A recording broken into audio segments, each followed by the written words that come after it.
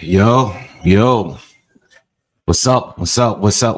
We are live, man. We are back live. It's been a minute. It's been a couple of months. What's going on, everybody? Who's here in the chat? Everybody, hope you're having a good week so far, man. We have a crazy schedule coming up, but today we are focused on Conor Benn against Chris Eubank Jr. And we got a lot of preliminary fights to go through. And we're going to cover all those fights, and we're going to discuss other boxing topics while we're on here live. All right. What's up, Pepino? What's good with you? How's everything going? All right. Let me get everything set up here.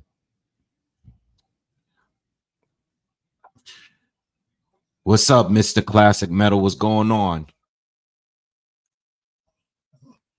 What's happening? All right. Let me just get this set up. Yeah, so we're waiting for the pre-fights to start. I believe these fights are, they are actually on YouTube as well. So you don't have to use DAZN to watch the preliminary fights. I don't know how many fights is going to be on the pre-fights, but I think that I guess the first 2 hours, I guess until 2 p.m. Eastern time. It's 12 p.m. Eastern now. And then after that, we're going to have all of the fights on DAZN, the actual pay-per-view, which I want to talk about today. Okay. We're definitely going to discuss DAZN and this whole pay-per-view situation today. And then we'll talk a little bit about some of the upcoming fights that we have on the schedule, because next week is crazy. The schedule started next week. I mean, well, this week really, but next week as well. Crazy schedule coming up. And I got to do a lot of breakdowns. I got to do 4 breakdowns before the weekend. And I'm going to definitely give you guys those breakdowns because these are great fights on the card that's coming up. So we're definitely be on the lookout for those. I will be giving you a breakdown for every fight for the 4 main fights on this card coming up this next Saturday. All right, so be on the lookout for that. I haven't fully begun my film study, but I have a pretty good idea of where I'm gonna go with at least with the Yard and Benavidez. I don't want to reveal that yet. And for the what other fight? Oh, the Benn Rodriguez Martinez fight. I know where I'm going with those already, but I'm still gonna do a breakdown for those 2 fights. For the fights I'm still not sure on is the Devin Haney fight with Brian Norman Jr. And I'm also not sure on the what's this kid's name? Let me pull that card up. Abdullah Mason fight. That fight I'm not sure of because I'm not that familiar with his opponent. So I'm gonna have to definitely look him up. But I know where I'm going with Bam. I know where I'm going with Benavidez and Yard. Sam Noakes. I gotta watch him because I heard that he's pretty good. And I'm not sure whether or not Abdullah Mason is still green. I do think the title shot is a little early, but I do think he's really good. I'm just, a title shot, I wouldn't have expected him to fight at this level this soon. He does have 19 pro fights, but I don't know. I think it's a little too soon, but it is what it is. Some people rate him really, really high.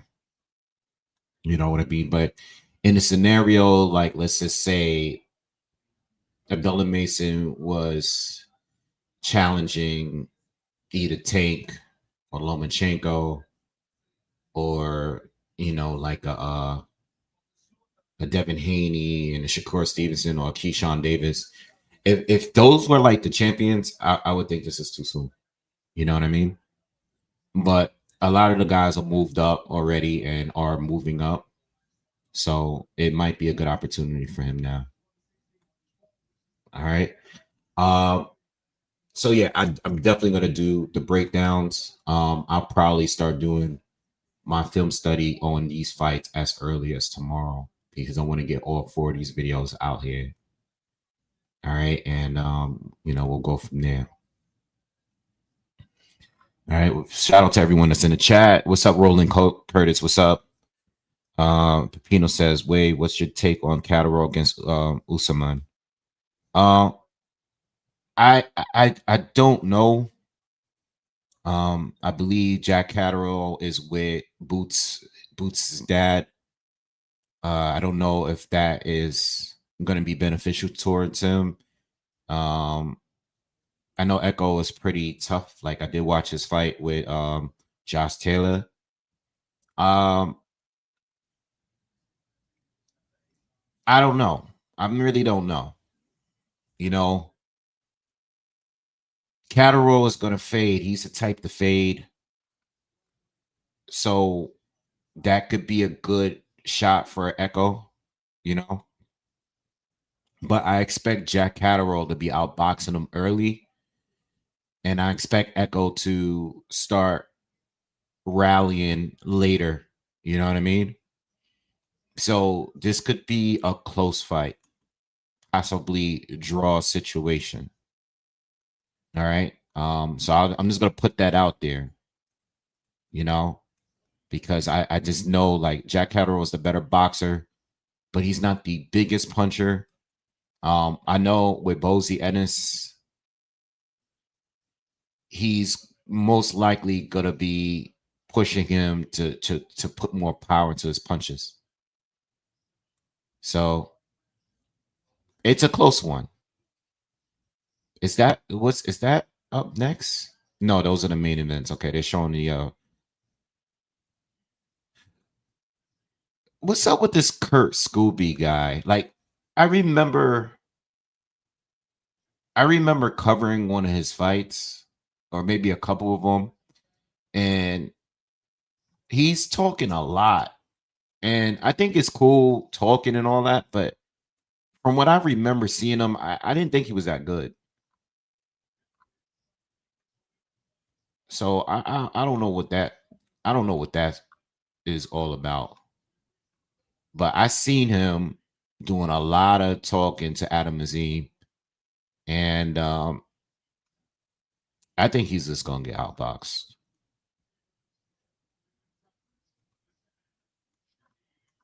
We'll see.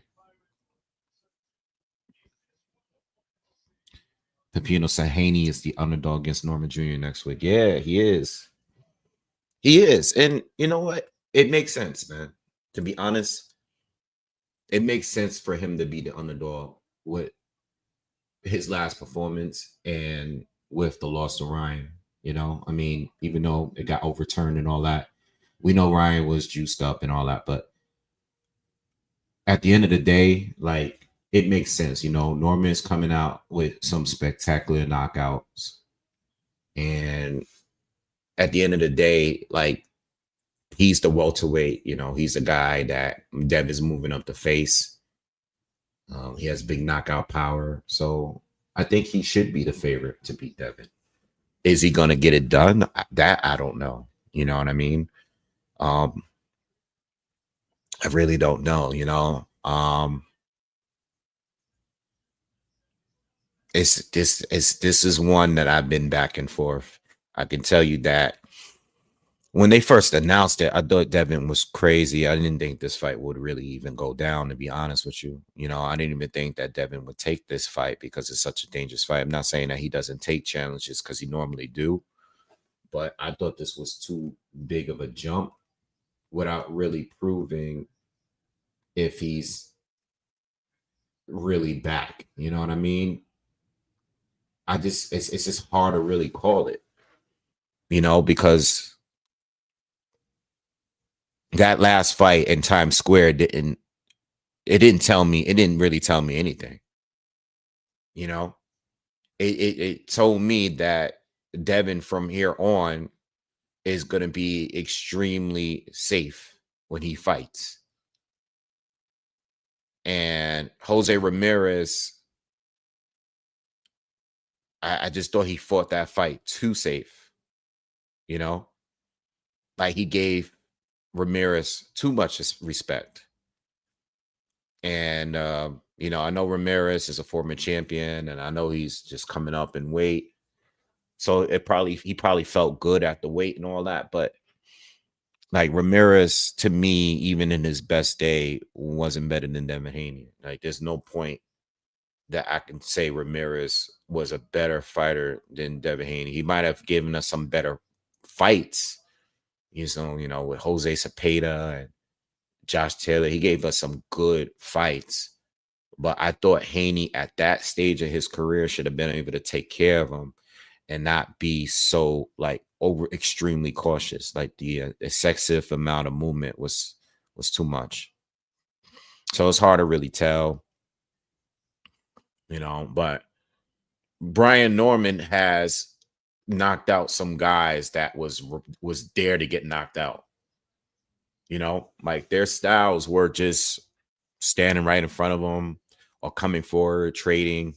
Brian Norman, the opportunity was there for him to knock those guys out. Like I'm talking about Santion, Jin Sasaki, especially Sasaki. Like Jin was just there to get knocked out. You know what I mean? His aggressive style was all wrong for Brian Norman Jr., who's a superior boxer and a superior puncher. Santion was a little bit more shocking because Santion was coming off the Alexis Roach knockout, you know. You know, he was a little bit more proven than Jin Sasaki, so it was a little bit more shocking. But those guys don't fight anything like Devin Haney, you know. So it's really hard to call, you know. And there's not many. Like I made a video a couple weeks ago. There's not many fights where you can compare opponents, you know. Like Brian Norman, it's not many people there that I can compare that Devin Haney faced. You know, he's definitely faced a lot of fighters that came forward and stuff like that, but they didn't have the power and the size like Brian Norman Jr. does. And then at the same time, when it comes to Devin Haney and Brian Norman, Brian Norman really don't have any fighters that's nearly as skilled as Devin Haney. So it's really hard. It's really a 50-50 in my eyes. I think in my eyes, it's a 50-50. Is either A, Devin Haney is going to win on points, or B, Brian Norman is going to win by knockout. And I also think that Brian Norman might even win on points if Devin Haney is to get dropped, you know, once or twice. You know what I mean? Because he lost to Ryan, but I mean, he got knocked down like 3-4 times in that fight and still went the distance. You know what I mean? So we just gotta wait and see. All right. So the first pre-fight is coming on. It's about to begin right now.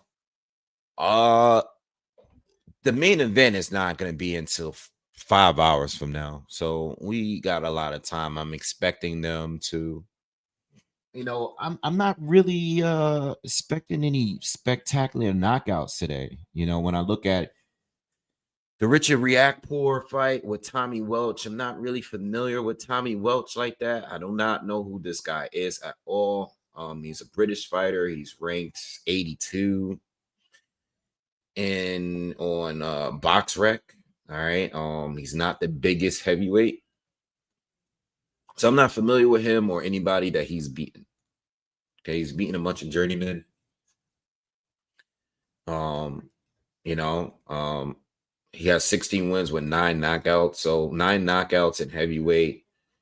You know, I don't see anything with this guy. Richard Riakporhe, I mean, he's decent. He's kind of stiff though, to be honest. Big, strong, muscular guy. but lacks speed. I don't see what's really special about him. You know, but I'm expecting him to win. Whether it's going to be whether or not it's going to be by knockout, I really don't know. You know, I don't know who his opponent is. I don't know. What's up, Ultimate Goals? He says, watching from Japan, do you think Haney's performances can still improve in terms of killer instinct, or is his style set? He's a brilliant defensively, but even with the O being an Arab pay-per-view star and stuff.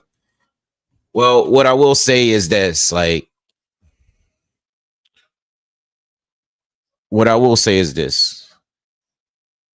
I don't think you get dropped 4 times in a fight with Ryan Garcia, then go into a fight lacking the killer instinct against Jose Ramirez, and then going into a fight with Brian Norman, who's much more dangerous, in my opinion, than Jose Ramirez, and show us that killer instinct. I don't think it works in that order. So I'm not expecting that from Devin Haney tonight or next week. You know, I think his ability looked like they improved against Ramirez overall, like defensively and speed. But I think his confidence took a hit. This is a nice little exchange between these two guys in this pre-fight here. Talon against Shahid. Who's the star here? Who's Mickey Talon? Mickey Talon 10-0 with 1 knockout. He only 1 knockout. Wow. He's only 20 years old, from Liverpool. 10-0 with 1 knockout, though. Jesus. What about Parker on cocaine? You know, I made a video yesterday about it. I don't know what to say. Like I said yesterday, man, like, I'm surprised, but I'm not. I'm surprised in the sense of the strength that I thought Parker would be a lot more responsible than that. Am I surprised that he tried cocaine? Nah, not completely.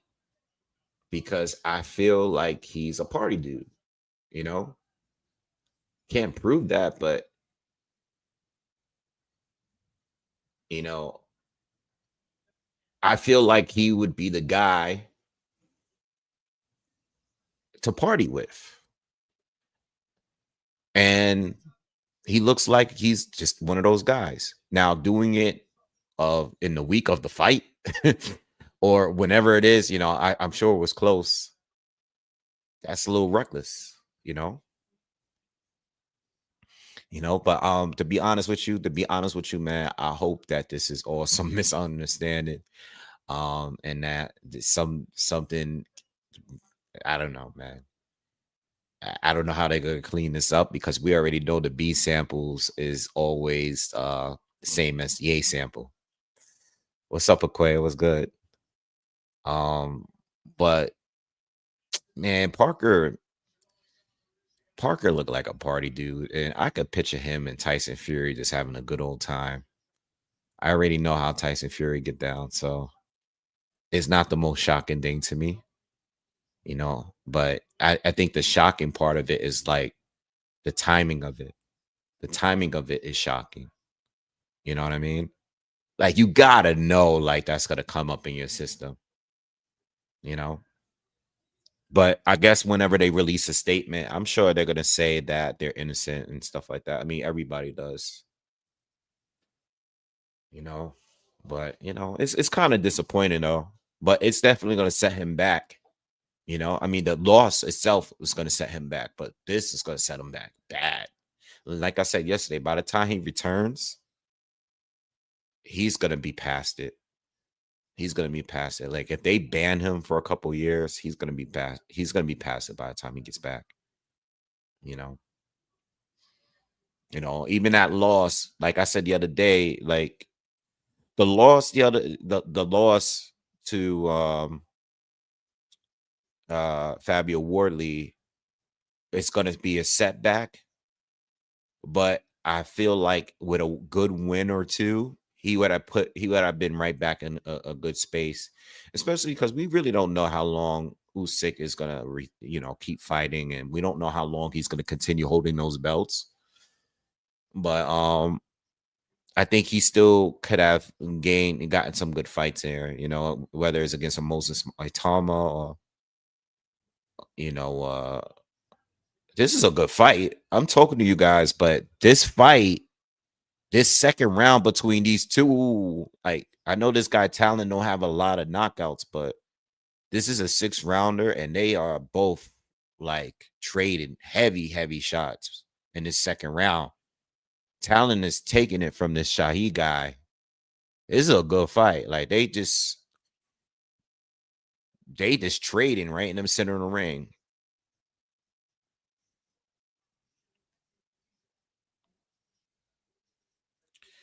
See Pierre, what's up? He says, "Where I'm from, dudes that get they ass whipped if they did hard, unless you're a fiend or a customer. If you were one of the bros and ass kicking was forthcoming, shame on Parker." Yeah, but where you're from and where he's from is probably two totally different things, and you know we don't know how, like, it's funny you say that because cocaine, yo, this guy's he's getting hit hard, man.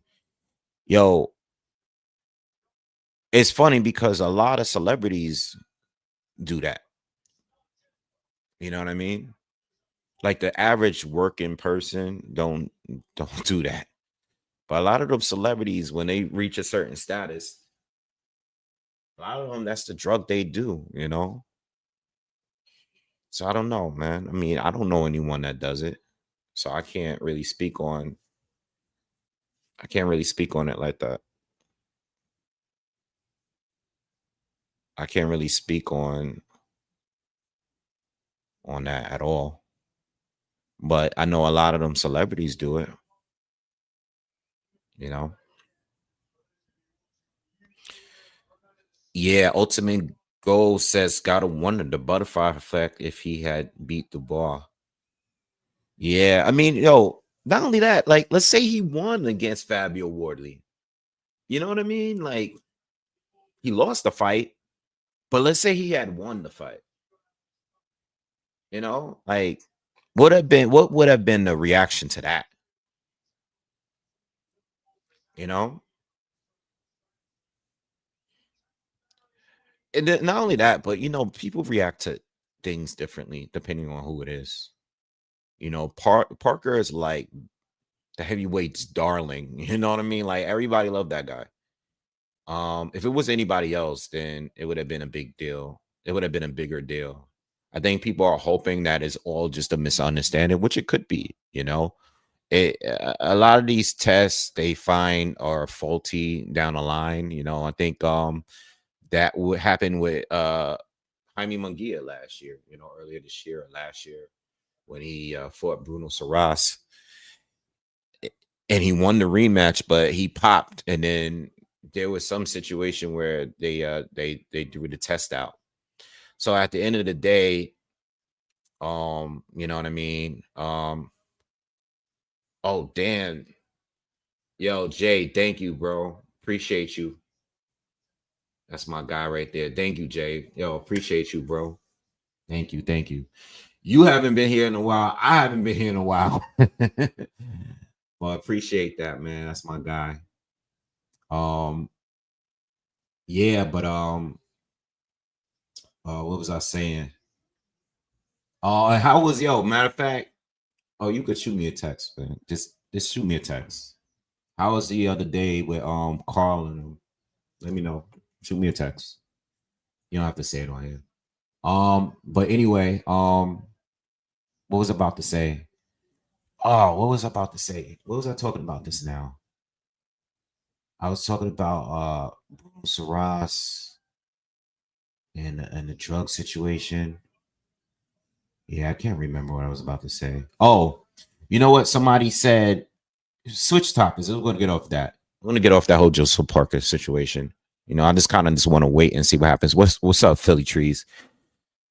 Roman asked me it's Atama against Franklin. All right, so look, because I was going to do a video on this, but I might as well talk about it now since we on live.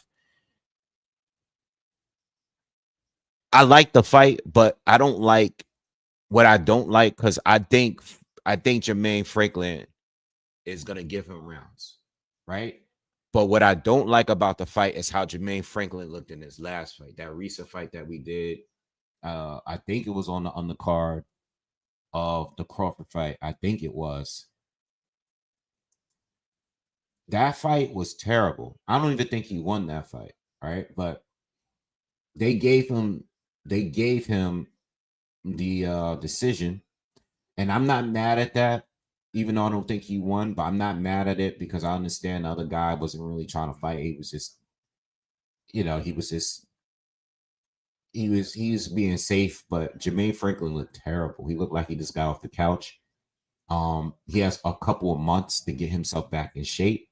I think if he's in his best shape, I think if he's in a space where he's coming in like how he did against Anthony Joshua or whatever.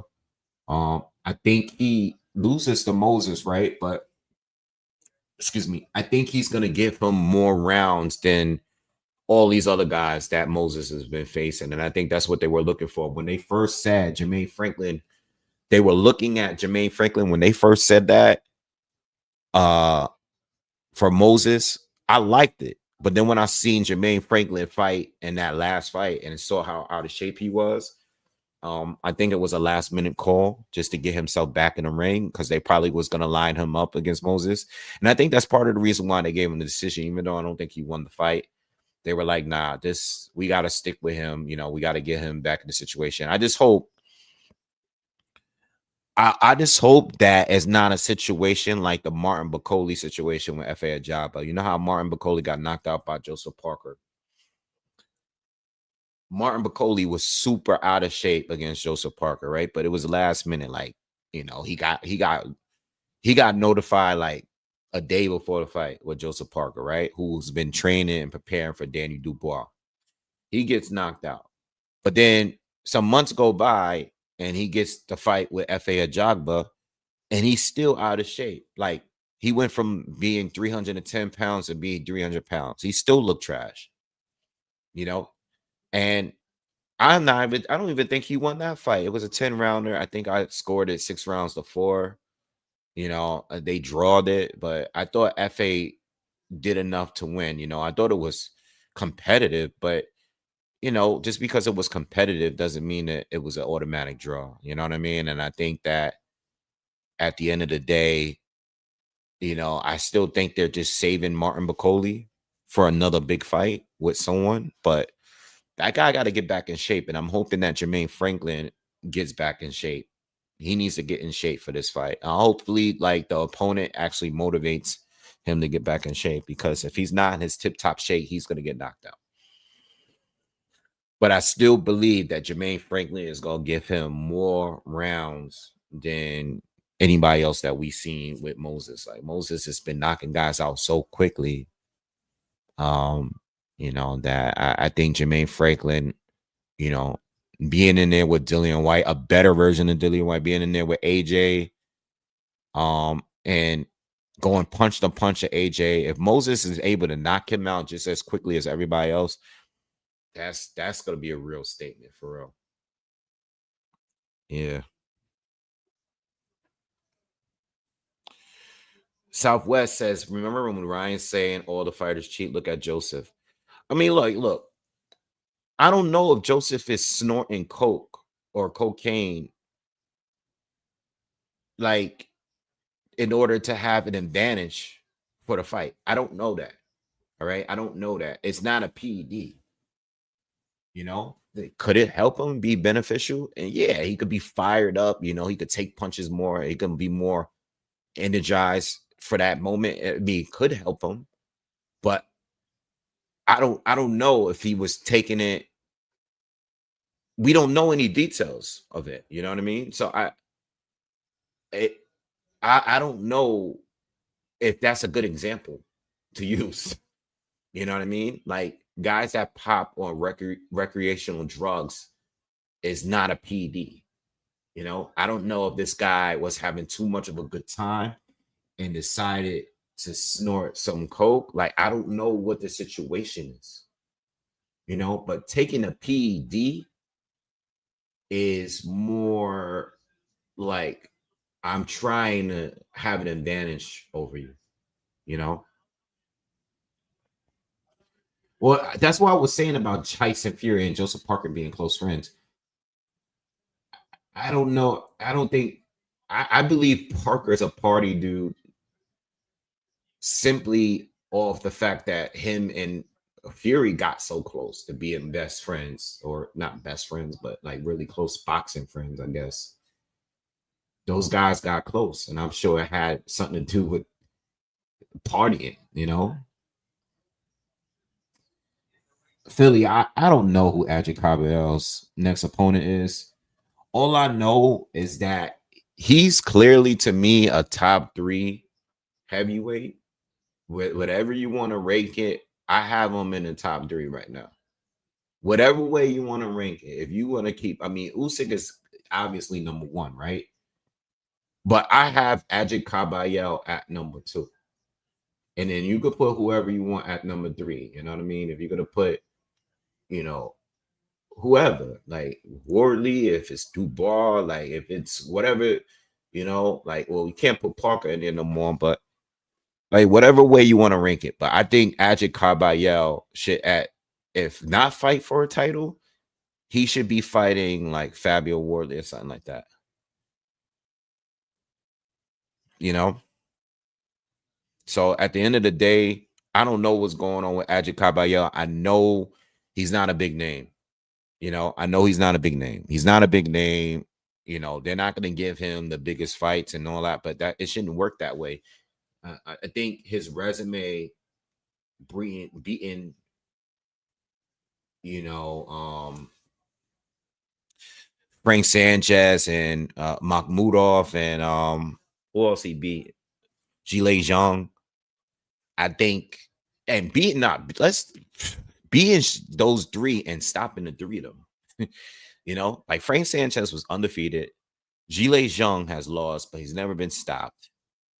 You know, and Makhmudov at the time was undefeated, and he stopped him too. And he was an underdog for probably all 3 of those fights. And stopping those guys at the end of the day, like regardless of, he's gonna stop this guy. This guy talent has been. I mean, if he had power, because he's beating this guy up pretty bad. Like this guy's taking a lot of punches, and I think the referee should. You know, I know the guy's taking the punches, but he's not going down. But I mean, he's taking a lot of punches, man. This guy really don't have no power. I mean, if somebody else was hitting someone that this clean continuously, they would have been knocked. They would have been stopped by now. I mean, damn, this guy got no deal. Oh my God. Oh my God. He just dropped them. He just like he folded. It's about time. He's call it, wave it off, ref. Yeah, don't. Damn, that was a nice knockout. He was hitting them continuously, but he didn't see that uppercut. He had ducked. I think he had leaned over the moment this guy threw that uppercut, and it was over. He just folded. That was a good knockout. He needed that. He needed that knockout because that guy was there to get hit.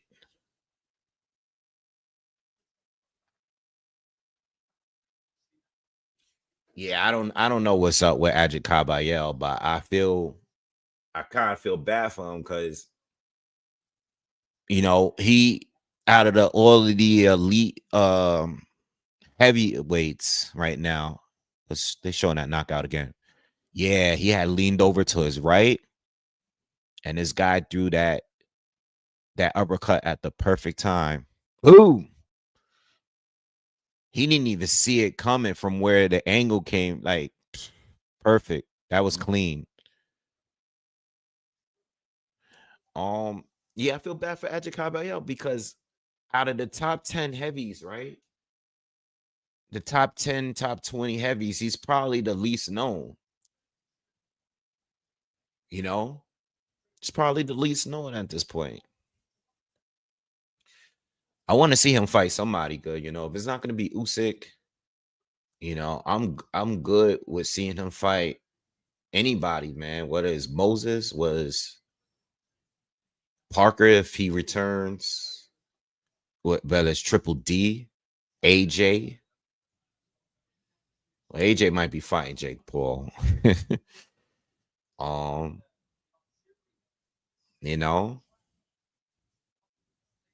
I don't know, man.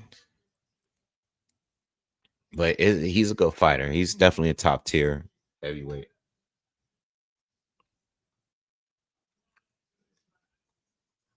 Who else is out there?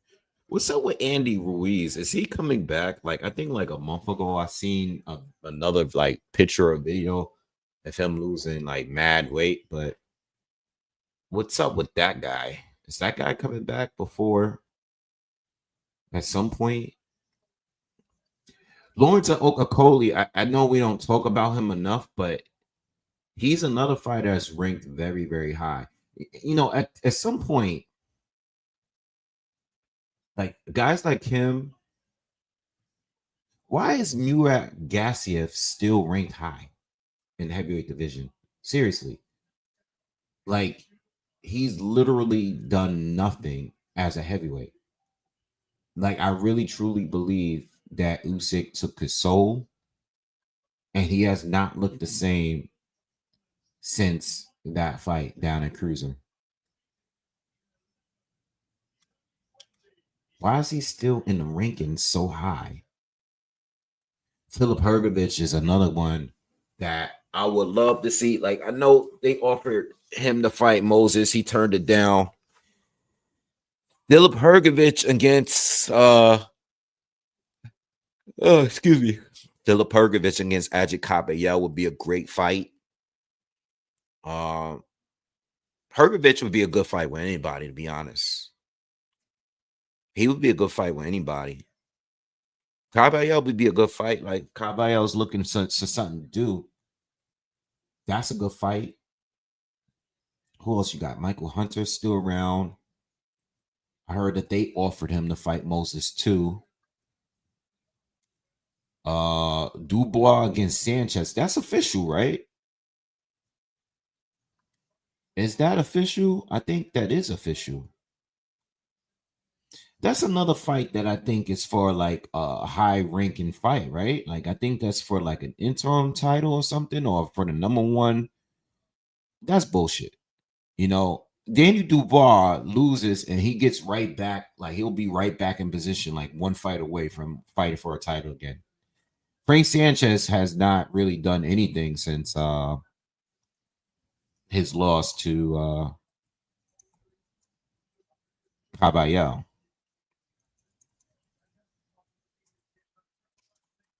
You look that up. Like, I remember that was announced. Okay, the purse bid, that's where they're at with the fight. They said the IBF heavyweight title eliminator is between Frank Sanchez and Daniel Dubois. And Frank, what did Frank do after he lost to Ajit Caballero? Like, what's up with that? You know what I mean? Like, he lost to Caballero. He fought a guy that is 18 and 24. 18 wins with 24 losses. Knocked him out in 3 rounds, right? As he should. And now he's back to being an IBF title eliminator. Like, what did they? Yo, how did they do their rankings? And look, it's not a bad fight. But what I'm trying to understand is why is the IBF, and even though the IBF is a lot more strict, all of the sanctioning bodies are terrible to me. Like, like especially the WBA, their rankings are just so random. But why is he even in position for a title eliminator? No.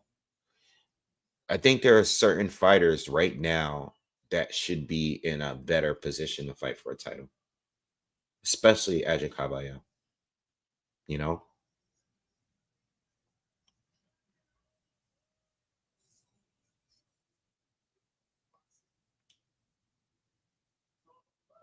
you said you think he what I Thomas has. I don't know. I don't know. I really don't know. Moses is. I don't really know what he can really do at the top level. I can't say what he would do or what he can't do. I do think right now, outside of Usyk, I think Ajit stylistically, I think Ajit Caballero might be the most dangerous for him. But I don't know. I think Fabio Wardley. I know they're like in the same camp, but I think Fabio Wardley, regardless, I could see Moses probably tearing up Fabio Wardley and sparring. But I think in a real fight, Fabio Wardley is his power is crazy, bro. That's like a guy you can never sleep on, man. His power is crazy, bro. And he's getting better with each fight. He's like really, really learning on the job.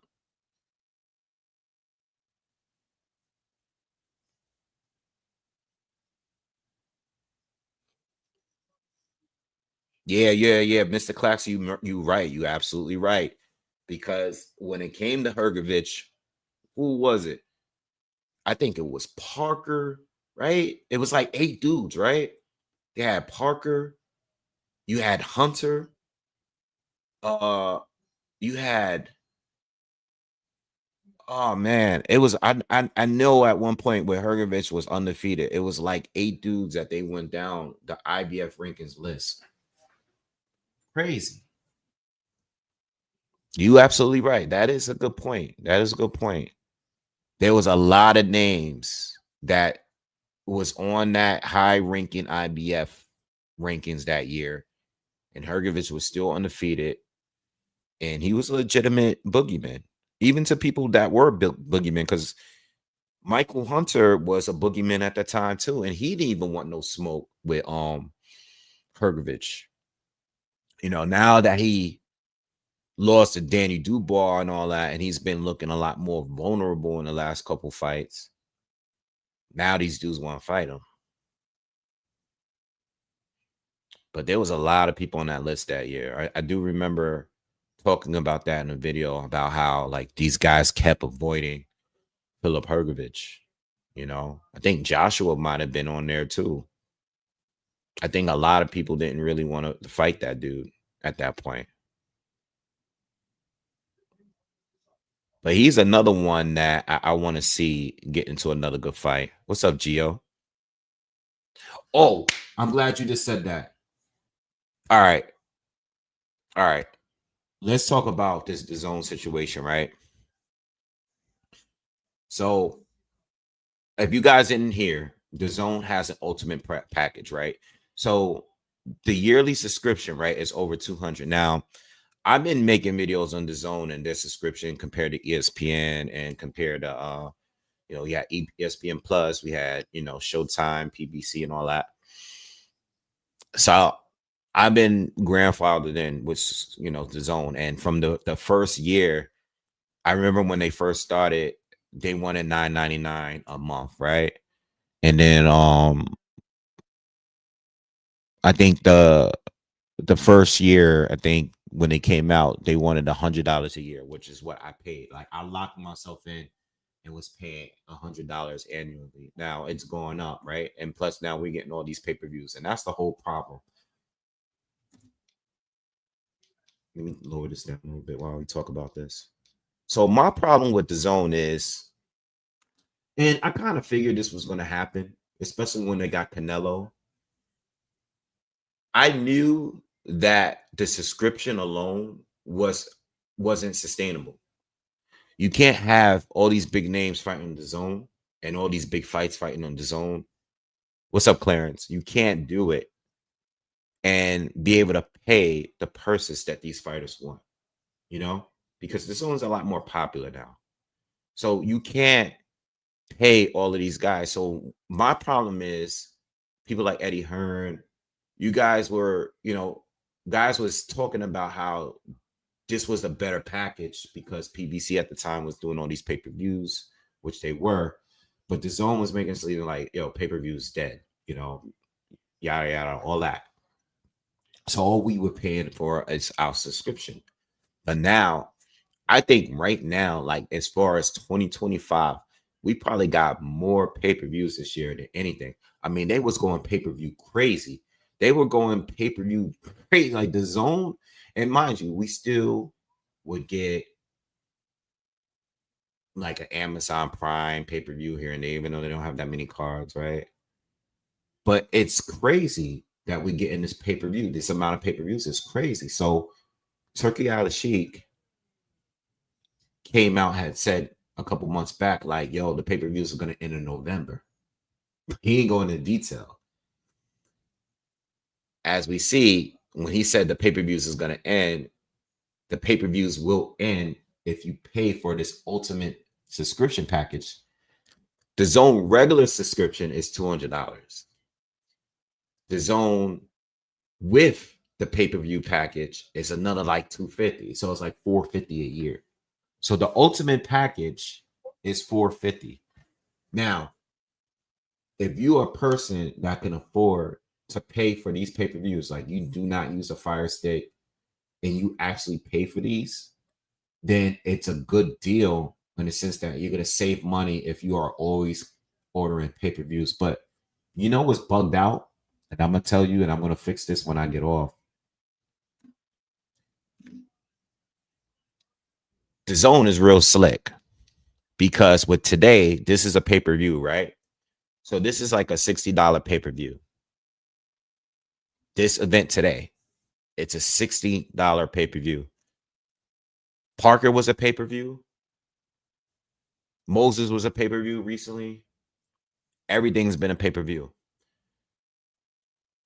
When you open the zone and you go to the ultimate package and you click subscribe here, they reroute you to this pay-per-view, which is $60, $50 if you for the discount if you're a member of the zone, right? They don't allow you to subscribe to the ultimate package, which covers this fight today. So what they do is if you go to the ultimate package on the main screen and you click on sign up or whatever, they reroute you to paying for this pay-per-view today separate from the ultimate package. I'm sure today they got people to pay for this separately without getting the ultimate package just to get an extra $50 or $60 separate from doing the ultimate package. You guys understand what I'm saying? Like to subscribe to the ultimate package, which is an additional $250, $260, right? You have to go to your account and change your subscription plan. You can't do it from the home screen because if you do it from the home screen, they're just going to direct you to this pay-per-view to pay for this separately today. So me not paying attention, right? I click on it. I go to ultimate package. I don't go to the pay-per-view for this. I go to the ultimate package. Sign up. Boom. Clicked on it. All right. I see like a 20% off pay-per-view for this today. And I'm like, nah, I don't want that. Swipe over. Ultimate package. Sign up. Boom. Sends me right back to Chris Eubank, Connor Benn 2. Why? I'm not clicking on the pay-per-view for today. I want to pay for the ultimate package.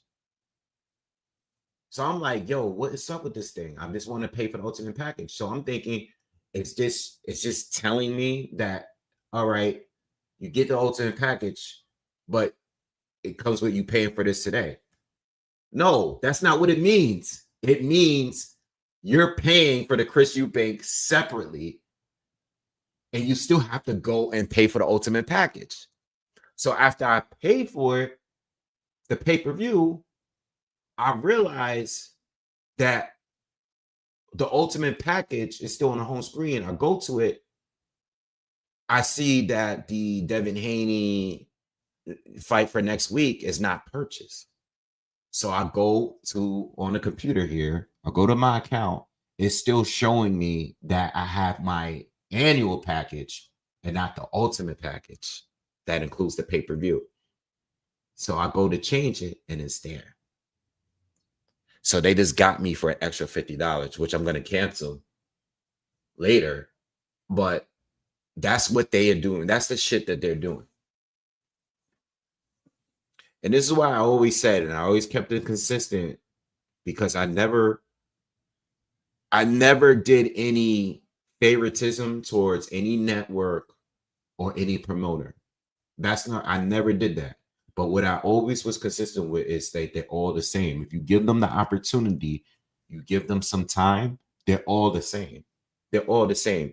If you're making us pay for Parker and Wardley and Moses Atama against Dillian White, you're not any better than PBC. You're not. PBC did the same thing. What did the PBC's rollout is? We're going to give you fights with Sean Porter, Adrian Broner, Danny Garcia, all of these guys, Keith Thurman. We're going to give you all these fights on primetime television for free, right? We're going to throw you on Fox. We're going to be you on Showtime. We're going to be on this. We're going to be on that. But what happened? At the end of the day, it was unsustainable. At some point, they went back and spammed us with pay-per-views anyway. But they sold it as in, we're bringing old school boxing back. And DAZN did the same exact shit. They did the same thing. Now they're spamming us with pay-per-views. And instead of taking the pay-per-views away, what did they do? They said, no, we're not going to take it away. We're just going to make you pay for an annual fee that bundles the pay-per-views all together. That's crazy. $450? That's crazy. That is crazy. You know? Now I have a channel and I try to do the right thing, because the last thing I want to do is be live and I'm sitting here on Fire Stick and the whole link cuts off, because Fire Sticks ain't perfect. You know, sometimes, you know, you can get some really good links and the playback is perfect or nearly perfect and it won't shut off. But sometimes you have problems with those things. Those things are not perfect. And the last thing I want to do is do live commentary and the whole thing turns off. You know, so I'm doing, you know, what I can here to do the right thing by paying for the pay-per-view so I can give you guys great commentary without any hiccups. But at the end of the day, like, this is ridiculous. This is not right. You know, this is not right. And a lot of these fighters, you know, some of the fights are worth it. Some of them are not worth it. Some of these pay-per-views are horrific. Some of these fighters don't come prepared. They're running around the ring. You know what I mean? Like, that's crazy. All right. But you know, if you are planning on getting this ultimate, just know, just be careful. Make sure you go to your settings and activate it if you are going to get it. If you are a pay-per-view purchaser, it's a good deal in that sense. But, you know, these guys, the pay-per-views overall, you know, like, the quality of fights have improved the last few years. I want to say since 2023, I think the quality of the fights have improved. Okay. But people are still ducking. All right. The same issues we had before, we're still getting. The sanctioning bodies are still a problem. There are fighters that are still ducking. There are fighters that are still overpricing themselves. There are still problems with this sport, really, like the rankings and stuff like that. With that being said, there's still a lot of fights that are not getting made, like that should be made. So with that being said, um, I don't think, in a sense, I do think some of these fighters are getting overpaid. I know boxing is a dangerous sport, but I also think that a lot of these guys are taking a check. They're going in there and running, or they're going in there and just not even preparing themselves for the fight. You know what I mean? They're just going in there straight off clout and their name and nothing else. And how many times we see fights and see undercards, maybe the main event is good, but the undercard, the event itself is trash. It happens all year round. You can't really justify. Look at it. Look at what I was just saying to you the other day about Boots and Ortiz. Even if Boots ducked him earlier and Ortiz is ducking him now, at the end of the day, the zone at this point, you should, if you're gonna make me pay 450 a year, you should be giving me any fight that I want at this point. You know what I mean? Like, you should be giving me anything I want. Whatever fight that most diehard boxing fan desire, you should be giving me that. If you're making that much, and I know not everyone is paying that much a year, but I'm paying for boxing way more than anything else when it comes to entertainment at this point. Anything that I can watch on television is not nearly this much money. And I watch other sports too. Like you guys know, I watch basketball. You guys know I watch F1. I watch a ton of stuff. I'm on Netflix, HBO Max, all of that stuff. Even gaming is costing more. Like, even if you're a gamer, there's a good chance you might be paying more in boxing. It's crazy. So I just hope when it comes to the zone at this point, if you're making that much money off the fans, I hope that you deliver quality fights and quality cards, the whole card, you know? And I'm not saying they have to be the biggest name, but get the matchups better. Because some of these matchups are terrible. This fight between who's this guy? All right, so Sam Gilly and Ishmael Davis is pretty solid. I think Gilly won the first round. I've seen Ishmael Davis fight. Oh, wait, hold on. Push the button. Turned it off by accident.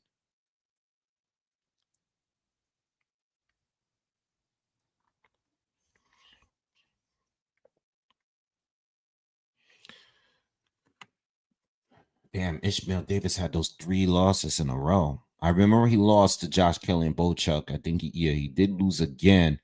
So he had 3 losses in a row, came back, beat a journeyman, a guy that was 1-14. What happened to the broadcast here? What's going on?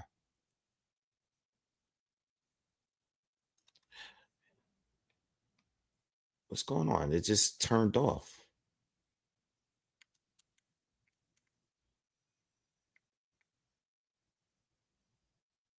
I'm gonna give it some time. Did this happen? Did anybody else watching the broadcast? Did it turn off for you? Any of you?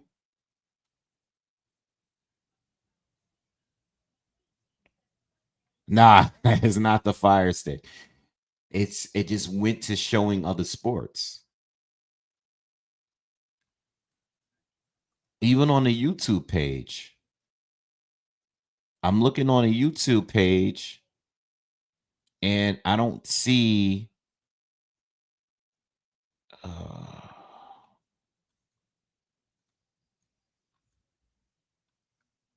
Yeah, where? Oh, okay.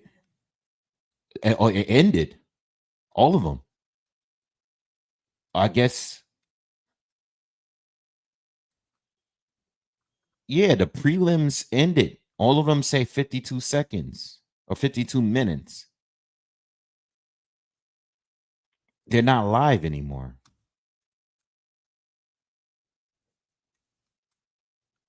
Am I bugging? Okay, it's back on.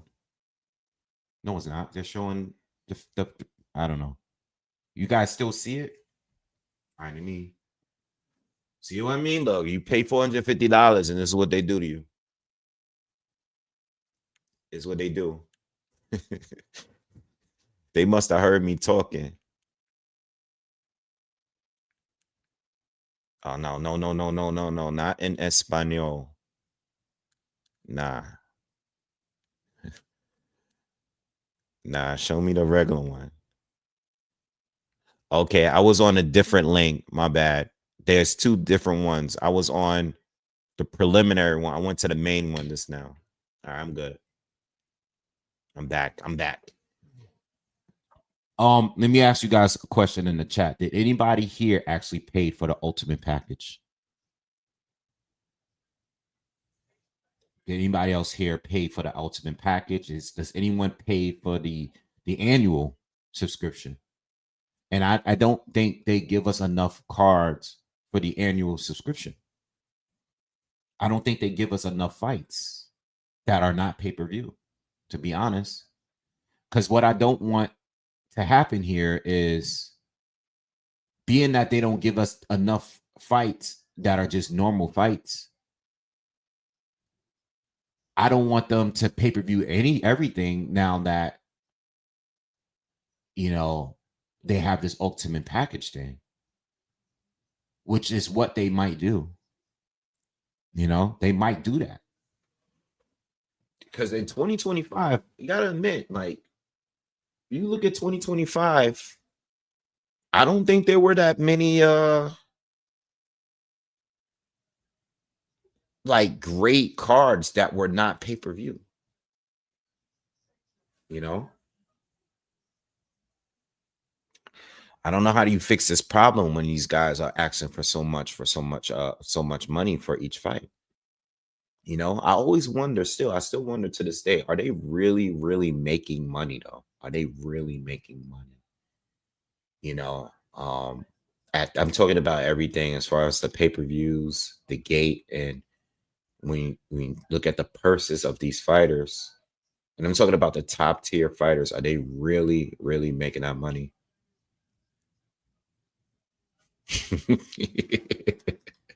Solid said, nah, I paid for the Ultimate Fighter TV.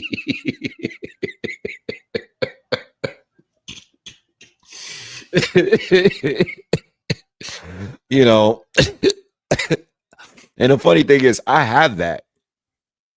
I have it, but they be acting, you know, they be turning on. They be on. They'll be slowing up every now and then.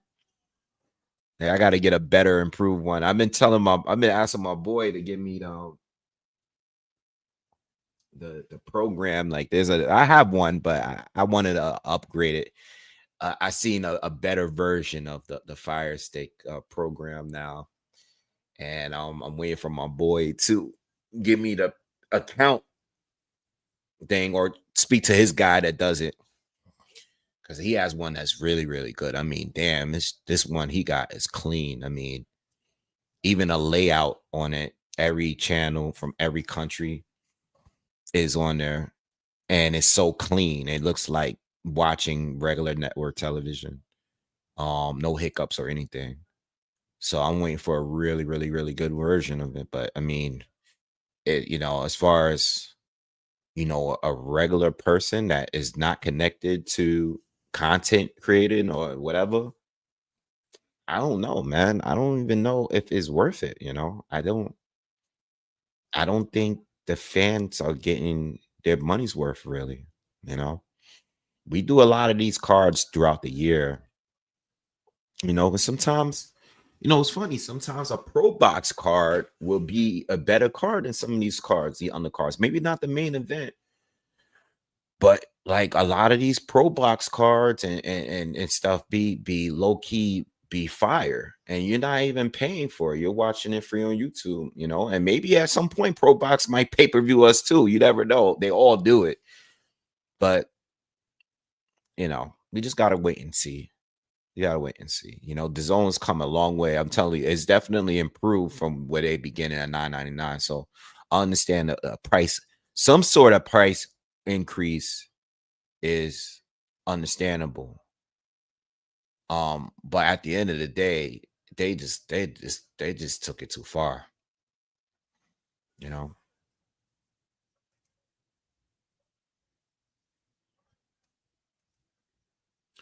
Rich Franklin said the only thing he paid for this year was the movie Weapons. That was a great movie. That was a great movie. I went to the movie theater to see that. I've been going to the movies.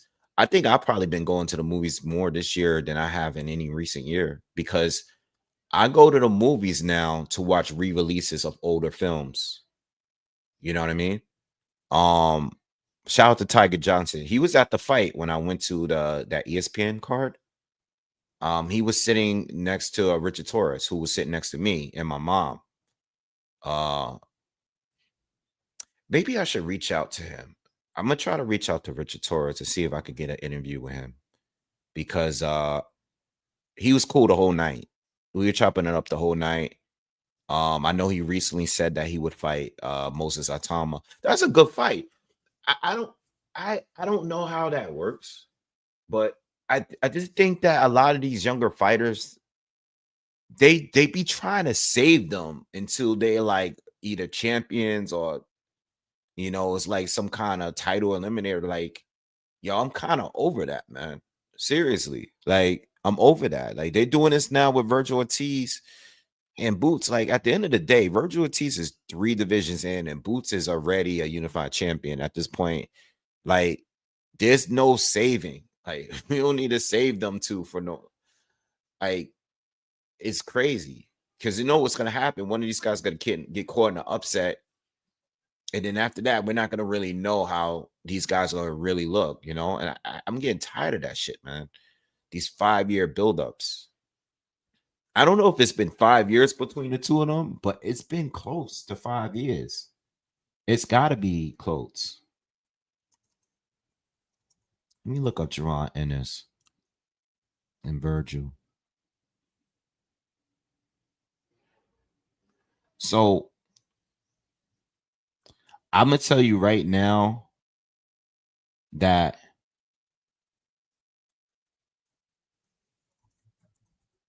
I want to say that the talks really got got going between Virgil and Boots in 2021.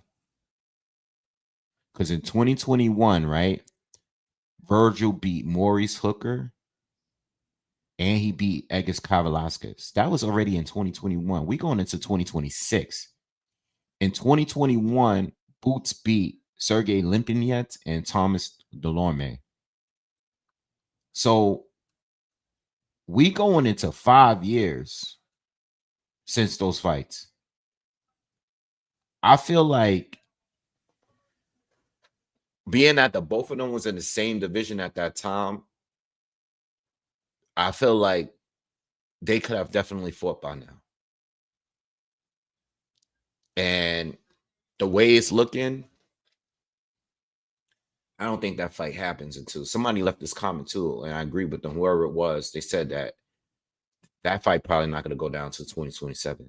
They didn't even think it was going to happen this year coming up, you know. But hopefully, DAZN puts a lot of pressure on both Golden Boy and Matchroom to get it done. You know, because at the end of the day, man, you ain't gonna have us be paying all this money, and you're gonna be out here fighting guys like Lima, you know, and well, Lubin was a good fight, but you know, there's better fights than that. There are definitely better fights than the Lubin fight. You know, we were cool with it, but at the end of the day, there were better fights than that, you know.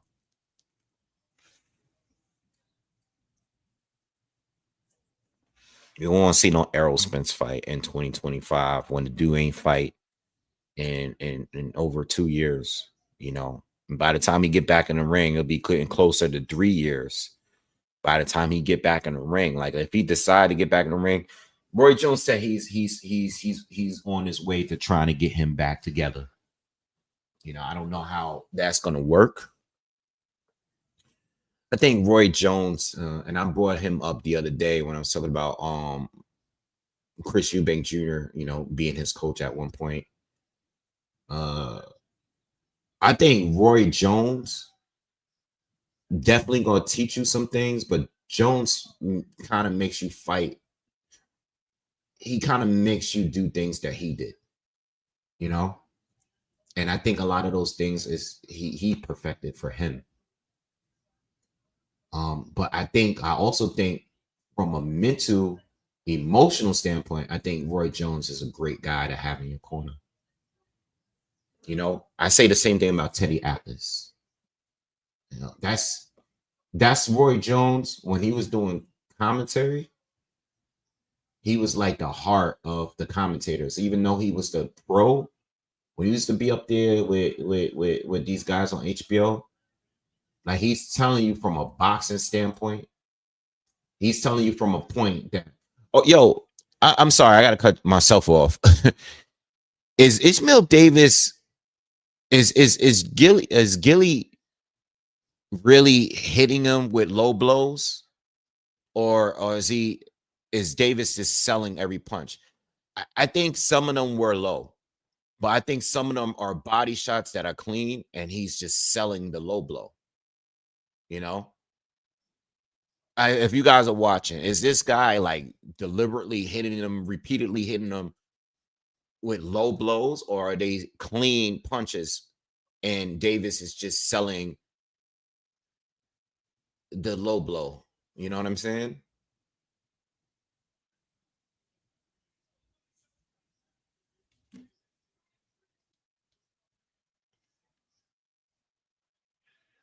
But back what I was going to say, like I think maybe Roy Jones, maybe Errol Spence. Errol right now may need that push to motivate him to want to get back in the ring. I think that's what he needs more than anything. I think we talk so much about the ability, like whether or not he has it. He's been in accidents. He's had the eye surgery. You know, he's gotten beaten by Bud, right? Maybe Errol just needs some kind of push and motivation to want to fight. You know, because we talk about everything but that part. And does he really have the confidence in wanting to return to the ring? We don't talk about that enough. You know, because it looks like he be in the gym. You know what I mean? It looks like he's there, but is it all him? Can Al deliver the fight that he wants? Can he be the same fighter without his coach that he's been with? He's not going to be with Derrick James. You know, they had a money issue. They had some kind of financial situation going on, you know, where I guess Errol was underpaying him. So at the end of the day, I think Errol may need a coach that's going to push him. And I say Roy might be that guy because Roy was doing that with this kid, Jared Anderson. You know, Anderson was on ESPN over there crying. You know, he's basically saying like, yo, I don't really want to be a boxer. I don't really want to do this. You know, Errol might be done, Gio. He might be done. He might be done. You're right. He might be done. But we won't really know that until he gets back in the ring. I don't think he's going to be the killer he was back when he was fighting, like, you know, like prime Errol, like when he was just fighting, you know, guys like Leonard Bundu and shit, when he was just thrashing these guys like Chris Ajiri and all that. That version of Errol is gone. You know, the Errol that beat Kell Brook is gone. But I also think the Errol that beat Kell Brook and beat Sean Porter before the accident was overrated a little bit too. I think he was definitely legit, but I also thought he was a little bit overrated. You know what I mean? A little bit. You know, I think the Kell Brook fight, which is his fault, Kell Brook's fault, not Errol. Errol did what he was supposed to do. Kell Brook had no business going up there and getting his face smashed in by Triple G. Errol was the mandatory before the Triple G fight. Those guys over there thought it was a good idea to let this guy go up 2 divisions and fight someone else. You know, because they didn't want to lose to the man at their weight. They're like, you know, if we lose a fight, let's lose to a guy that's 2 divisions bigger than us. That's what Mikey Garcia did with Errol instead of fighting Lomachenko. You know, this guy's right here in this division. This is my direct rival, my Mando, or whatever. But let me go up 2 division and try to beat someone 2 divisions up instead of fighting the guy that's right here. But my point is, Errol fought. It was perfect timing for him to fight Kell Brook. And I think that injury that Brook had took a little bit away from him because Brook was winning the fight. You know, if that happened, had going to points, there's a good chance, especially because they were in the UK too. There's a good chance that that fight could have ended with a Kell Brook. Same thing with Sean Porter. I think the Sean Porter fight could have gone either way. I mean, for me, I thought it was a draw outside of the knockdown. I think the knockdown gave Spence the edge. You know, I think Spence won. You know, it was a close fight. It's a close fight. But it let me know there that Errol, where Errol was at his level. You know, I thought people were overrating him a little bit. I think people overrate a lot of people. You know, people say Crawford was overrated. You know, some people said Crawford was overrated. I didn't think he was overrated. I just think he needed the opportunity. And all the fighters were at 47. You know, but I think Errol was a little bit overrated. You know, I love Triple G. I think Triple G was a little bit overrated too. You know, I think he was a little overrated. I think he was elite, and I think he was pound for pound. But I also felt like when he stepped up at some point, he was going to be tested. You know? No, I agree with you, Classic. I agree with you. But let's not say that we still know that the guy, Brook, wasn't at his best. He wasn't at his best because of his mistake. Errol took care of what he had to take care of. He sure did. But that's Brook's fault. You know, but before that fight, before any of those, you know, before he got the Bud Crawford, I thought that he was the best, but I still wasn't completely sure. You know, thought Danny was a respectable win. Ugas, respectable win. Sean Porter was a great win. Great fight. Very close. Brook would have been a better fight, but it was still a good fight. You know, he would have got more credit for the win. But I think people were overrating him a little bit too much. You know, same thing with Triple G. I think Triple G, because he was being ducked, he didn't really get the opportunity.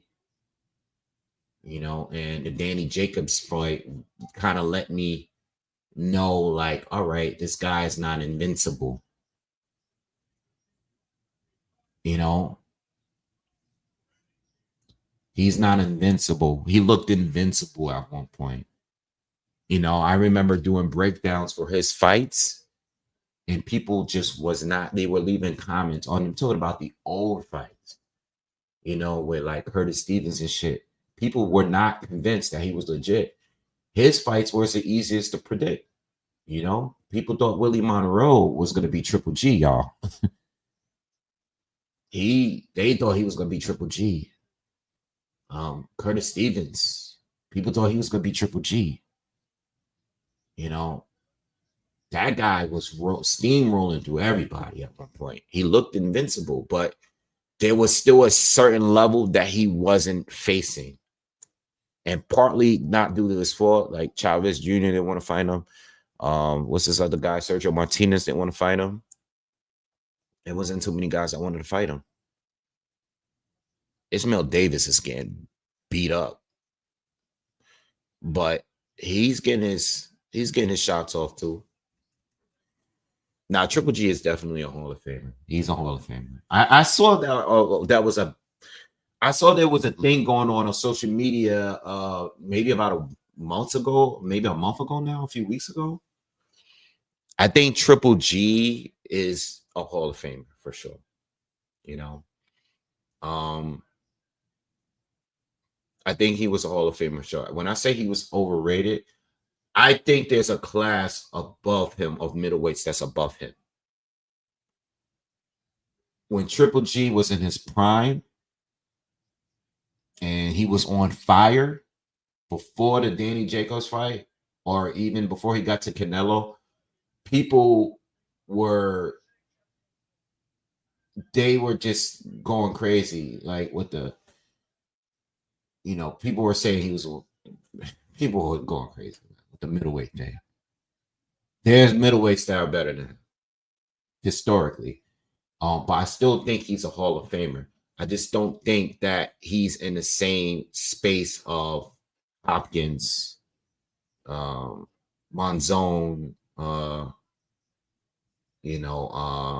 Hagler. Like, I don't put him in that space of middleweights. But he is a Hall of Famer to me. You know, but I think those guys did greater things to me. You know what I mean? Whether you think he's better than them, like as far as like the eye test and stuff, because none of these guys will never fight each other. Whether you think he's better than them eye test wise, that's on you. But I just think that even James Toney, like I just think I just don't think that Triple G did things. What I will say in his defense is that Triple G, in my opinion, would have been rated much higher if he got the decision against Canelo in that first fight. Which people are going to always argue. I mean, in my opinion, I thought it was a robbery. I thought it was a legit robbery, especially because of the 117, 111 card. That guy was there to make sure Canelo won the fight. He didn't watch the fight. They just made that card up. There's no way, even if you think Canelo won or you think the draw was legitimate, there's no way Canelo won the fight 117, 1 late. That's impossible, bro. That's impossible. There's no way you can have that card. That's like the judge that had Floyd having a draw with Canelo Alvarez. That's just not possible. It's not possible. It's 117, 11, 111. You're basically saying Triple G won 3 rounds against Canelo. That's impossible. So in that sense, I think he beat Canelo that day. I think he beat Canelo because that guy robbed him. That judge specifically robbed him. But you know, at the end of the day, it is what it is. You know, and after that fight, you know, I didn't continue to see that much greatness from him. You know, a lot of people like to say that He was in his prime in these years, this year to that year. But at the end of the day, listen, if you decide to go pro 24, 25, your mid 20s, same thing with Lomachenko. If you guys are going to be phenomenal amateurs and you start going pro and it takes you a long time to get those top tier fights, you got to understand that, you going into your best opponent in your mid 30s, there's a lot of risks that come with that. You know what I mean? So when people say, oh, he wasn't in his prime against Canelo and all of that stuff, and I'm like, all right, well, Canelo wasn't a career middleweight. You know what I mean? Like, we could say the same thing about Crawford. Crawford being the age he was, finally getting a shot with Canelo, or even getting a shot with Errol Spence. That's the risk you take. That's the risk. When you're a great amateur and you have hundreds of fights, same thing with Lomachenko or Guillermo Rigondeaux, like those guys, you have a short window to be dominant. This is why guys like Andy Cruz right now is probably still in the single digits as far as fights, but he's fighting for a title. You have to go to a title fight very quickly if you're a phenomenal amateur. You have to. You can't waste any time, because you're never going to be, your prime is going to be cut short as a pro boxer. It's going to be cut short. You know what I mean? But no, Triple G, listen, Triple G, in my opinion, I would have loved to see him fight other great middleweights from any era. But based on the record itself, I just think that there are middleweights that did better things than him. And it seemed like at the point with Canelo, I think at some point, I really believe that Triple G should have fought Ward in that situation. I think if Ward came down and did the catch weight, because he said he was willing to come down to 164, I think he should have jumped on that opportunity, or at least called Ward's bluff. I think he should have done that when he publicly said, and he publicly said it, no, I don't want to take that fight. At that time, if Sergio Martinez doesn't want to fight you, if Chavez Jr. doesn't want to fight you, if Canelo doesn't want to fight you, if you're at 160 and you're that dude and no one wants to fight you, and you turn down Ward, but you were good with fighting Froch at 168, that I think Triple G, outside of just chasing Canelo, needed to take a risk. And that would have been a great risk to take for him, to show that he was really as good as people thought he was. But he didn't take that risk. Everybody wanted Canelo. Canelo was a cash cow. So everybody wanted Canelo. Cotto also ducked him too, but Cotto jumped on the opportunity to get a title at another division. You know what I mean? Well, he beat Daniel Gill. Like, he wasn't really the top dude. That belt was getting passed around up there at 160. You know what I mean? Cotto jumped on the opportunity to beat Sergio Martinez, who was way past it. Dude had a messed up leg. And then he beat Daniel Gill up. And then he eventually, fought Canelo. And then he went back down to 54. I think he fought Canelo at Canelo weight. I think they fought at some kind of catch weight. Triple G, he didn't fight Canelo. I mean, he fought Canelo, got robbed in the first fight. Didn't fight Cotto, didn't fight Martinez, didn't fight Chavez Jr., didn't fight Ward. Some people bring up Lara. I don't bring up Lara, because Lara was more like, I'll fight him. I don't think there was never an offer made, So I don't bring up Lara, because I remember that. I did a video on that too. Some people bring up the Charlos. I think they bring up Jamal Charlo. Even in that situation, I think it was more verbally, like, I'll fight him type of thing. I don't think there was ever like a direct, like, they try to make the fight happen, because PBC at the time was doing really good, and they didn't need to really fight too many fighters outside of the stable. You know, that's how it was going at the time. They had their own stable of fighters, so they wasn't really, making those kind of fights at the time. Yeah, I think Ward was Triple G wasn't winning that fight. I think if the only reason why I say Triple G might have had a chance because Ward coming down to 164 might have been uh, a mistake. You know what I mean? Like, even though Ward beat Chad Dawson, Dawson should have probably never came down to 168.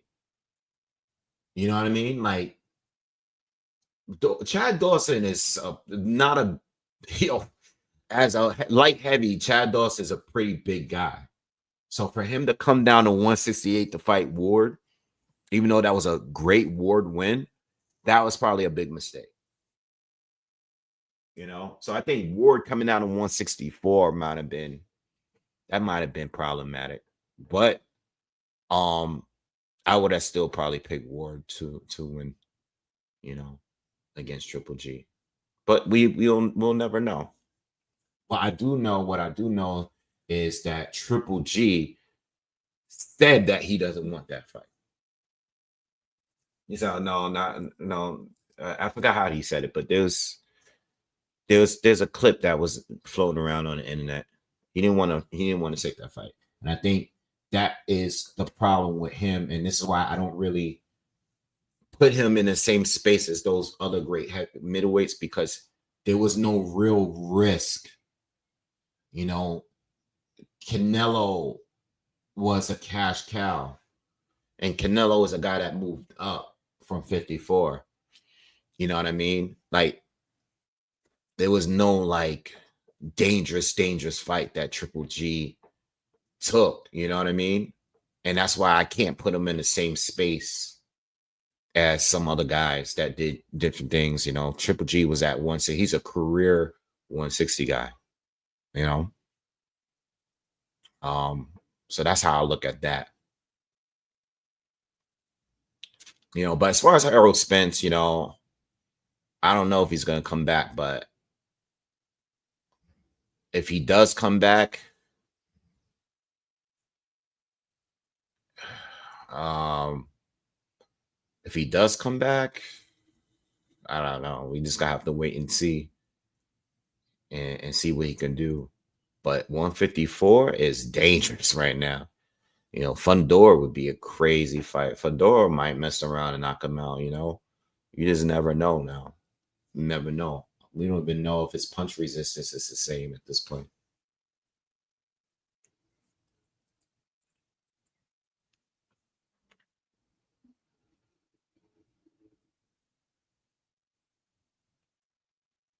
Spence and Lubin would be a good comeback. Yeah, I agree with that.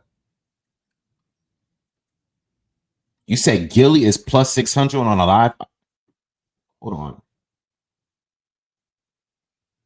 Nah, let me hold on.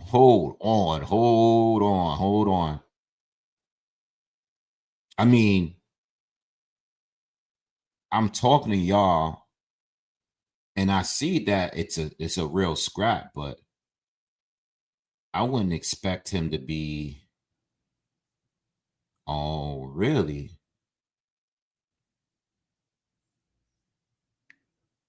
I'm not really paying attention like that.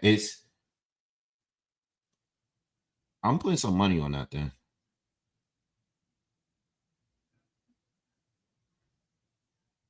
Plus 650? Is he really losing, or? Yo, this is crazy. Is he really losing? Let me see something else.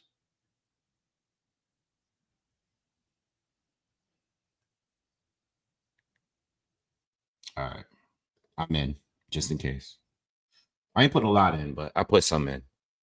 I have a little bit of cash sitting in my FanDuel.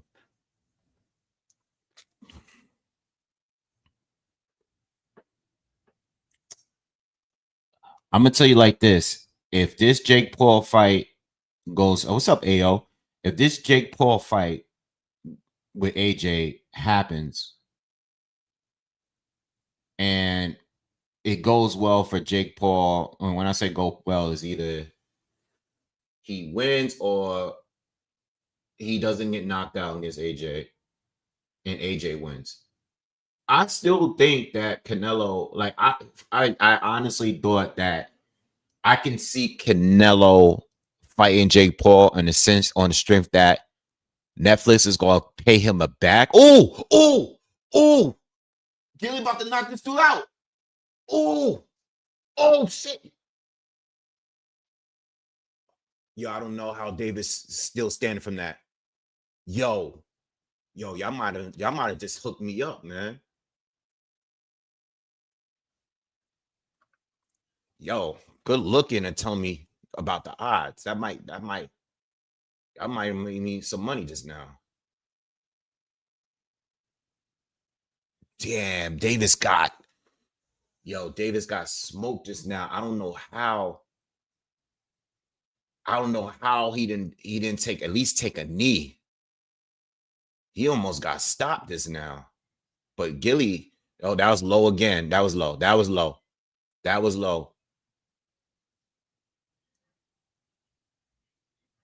Oh, damn.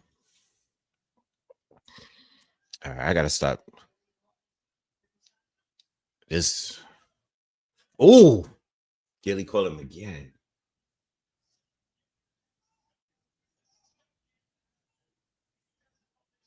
Davis still coming forward.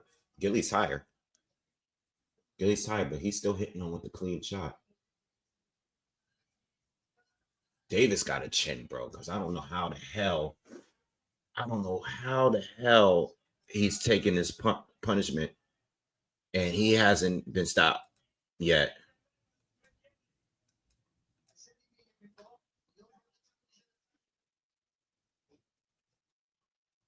Yeah, I don't know.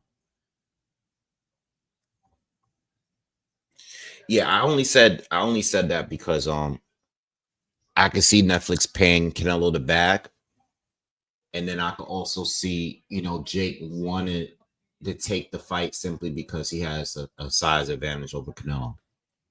You know what I mean? So I'm actually more surprised, even though Joshua is not as skilled as Canelo or Tank, in my opinion.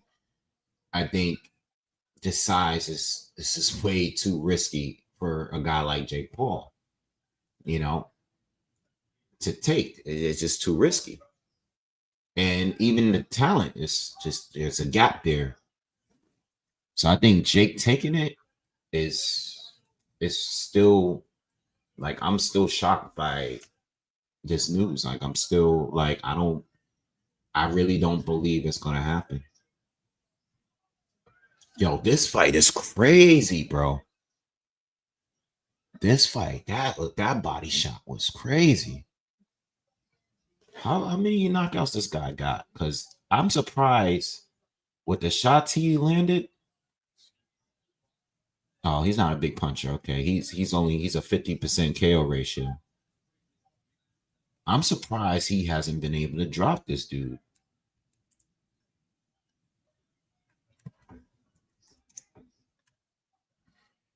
I hope I win something, man. If I win it, it's strictly on you guys because I wasn't even paying attention to.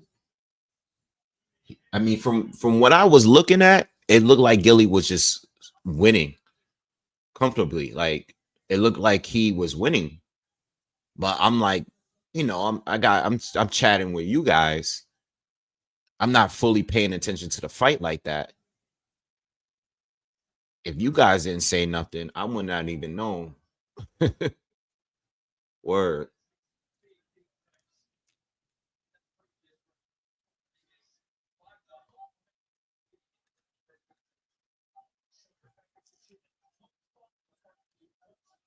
I mean, you know what it is? I see Davis coming forward, like moments like right now. Right? We just like a minute and 20 seconds ago. And there's moments where he's coming forward and he's throwing the majority of the punches and he's landing some too. But it seemed like whenever Gilly lands, the punch stands out a little bit more. Not a bad fight though. This is a good fight. You know, even the first fight was good. Even between those two guys. I mean, I wouldn't say it was a good fight, but it wasn't a bad fight, and the knockout was good. But this been a good fight.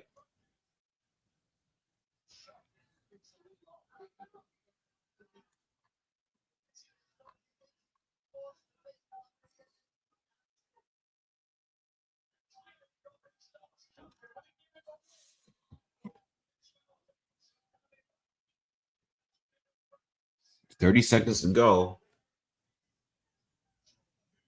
I put it a little bit on. I got the plus 650, and then I put a little bit of plus 950 on the draw too, just in case.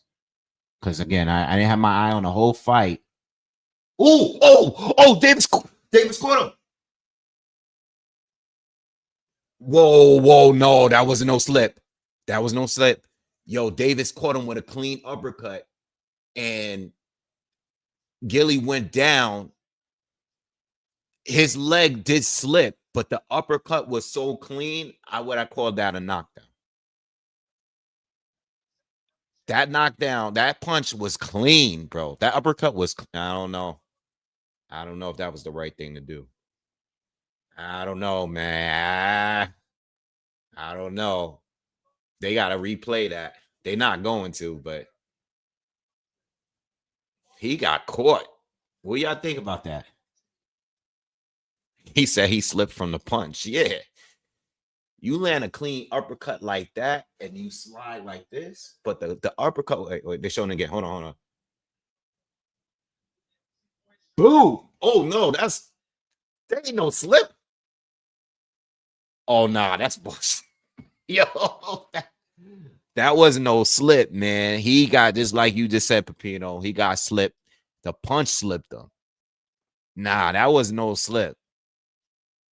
Oh, no. I don't like that. I don't like that. I don't like that. That's messed up. That was messed up. That was no slip. I seen his feet, his legs stretched out, but it was nothing that he slid on. He just got dropped. He got dropped. It is what it is. Oh man, hope you guys got me some money, man. If you guys got me some money, I appreciate that. You guys can help me out with this damn DAZN bill. Oh man, guys got to cover. You guys got to cover this ultimate package bill for me. Word. They doing me dirty in DAZN.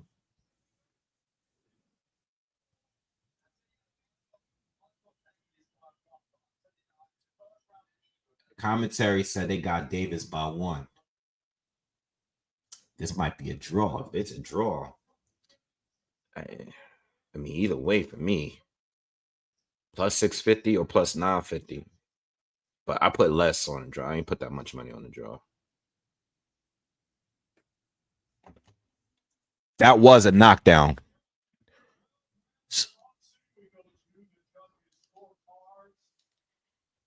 Sean Latham scores it. 115 to 114. Both judges, Howard Foster and Mark Bates, are in agreement. They both scored the same. 115 to 113. All right. 115, 113. Unanimous. 115, 114, 115, 113. 2 judges.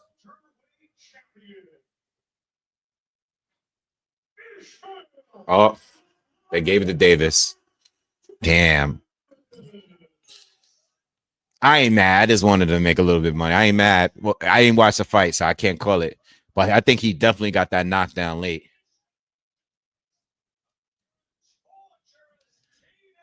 But listen, if they had it plus 650 for Gilly, that means they thought Ishmael was winning the fight too.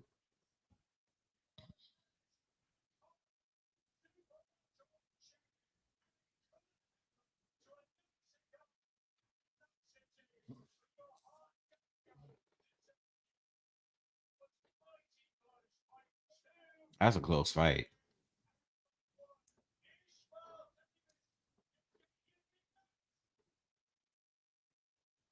Oh, he won the Commonwealth title. That's good. That's what's up.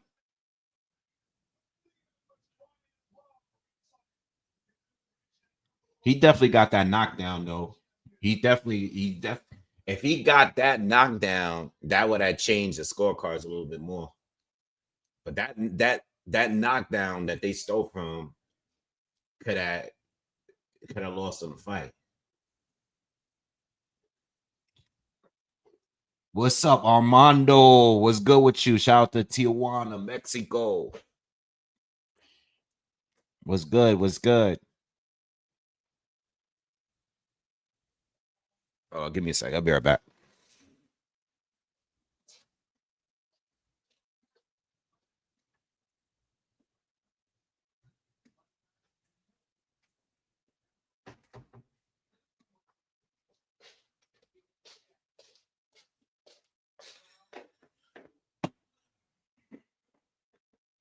Couple cookies in the stack on. I'm hungry. They showing the Running Man. I saw that the opening night the other day. The Running Man. It was okay. It was okay. I just don't think all these movies need to be on IMAX, right? It was okay. It was a good. It was all right. You know, like you want to go to movies, get something to do something. You know, it was good. Like I like the older movie. You know, like I like old Arnold Schwarzenegger's movies. So I grew up watching The Running Man, the older one. Um, I think there was some parts of the new one that was cool. I don't think it's a must see. Yes, please smash the like button. Please, please, everybody in here. Let's at least get up to like 50 likes, man.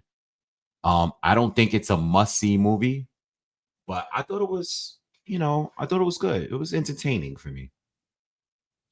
I saw Predator Badlands. I thought that was good. I saw that in the IMAX as well. I think that movie is worth going to the movie theaters to see. All right. I'm a big Predator and Alien fan, so I really enjoyed the Predator movie. You know, I think it's actually one of the better ones of the franchise.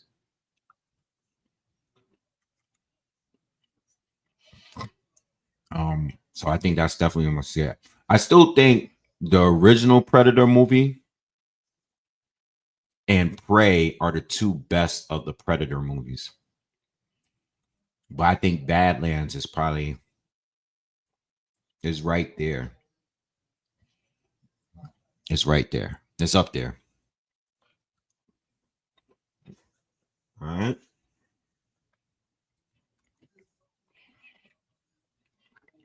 Damn, I was hoping I got a little money just now. It's all right.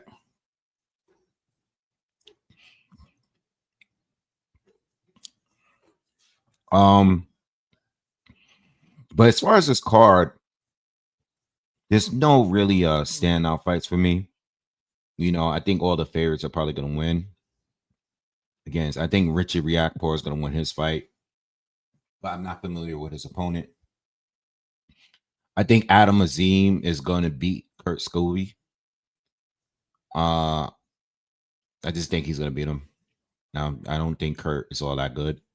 I think he's straight, but I don't think he's, with all the talking he's doing. I think his only way of winning against Adam is just maybe he got him rattled, and maybe he can get him out of his mental space, but I don't think talent wise he's on that level. Jack Catterall against Echo Esselman might be a draw. I think that fight can go either way. I mean, again, I just think that I have Jack winning the first half of the fight, and I think Echo is going to win the second half. I think he's going to rally late and pick up some rounds later. Jack is going to get tired, but they might give it to Jack. I don't know. Let's see if Jack being with Bozy Ennis is going to improve his power in some kind of way. We'll see.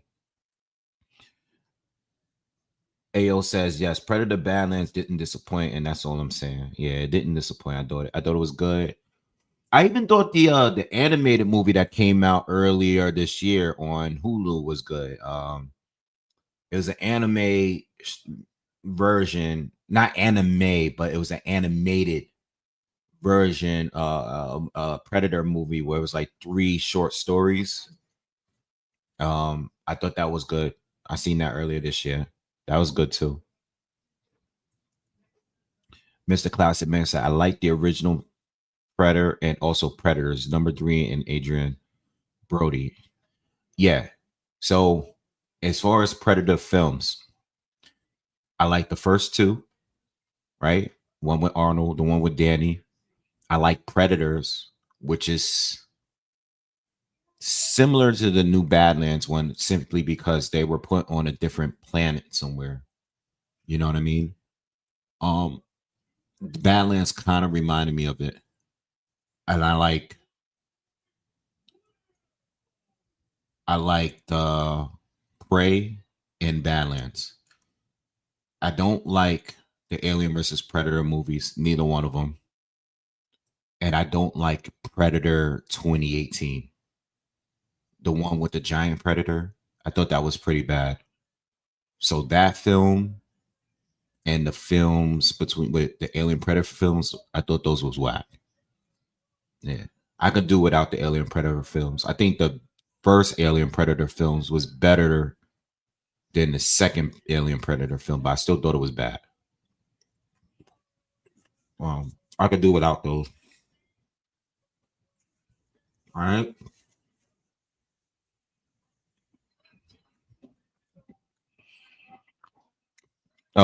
Tommy Welch is coming out to fight Richard Riakporhe. What's up, EP? Thank you.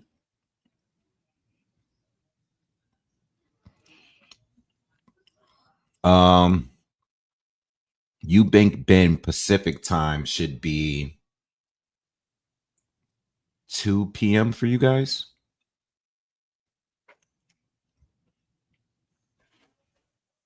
I think because you guys are 3 hours behind us in Eastern time. And I know the Eastern time is 5 p.m. So I think it's 2 p.m. for you guys.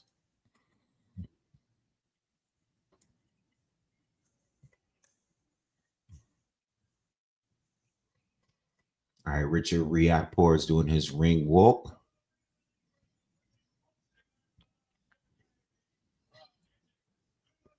It's a good puncher, but like I said earlier, he's just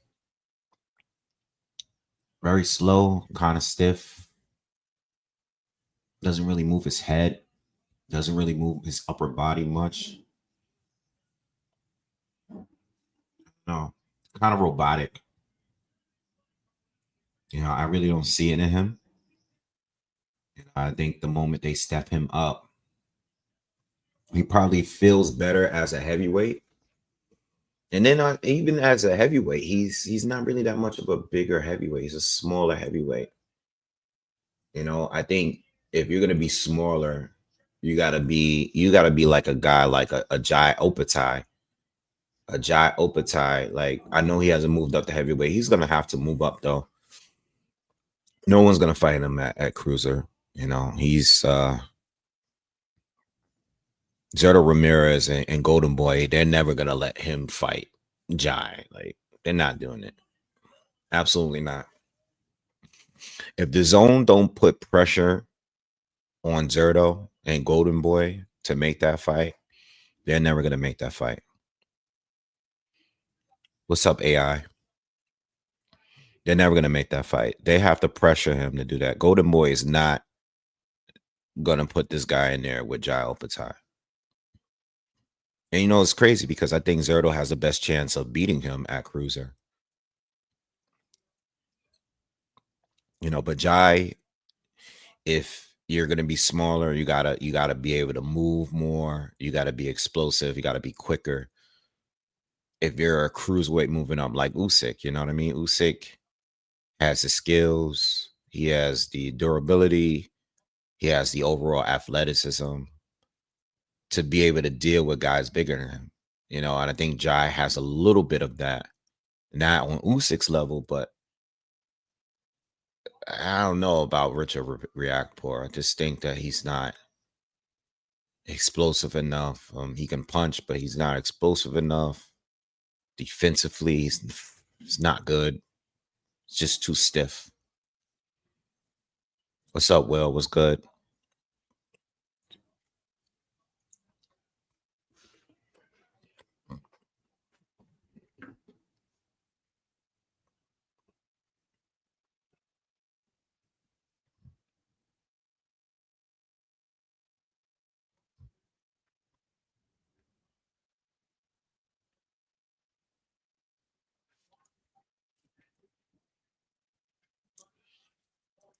Yeah, I agree. You said what I've been thinking. You know, and they're gonna have to. They're gonna have to at some point.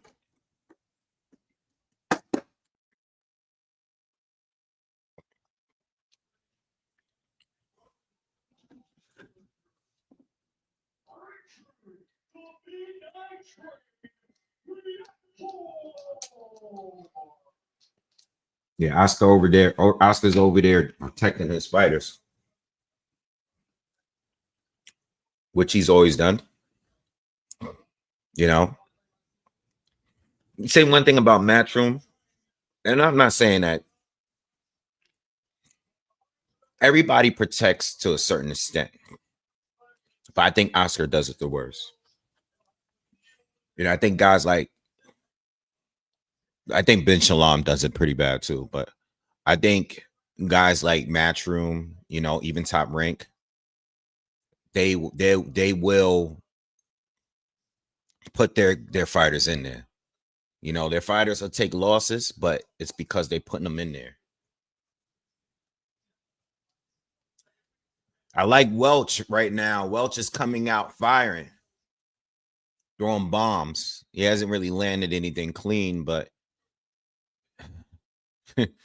I like the fact that he's trying.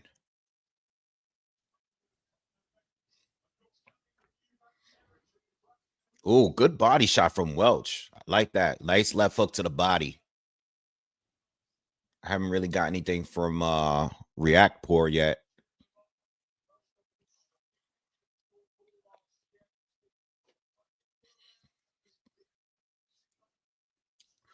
Good feints from React Poor. I want to see him throw a punch though.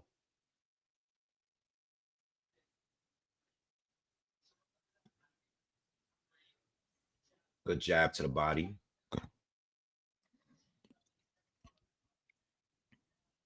All right, come on, ref. Break this tying up. Let's go.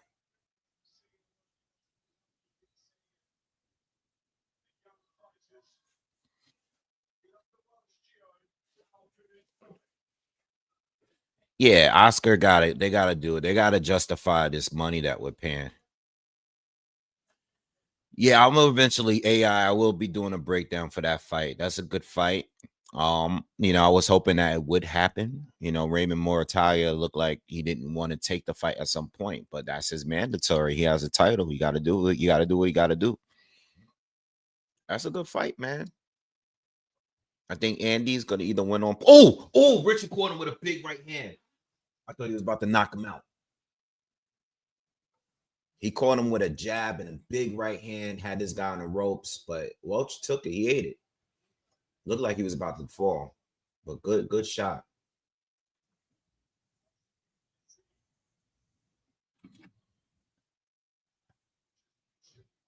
Good right hand to the body from Richard. Good right hand.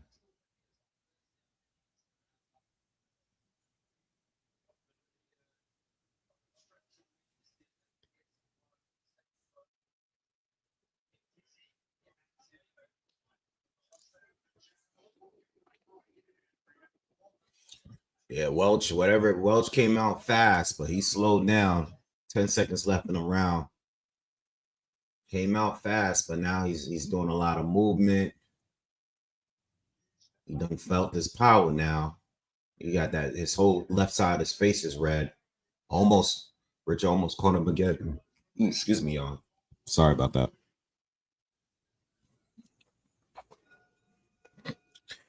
Round one in the bag.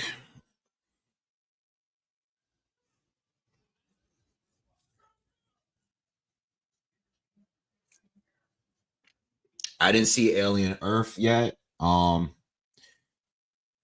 I was waiting for the season. I know the season's over now. I believe the season's over now, but I didn't watch it yet. But to be honest with you, the trailers didn't make me feel like it was going to be good. um, so at the end of the day, I have not watched the Alien Earth show, but wasn't really excited to see it, to be honest with you. As far as the Alien films, Romulus was okay. It had a good moments, but as far as Alien films, you could just give me the first two and Prometheus, and I'm good. All right, I could do without Alien 3. I could do without Resurrection. I could do without Covenant. I can do without Romulus. Romulus wasn't bad, but I can do. Just give me the first two in Prometheus, and I'm good. I think Romulus has some good scenes, but I hated the ending. I know some people like the ending. Oh, Richard Riaco knocked him down. Right hand, big right hand again. I don't think this guy's getting up. Get up. Get up. Oh, he made it. He made it on time.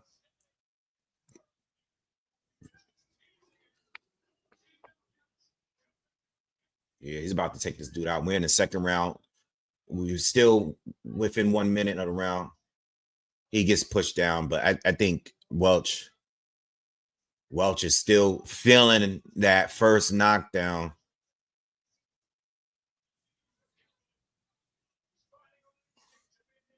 That guy Welch looked like he could be a cruiserweight. Like he's barely a heavyweight. Oh, another right hand from Reactor.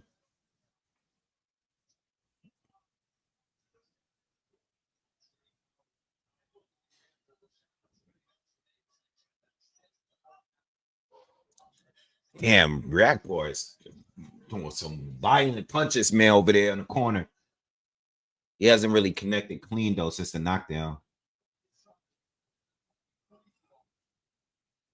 You got to take this guy out.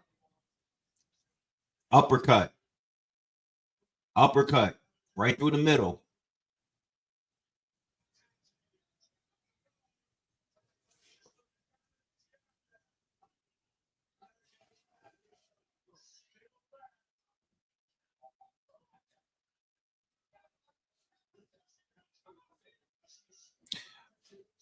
Oh, you watch the Critical Drinker? I watch him sometimes.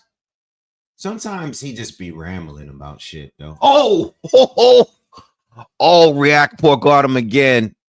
It wasn't even the cleanest shot, but he went down. He went down again. He's down twice. 20 seconds. Is he going to finish this guy before the end of the round? Oh, he caught him with another right hand in the back of the head. He went down. Stop the fight. Yeah, this guy keeps going down. I don't even think he landed that clean that time. Nice stoppage. Nice stoppage. Nice stoppage. Nice stoppage. Good showing.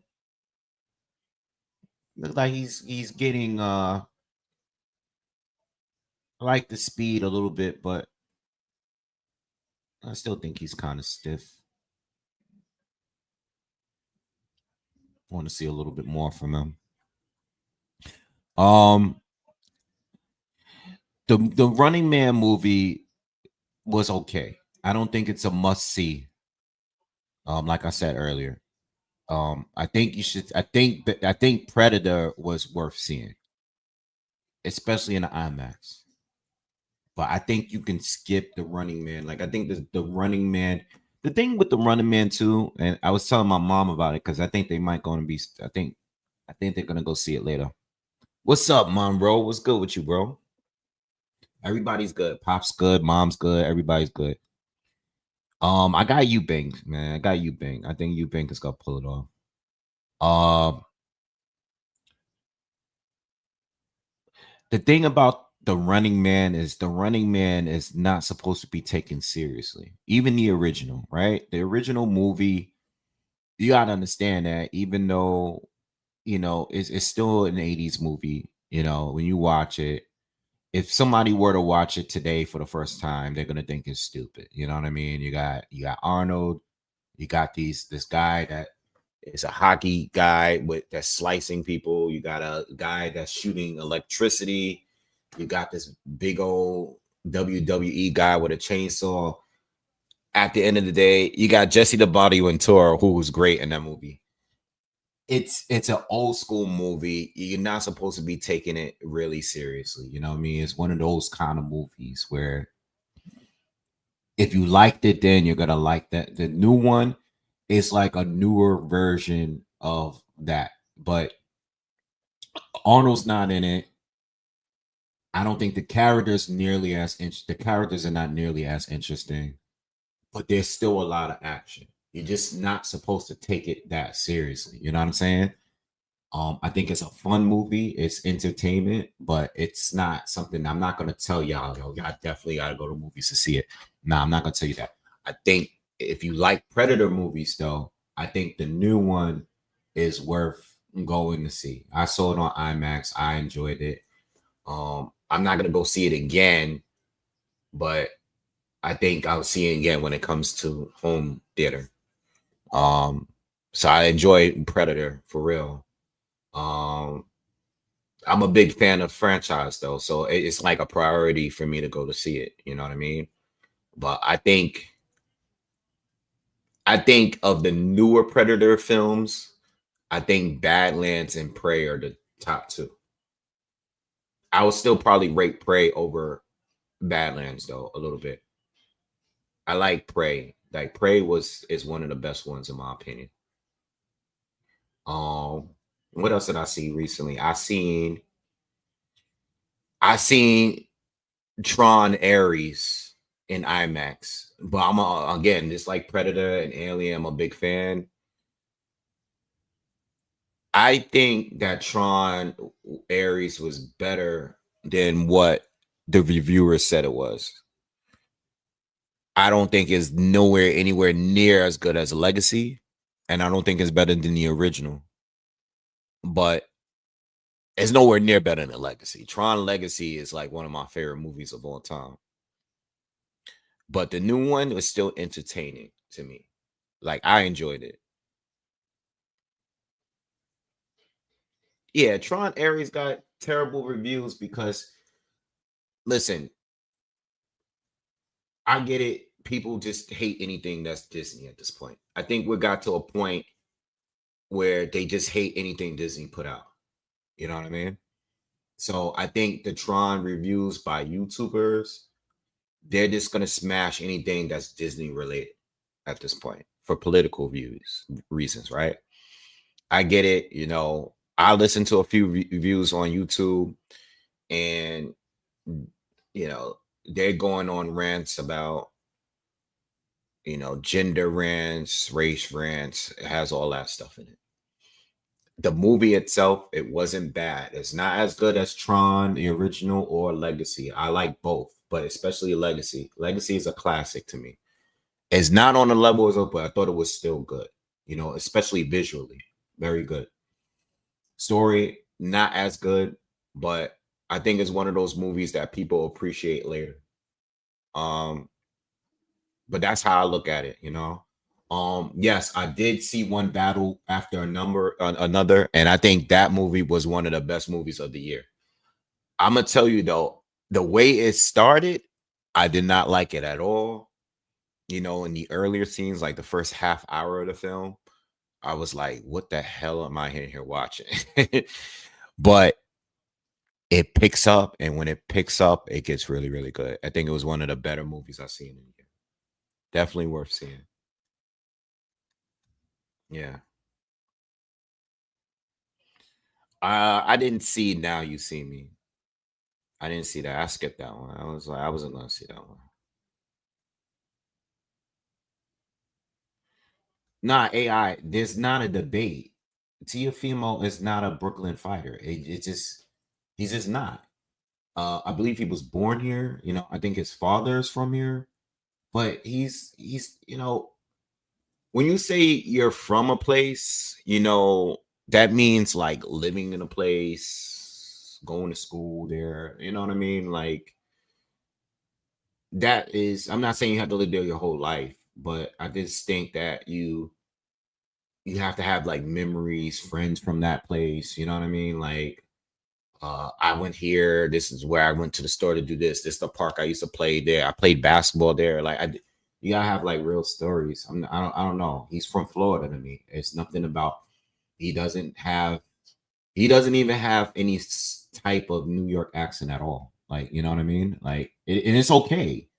I don't think people always need to be from places that they're not from just to have more credibility. Like, it's okay. You're not from Brooklyn, and that's that. You know what I mean? Like, it is not. You're from Florida, which is it's nothing wrong with being from Florida. Florida is a great place. In fact, a lot of people from Brooklyn move to Florida at some point in their career, you know, or their life. It's okay. It's not the same thing. I don't know why people feel that they gotta be like, yeah, I'm from Brooklyn or I'm from New York. Like, no, you from Florida. And that's that. That's it.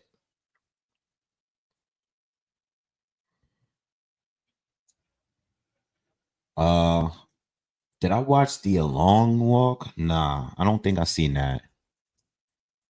The Long Walk. Did I watch that? No, I didn't watch that. The last movies I seen outside of like I seen some movies like you know like they had some movies some re-releases of older films that I went and watched recently. So I'm not counting those. But the last movies I seen was Predator, Running Man, um, all the movies I just named. Predator, Running Man, Tron Ares, Weapons, um, what's the other one with Leonardo DiCaprio that we was just talking about? That movie. I seen all those movies. I didn't see Frankenstein though. I didn't see Frankenstein.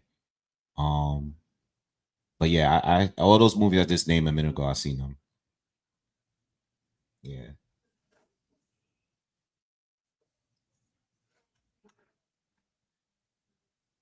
But I'll put it on a list of things to watch. You know, like I do go to movies a lot, but I also understand that a lot of movies come to home to streaming very quickly.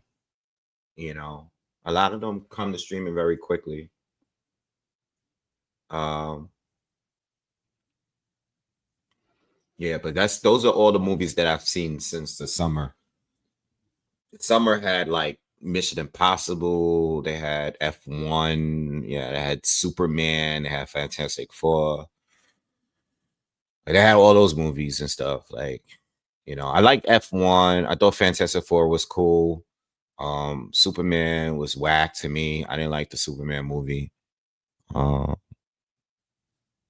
Mission Impossible was okay. It definitely wasn't as good as I thought it was gonna be.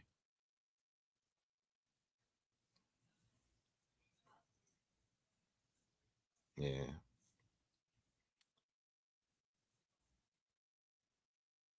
So we just wait for the next fight now. Who's that? Please, everybody, please hit the thumbs up for me if you haven't already. Everybody, stop what you're doing. Just smash the like button for me. Do me that favor real quick.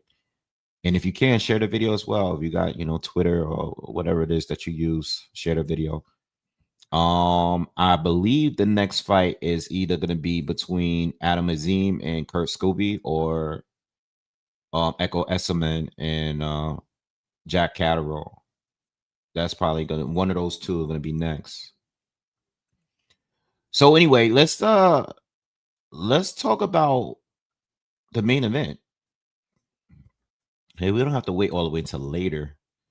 Um, what do you guys got? What do you guys think? You know, I mean, I did my breakdown before the final press conference and the I did it before the final press conference and before the weigh-in, obviously. So anything that I picked up, well, I picked up that in the presser, the roles were kind of reversed. It seemed like Connor was the more funny, relaxing, joking person. I thought the flashcards that Eddie was using in order to, you know, silence himself because Chris doesn't like him talking in pressers.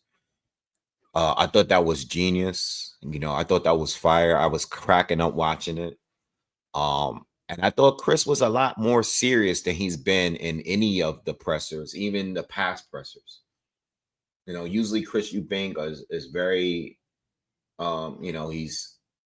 he's joking around a little bit more. He's being really witty and stuff like that. He had a really serious tone in the weigh-in and in the final presser. Whereas Connor was just like trying to poke poke at him and irritate him a little bit. You know what I mean? So that's what I noticed. Also Connor came in heavier this time around. He was right under the weight limit. He actually weighed a tad like a barely a little bit more than Chris Eubank Jr. I don't know what that means. Well, I think what I think it means is that I think Connor is gonna be really trying to knock him out. I think their focus is gonna be less on stamina and more in that power. I think they realize that they can hurt Chris Eubank Jr. from the first fight. And they figure instead of coming in lighter and quicker, I think they are focused on more with connecting with the big right hand or the left hook, the lead left hook, like the punches that hurt Chris in the first fight. And I think that they just want to be able to put more power down. I think they want to just be stronger in this fight more so than being a smaller, quicker guy. And then with Eubank, I mean, all I'm really expecting for Eubank to do is to iron out whatever flaws he had in the first fight. I think that's what Bomac is there for. I think Chris is going to be well conditioned. I mean, he already, like, we could see him. He's shredded. He's in great physical shape. I just think that Bomac is the type of guy that's gonna, and we're basing on the other fighters that he's trained. You're gonna focus on boxing, and if the knockout opportunity comes, you take it. But I think what happened in the Eubank fight, which made it a great fight, was that Eubank in the first fight decided to fight Connor's fight. And even though it made for a great fight, it was pretty reckless, and he got hit a whole lot in that second half of the fight. You know what I mean? So I just think that Bomac is there to iron out whatever flaws that Eubank has. And I think Connor is looking to try to hurt Eubank and take him out, which is not a bad tactic because I think he's proven that he could hurt Eubank. And you got to wonder, like I said in the breakdown video, you got to wonder if Eubank's punch resistance took a hit from being in that war last time around.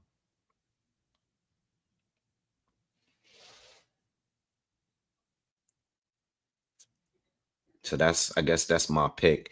What are you guys picking? Who are you guys picking? You guys got Eubank. Do you got Connor Benn winning this time around? I'm leaning towards Eubank again.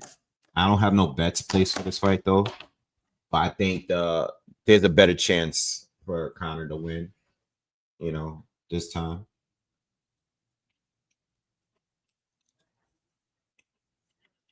Monroe said he thinks Ben is going to pull off the upset. I do think there's a chance to be a trilogy. But I think Ben might win on points.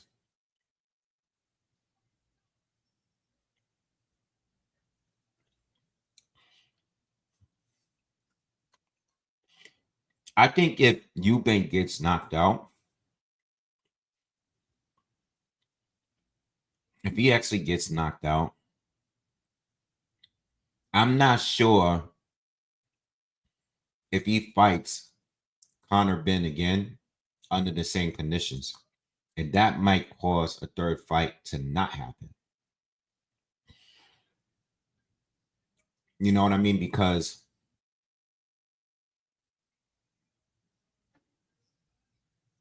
he's not going to drain himself. He's going to definitely say, like, yo, coming down to 160 was a little bit too much.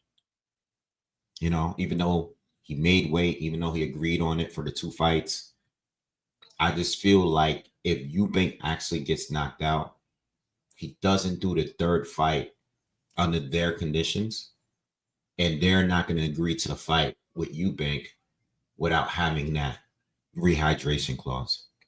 It's not just the catch weight. I mean, it's not the weight.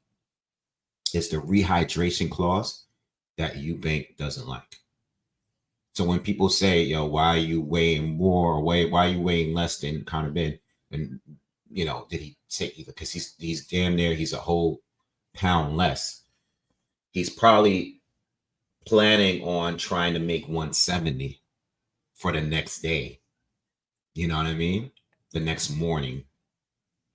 I think that's what it's about. So he probably went as low as he can so he can still have room to, you know, keep his weight down so he can make that rehydration clause weight.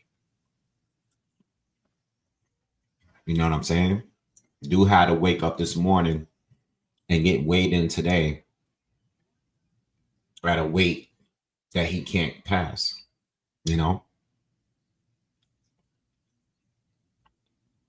But at the end of the day, these are the terms you agreed on. You agreed on these terms. You didn't have to fight this dude. If you thought it was a little too ridiculous for you to do it, you did it because the money was there and it's a big fight. You know? If you go back and watch the original presser, Eubank was making it seem like you never been here before, you never been on this level, which he hasn't. As far as the opposition, no. Conor Benn had never been at that level. But as far as Eubank, you've never had a fight nearly as big.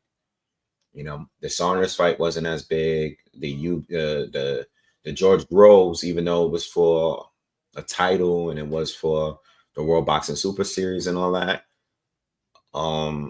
those weren't bigger fights than the Conor Benn fight, you know?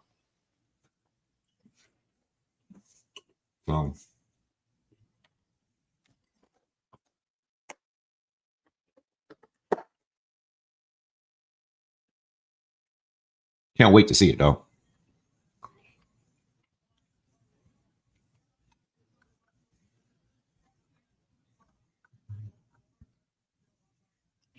Do you guys think that Conor Benn can improve as a boxer in this fight? Yeah, I forgot you. Yeah, Eubank was I mean George Groves did have it dislocated shoulder. That is true.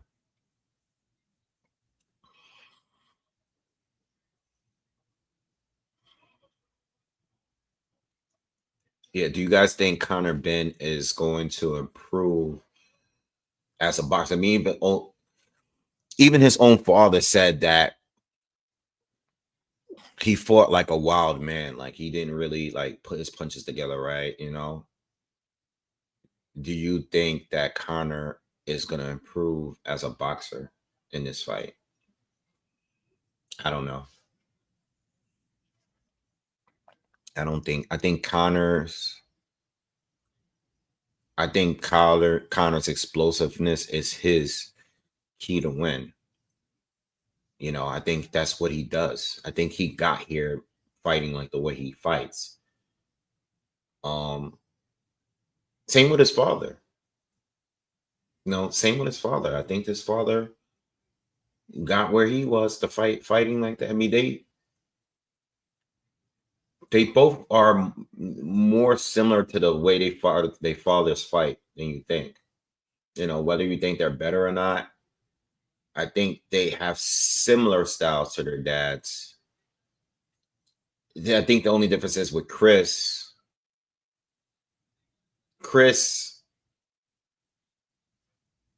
Jr. has changed his style a few times based on the coaches he's with, at least from what I've seen. You know, I think depending on who he was training with, like from the time he first started, you know, like back when he lost to Saunders, through the Roy Jones fights, you know, through the Bomac fights, like I think he's changed his style a little bit, you know. Yeah, I think Eubank Sr. was better. I mean, Eubank Sr. Well, I'm just saying the styles were similar. But Eubank Sr. was better. He was a better fighter.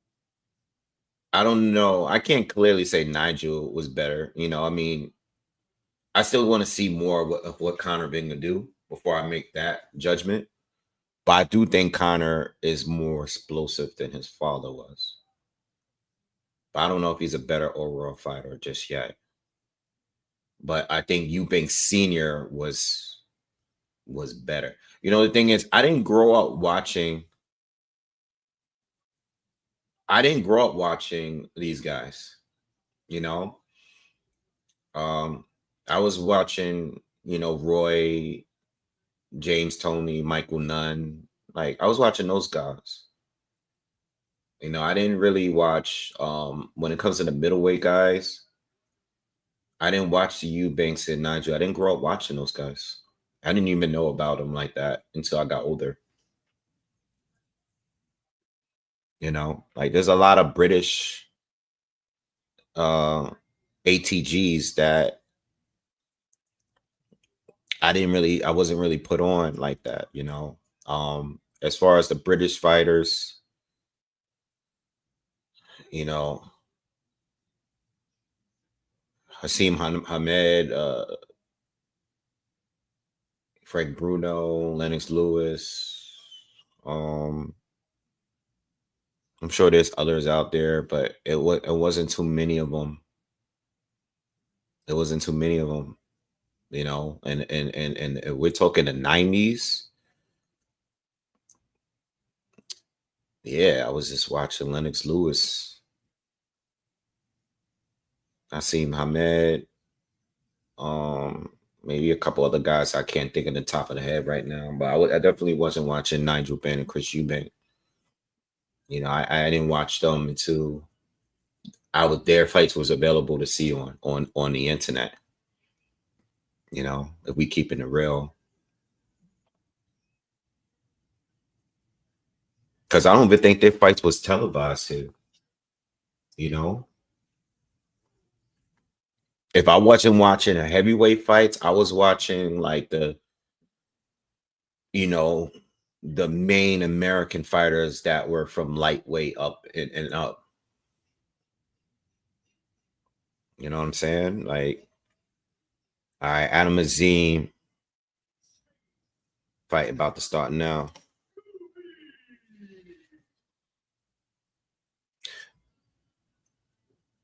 I mean, listen, like, I hope Kurt like got this guy mentally rattled with all that trash he was talking.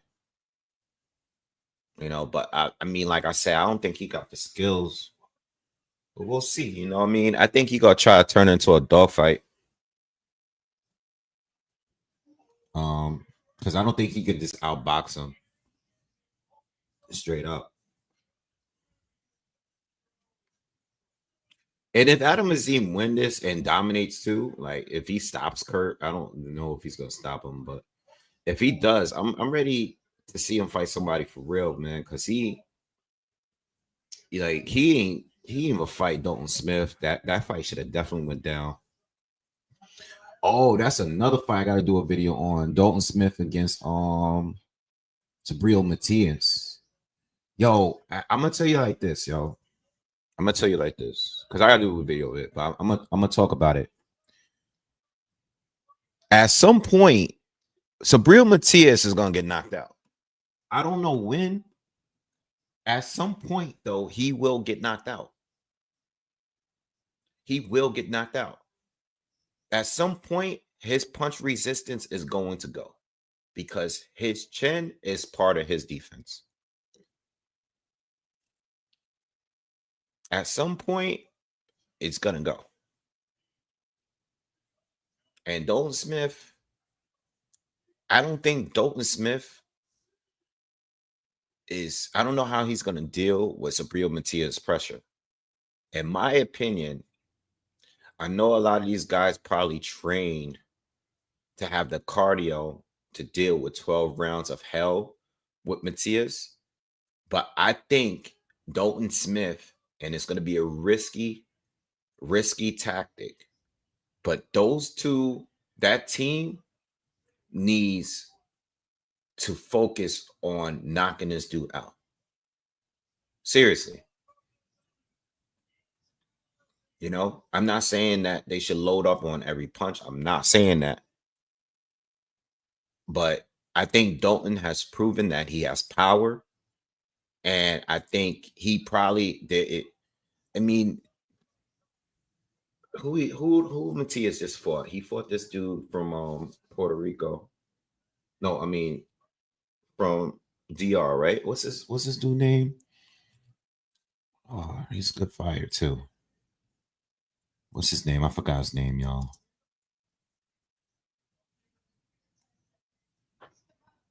He's Dominican, right? Is he Dominican?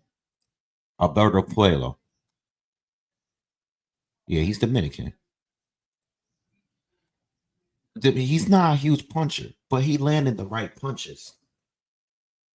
He landed the right punches and still did a lot of damage. Dalton Smith, if he hit him half that many times, I think he could sleep or hurt Matias. You know? Like Matias takes way too much punishment, bro. It's like unnecessary at some point. He's watching that here live, right? What was that on the undercard for? We was watching that live here. I think my dad was here too. That was on the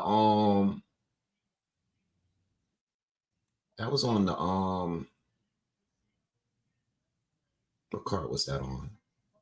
Shakur Stevenson, that's William Cepeda. Oh, Hamza Shiraz, Edgar. That was a good card. David Morrell against that Katayev guy. That was a fight. Dave Morrell is fighting somebody soon, right? Who's Dave Morrell fighting next? Dave Morrell's fighting somebody next. I keep saying to y'all, I don't think David Morrell has been the same fighter since he's moved up. I don't think he's the same fighter. Dave Morrell, to me, has not looked impressive since Hot Rod. He doesn't look the same to me. I have not been impressed with him since that Hot Rod fight.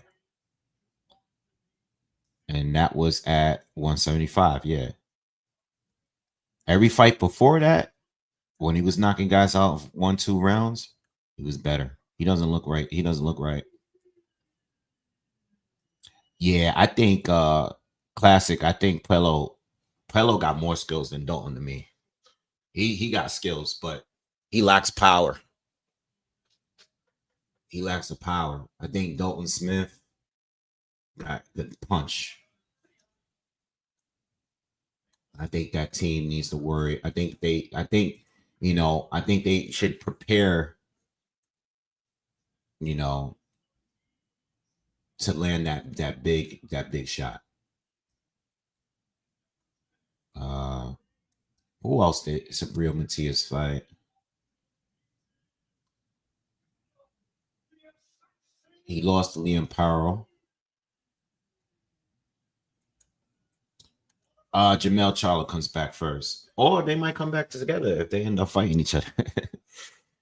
I think that'll be a stupid fight to put Errol Spence in. I think Jamel Charlo should get a tune-up too. But I definitely think that Spence, without a doubt, should have a tune-up. I think if Spence comes back right now to fight for a title or fight a top tier 154 pounder right now, he's just doing it for the bag, and he's putting himself at risk. All right, round one. Azim is Scobie. Azim looks like Azim is fired up. You better not fight with any emotion. Just box.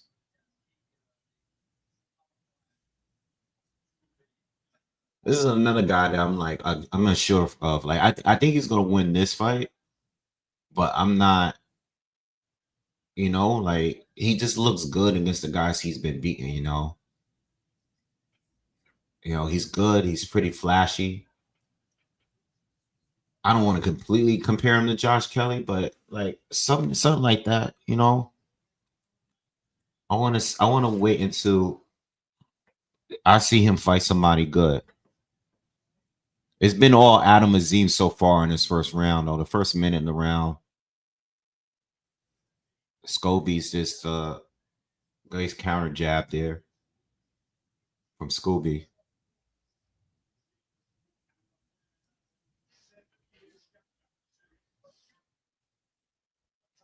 Scobie's just coming forward with that high guard, looking to counter.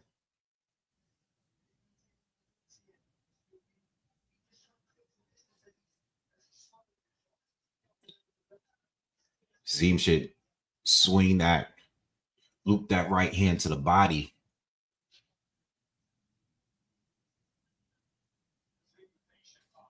Nice. Yep. Just said it. Yep.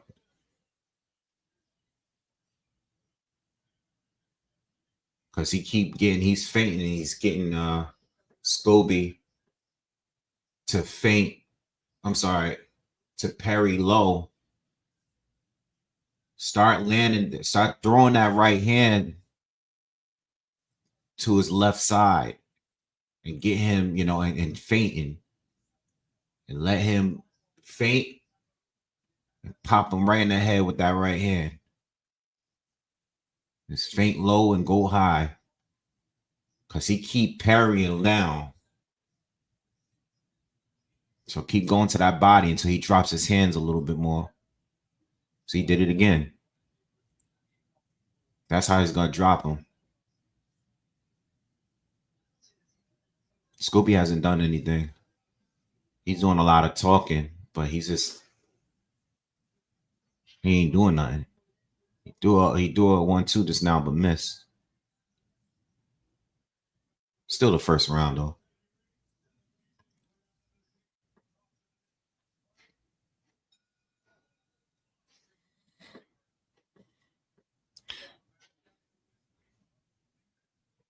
Yeah, Jermell Charlo need to come back too, though. He needs to, and that's another thing too. Jermell, not only has he been active, but he hasn't fought as a 54 pounder. When was the last time he fought at 54?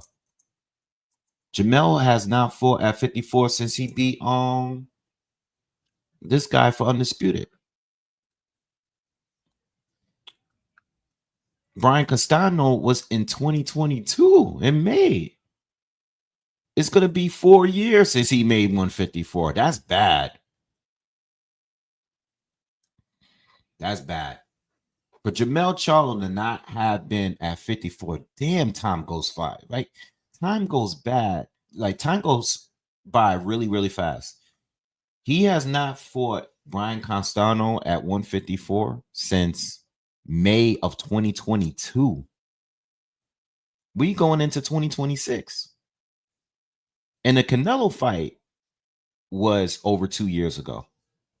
Canelo fight was in September of 2023. But that was at 168. So you meaning to tell me his last fight was at 168? And now he has to come back down? By the time he gets back in the ring, it'll be 4 years. He has to make a weight he hasn't made in 4 years. It's terrible. That's too long. That's too long. At this point, you might as well go to 160. But the names are at 54. There's better names at 54. We're in the second round. Scooby's still doing his high guard thing, smiling and stuff, but I don't know what he's smiling about. You know, you just are you just there to survive and just show like that you can exist in the ring with this guy? Like, are you gonna actually box, throw some punches? You know, I hope he's not going that route.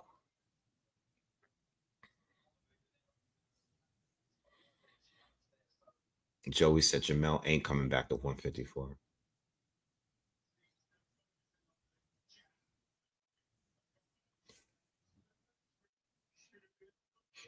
But see, I know this is random, and even though they both been on their bullshit, and I'm talking about Boots and Virgil more recently, you can't be a guy like this that don't do nothing. Those guys will walk you down and beat you down. You can't just I'm gonna stay in a high guard and just nah. Those two are gonna tear you apart. You know what I mean? They're gonna be aggressive. Like Adam Azim is winning off the strength that this guy is not doing anything. But Azim don't seem like he wants to take any risk at all. You know what I mean? Like he's just all right. I'm in this jab. I'm gonna throw a right hand to the body every now and then, but he's not doing anything different.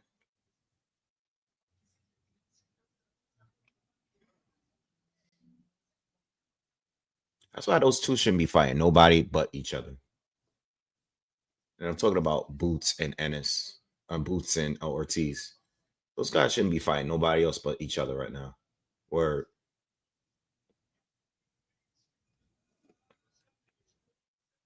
2 rounds in the bag. Scooby still not doing anything.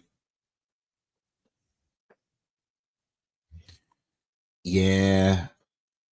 Valdez says crazy. That's crazy what's happened to Jamel and Tim Zoo since then.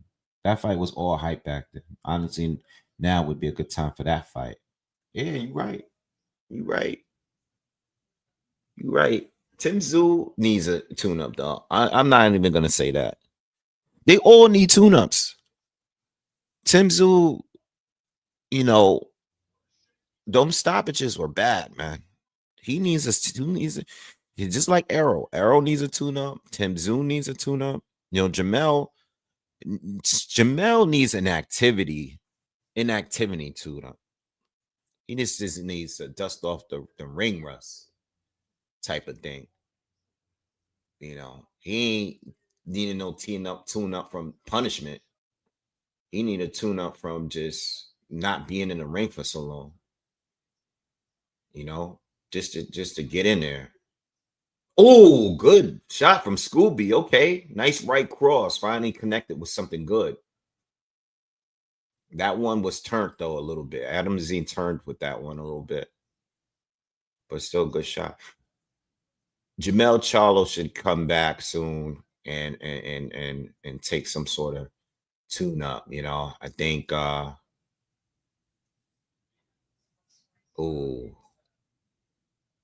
fight Brandon Adams.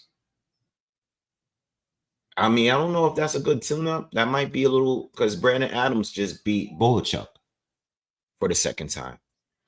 But I think Brandon Adams, who lost to Jamal, would be, and I think Brandon Adams have to be like at 40, right?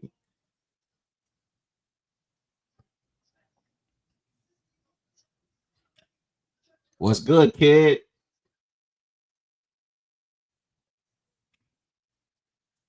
How's everything? Yeah, it's been a minute, man. I haven't been on here in a long time, especially on a live. Now, I think one of those guys, Brandon Adams should get a shot in the way that he beat Bohachuk so easily. I don't know. That guy just got Bohachuk's number.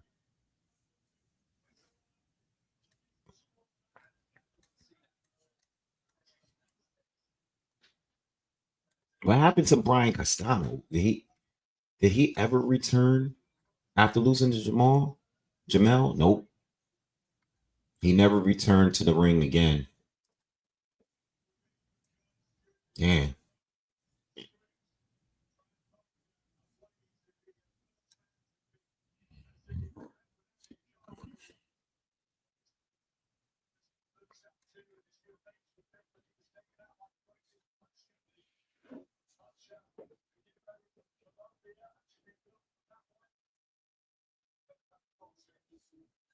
Yeah, Jamel and Jamal super talented, but they got caught up with, they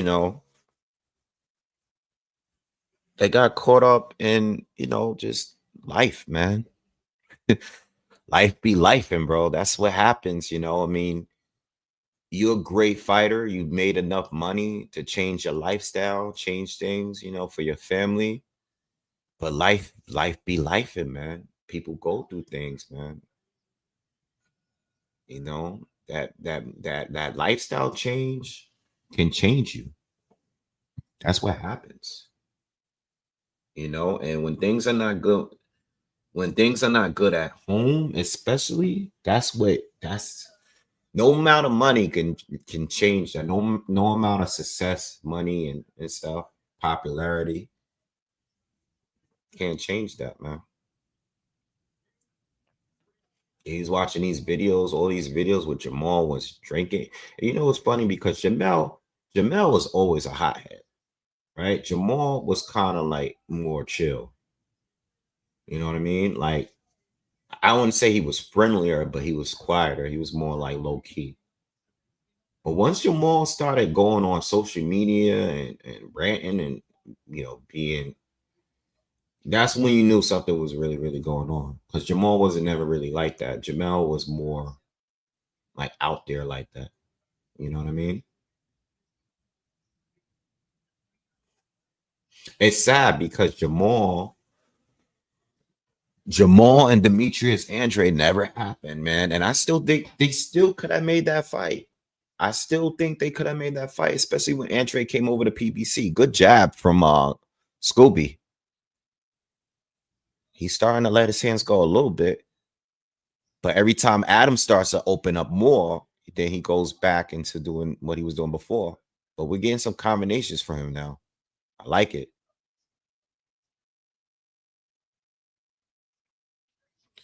Yeah, Jamal, the Charlo twins never fight Andre, even though, Andre is at fault with the 54 this situation.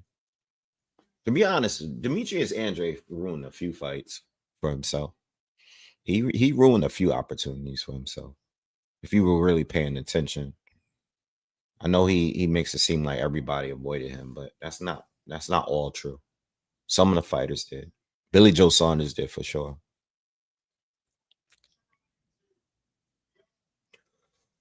Oh yeah. Even J Rock, right? J Rock was another guy. All those guys at 54, man, they all like all those guys outside of Canelo. I mean, obviously Canelo was kind of from that class too, but all those guys, I mean, Lara's older than all of them, and he's still a champion.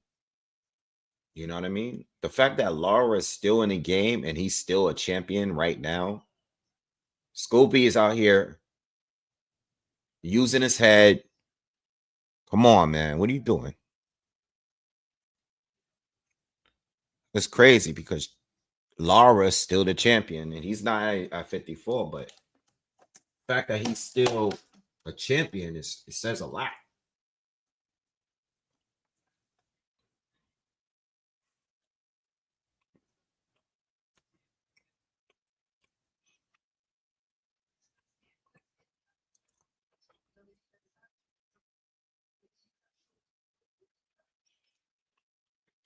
Monroe says, oh, good question. He says, if Spence or Jamel can come back, and it was up to me, it was my decision to come back, but you can only pick one, and the other one have to retire. Who would you pick for the comeback? That's a good question.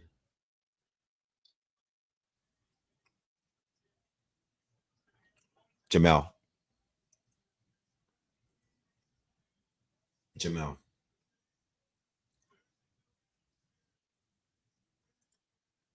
I'm a little bit more convinced that Jamel is more past it than Spence. I think at their both of their peaks, I think Errol had more range. Like I saw Errol as being going further in his career. But everything on the outside, not being sober, car accident, the eye surgery, the inactivity, and then the beating he took from Bud Crawford, I think it's more likely that he's a shot fighter than Jermell Charlo.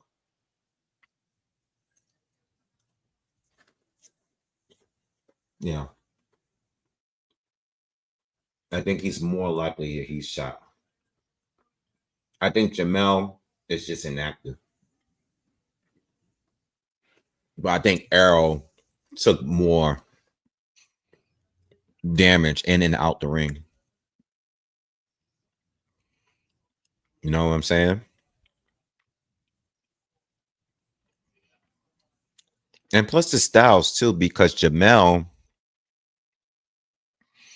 even if in their peaks, even if you don't think he's better, Jermell is one guy that can knock you out with one punch. Errol is more of like volume punching, overwhelm you type of fighter. This fight sucks. This is our first bad fight of tonight. And I had a feeling this fight was going to be like this.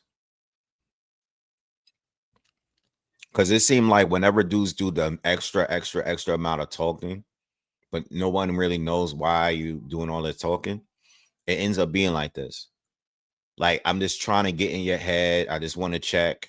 I'm not really I don't really think I can win. But good right hand though. Scooby landed a good right there. And then at the same time, I still think Adam is playing it too safe. Like he really he can't take over. He can't really take advantage of the lack of volume from Scooby. I mean, he's throwing more, but it's not like most of these punches he's throwing are hitting his gloves. He's not really doing shit anyway.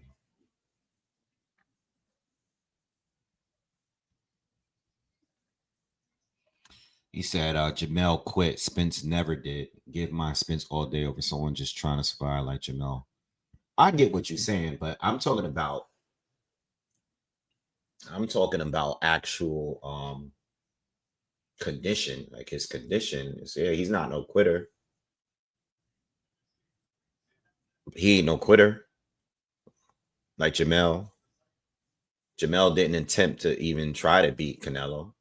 I mean, but I think health wise, he's in a better space than Errol is. You know what I mean? So I get what you're saying. But him not being a quitter might lead him to going in there and get himself hurt. Because at the end of the day, Errol never wanted any kind of tune-up. Errol never wanted any kind of tune-up. And that might be another part about him that is dangerous if he is to come back and with that same mind, that same mentality. This fight is trash. I can't give you guys commentary because neither one of them are doing anything here. This is a terrible fight. It's a terrible fight.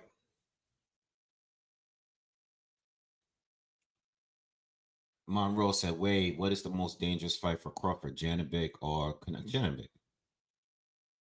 Janibek. Janibek. First of all, Janibek is truly a 168 guy, at least.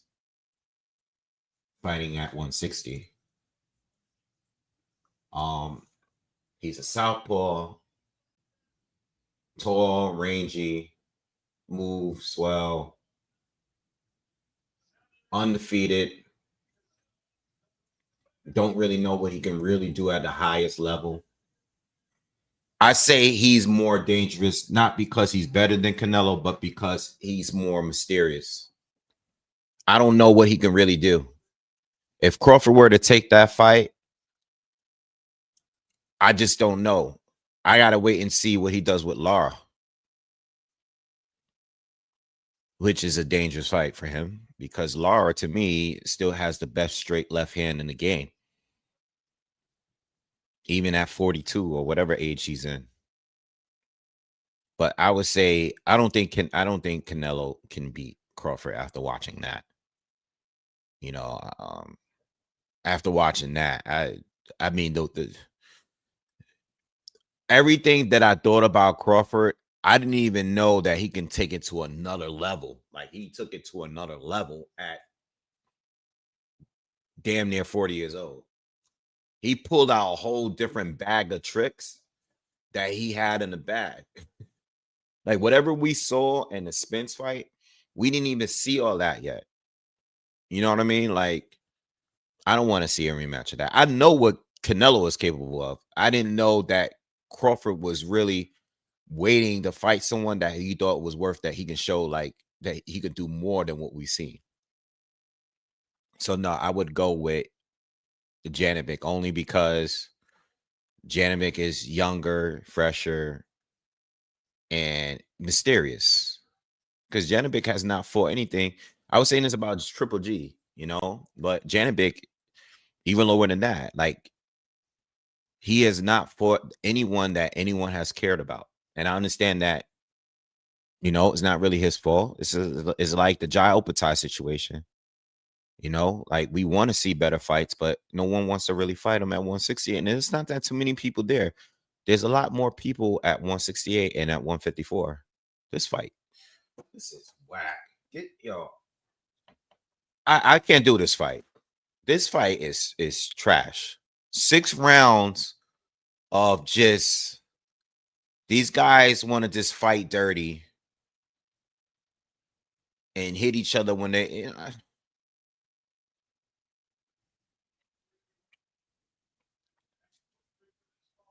I think Scooby is doing a good job at making Adam Azim look overrated. If he's doing anything right, he's making Adam Azim look like he's not that good. The ref is in here trying to control these two.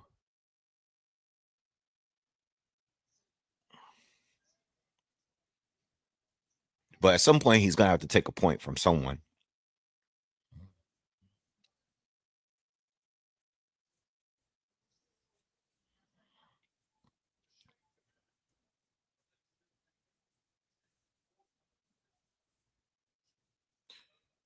Yeah, a lot of people said some crazy things before that fight with Crawford and Canelo. You know, a lot of people said some crazy things. But the same people said the same thing about Errol Spence. Like people were saying that Crawford didn't deserve the fight with Errol. You know what I mean? Some people, even including Errol, was saying that you lucky you get 30%. Like they were saying crazy shit. Some of them were saying less than that. These guys on YouTube, you know, I don't follow them, but I seen some of their stuff when they stuff was pulled up. People were saying some crazy shit back then. Same thing with Canelo.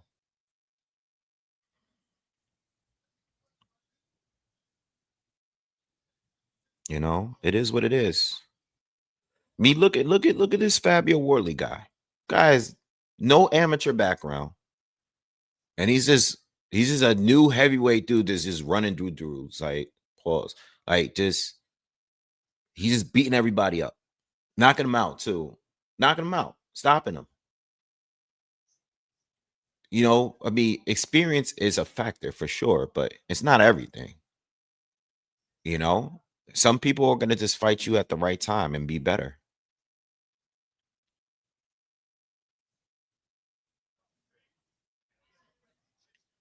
Scooby trying to put some pressure on him now.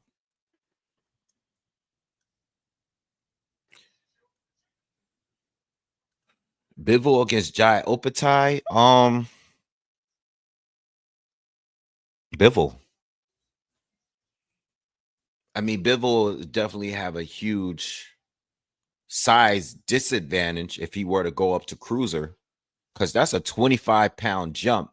And we're talking about a guy in Bivol who was willing to come to 168 to fight Canelo. Okay, we getting some action here. Yo, Scooby, stop using your head. Take a point from this dude. I don't like this. Take a point. Take a point. Thank you. You've been using your head. The guy keeps warning you. How many times he's gonna have to keep warning you to stop doing that, and you keep doing it? Every time they tied up and this guy get clipped, Adam was hitting him with some shots, and this guy want to start pushing his head against him. Like, we see it, bro. We all see it on TV. He finally took a point from this dude. This dude's a clown. I hate guys like, even American dudes, like, you American dude or whatever. Don't do all of that talking and then you want to be in there you just want to get a check and you're not trying to win the fight. You did all that talking all week just to give us this. I hate that. I hate it more when it's a guy that's from America.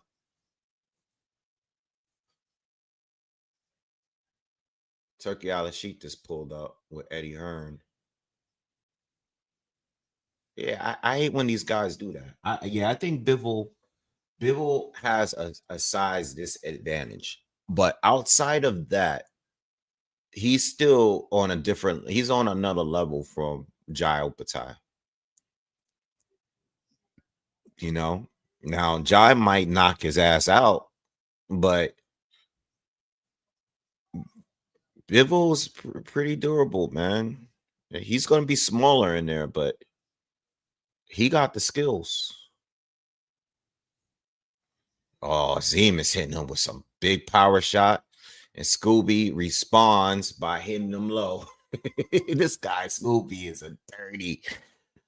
Yo, he's dirty. Scooby ain't trying to do nothing fair. This dude fighting like he in the street.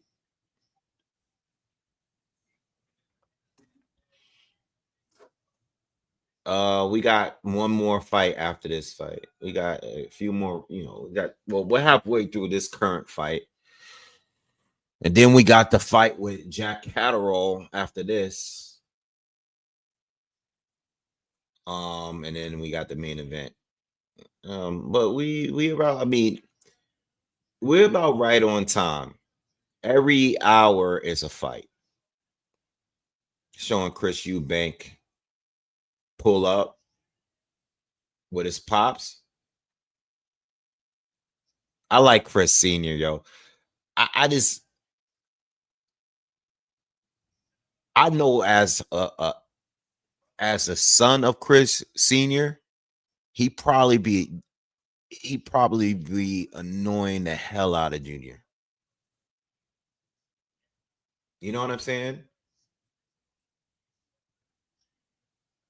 Crowd is cheering for Conor this time. They're booing Eubank and they're cheering for Conor this time. I think the energy is different this fight. I think Eubank Sr. is a funny dude. Like, he's like one of one. Like, he's a very interesting person. Like, every time he's in the camera, I just watch what he's doing. And sometimes he be in his own space and he'll just be dancing by himself. Like, he ain't even paying attention to what's going on around him.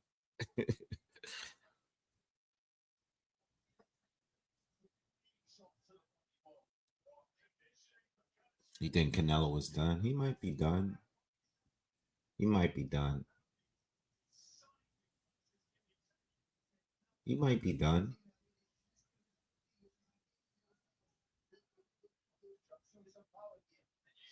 Being that Canelo lost, I'm not sure who I really want to see him fight. You know, I'm not really sure. Like, I really wanted to see him fight Benavidez. Zim is really tearing him up now. Now I like what Zim is doing now. I like him. He's in the pocket now. He's digging to his body. And he's landing some good uppercuts. We're in the 8th round. We have time. I like that uppercut. I like that uppercut. Again, he's busting up Scooby now. I like that. I like he's being physical on the inside now. He wasn't fighting like this before. This is what I was complaining about earlier. See, that's Scooby, nice right hand. Fight starting to pick up now. Started picking up last round.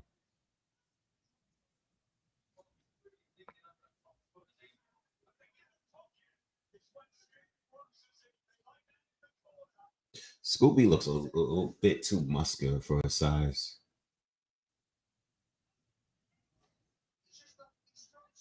He's like very muscular. Oh, that body shot was crazy. It's a little too muscular.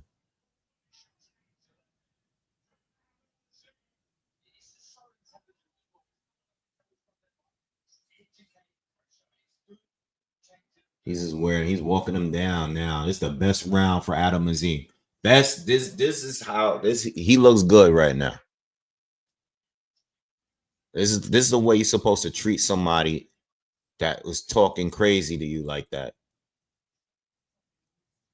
Just rough him up. Yup.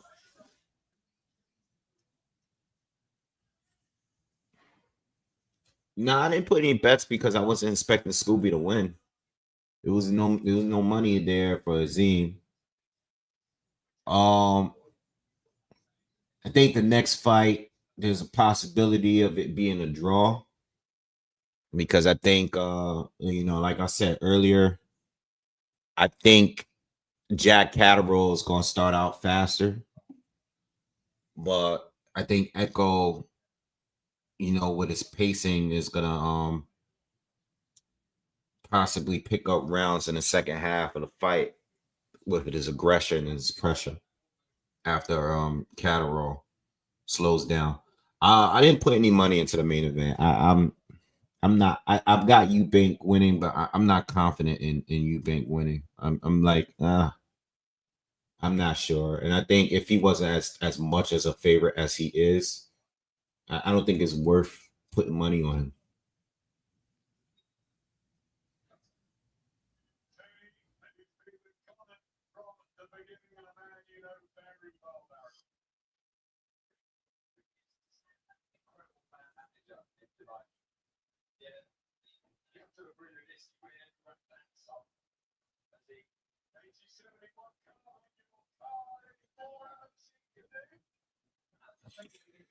What round we at? 9.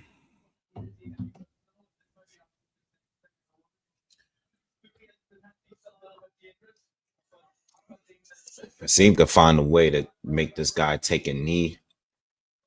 Or if he can get a stoppage in there, that'll be pretty impressive.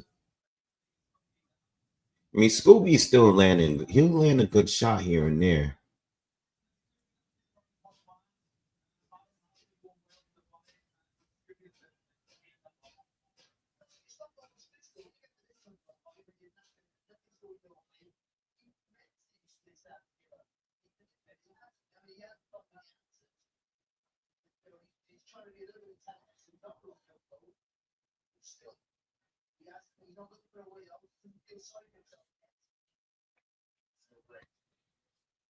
Yeah, Scooby might be tired. I think he's burned out already.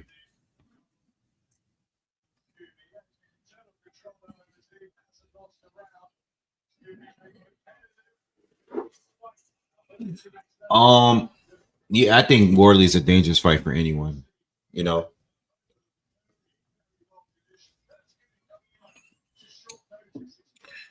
I think Worley is dangerous in any fight against any opponent that anybody that can't knock him out is going to be a dangerous fight. He can be outboxed, he can be outworked, but as long as the fight continues, he's always going to be dangerous. It only takes one punch to change the fight around. Ooh, go overhand right on Scooby. Didn't land that clean though. Monroe, thank you, bro. Appreciate that.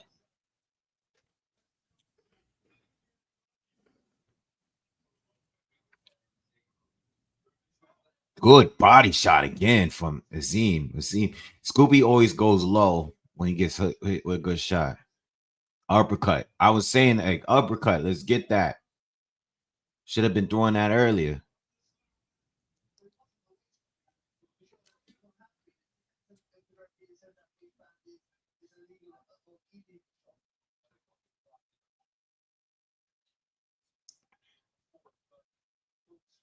Nah, Scooby, throw something back. You telling him to come on, come on.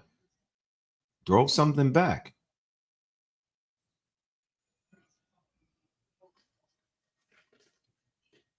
Thank you, bro. Appreciate it.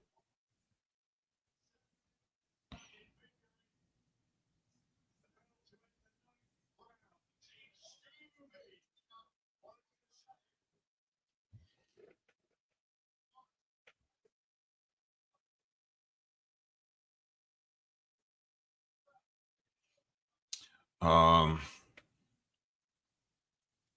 what other fights we got coming up that I haven't talked about today?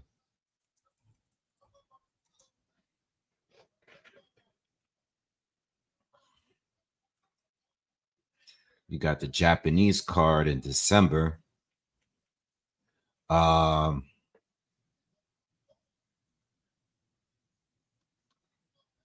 let's see.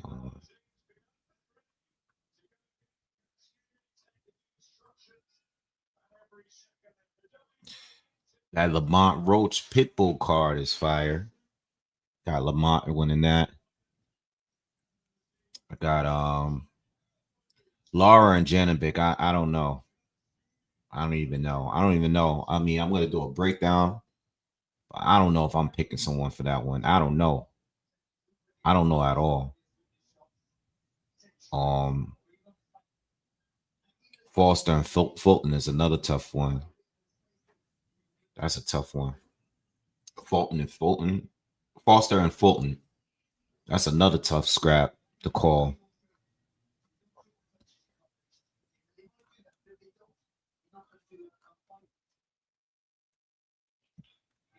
I have now in a way beaten David Picasso. That Junto fight is dangerous though against that Sebastian Hernandez guy. That's a dangerous fight. That guy could punch. The guy's pretty good, but he needs to win that fight.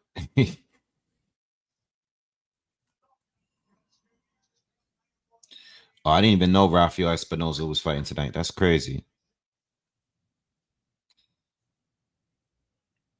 Yeah, Bam Rodriguez against Martinez is going to be a good fight. I'm leaning towards Stevenson and beating T.O. I'm leaning towards Stevenson and beating him. I don't know what Devin and Normie yet. I'll tell you guys this week. Probably. Devin and Devin Haney against Brian Norman Jr. is going to be my first breakdown for that card. That's going to be my first one because that's the most difficult one. So I got to get that one out the way.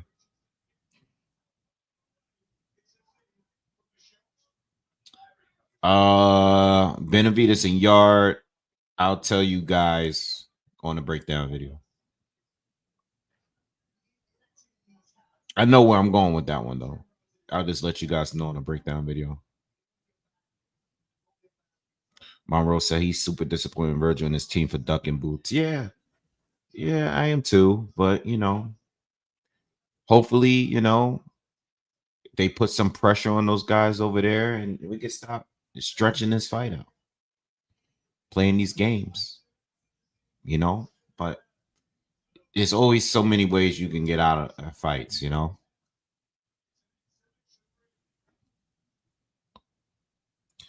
Espinoza against Leo. That's cool. That's a nice scrap. There hasn't been a unified champion at 126 in like 100 years. So I think it's about time.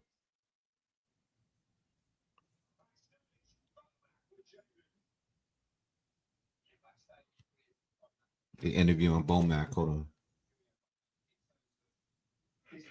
Mental, what shape is Chris Eubank Jr. in right now ahead of the big fight? It's all about love. I hold him up above, so it's time to go. That's where we are. As a coach, what do you believe are the biggest dangers that Conor Benn presents as an opponent in boxing? You got some will to him. The will to him. Once you break that will, we should be all right. Based on the tactical adjustments by Matt, you're going to make in this fight. How do Team Eubank believe they can win this fight in comparison to how they did in April? Well, that's easy. He won the first fight already, so we know Ben's gonna come. Just be a little bit more sturdier. Press the issue a little bit more. You can do it inside the distance. Should we?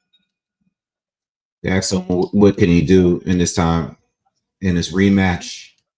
And he basically said, "Well, the first thing, we already won. He already won the first fight."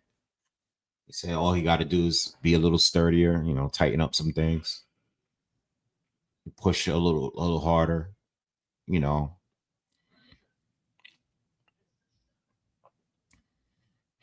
Yeah, Mr. Classic. Yeah, but you know what? Nah, this unification thing has been a problem way before Niue was in the picture and way before these guys were in the picture. All these guys that's fighting at 126 right now, the guys before them, Leo Santa Cruz and Gary Russell and the guys that was there at one point, those guys wasn't unifying either. It's been like this for some time, and it's disappointing because 126, a featherweight division, has just been a pit stop. So is 130. I think once you get past 122, 126 and 130 has been disappointed for some time.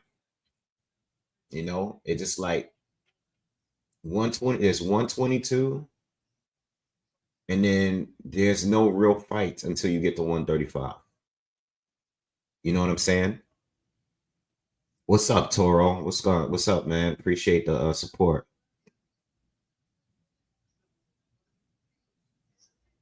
They shouldn't be waiting for Little Inoue to move up. I've said this before. I don't think Inoue should move up. I think Inoue should move up when there's one champion at 126 and you fight him. Or there's a guy that holds maybe 3 titles.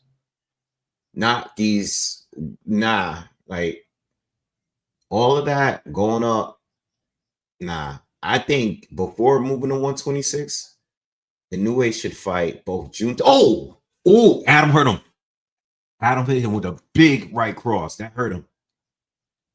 Scooby tied up. That was the best shot he landed all fight.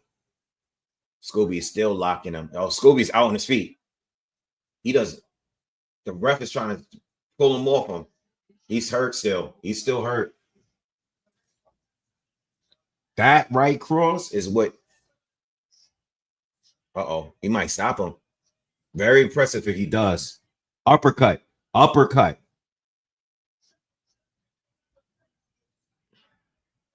Yes. See? There you go.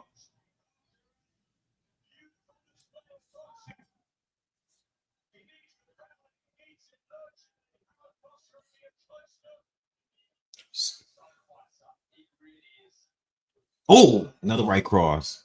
Finishes the round. Wow. Scooby survived.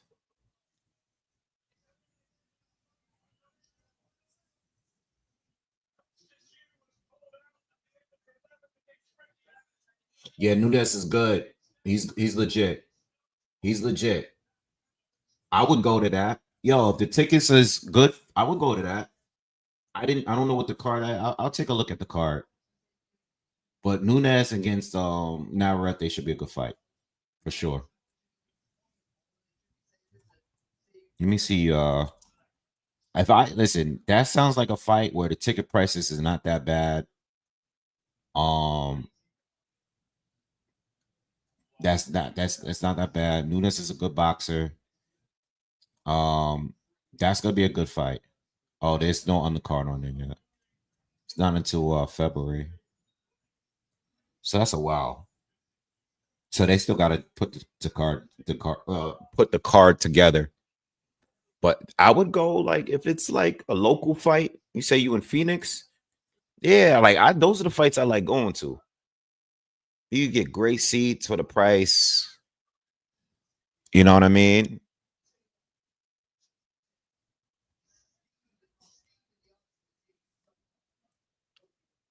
So we're in the are we in the round 11? No, this is round 12. Zine caught him with another right hand, but that wasn't as clean. Oh, low shot. That was a low shot from Scooby. Scooby don't have no more power. He's out of it.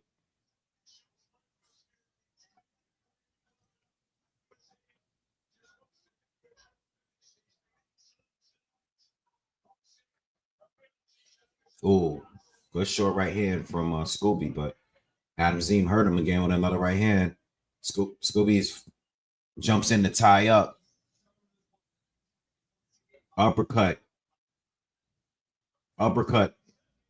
Scooby's trying to survive. He's just tying up, locking his hands in. Ref is trying to break him up. Scooby doing them old school tactics.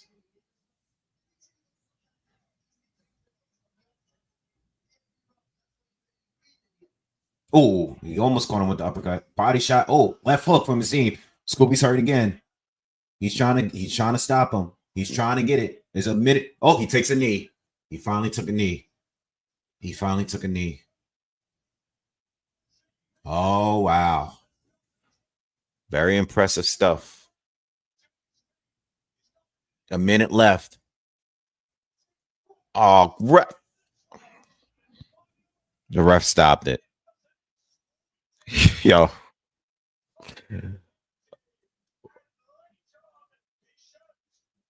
He stopped the fight. He asked him if he was still going, and he just stopped it. I'm not going to complain. He probably could have continued, but he's been in survival mode since the last round. He had a minute to go. Good. I mean, listen, good stoppage off the strength that, it took him half the fight to really start picking it up. Scooby probably could have continued, but he was definitely on survival mode at that point. He took a lot of punishment there.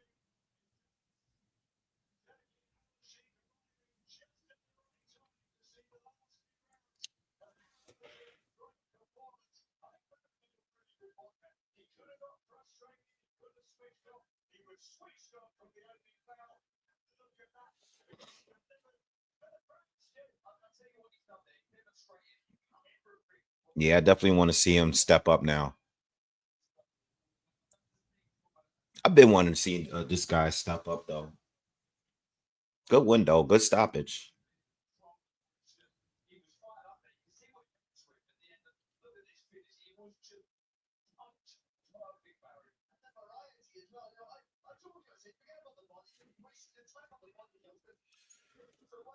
Oh man, all right. We got one more fight, guys. A fight that I'm expecting to go to decision. And then we have the main event.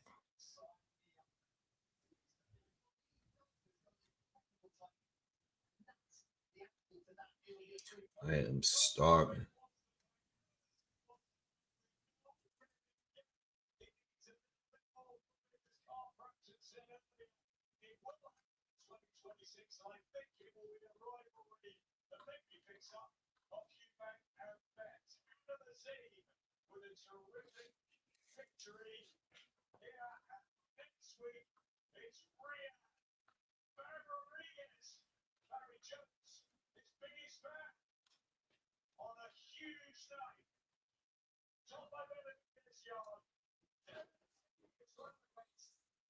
All right, give me like a few minutes. I'll be right back. Just gotta use the bathroom. I'll be back in a few minutes.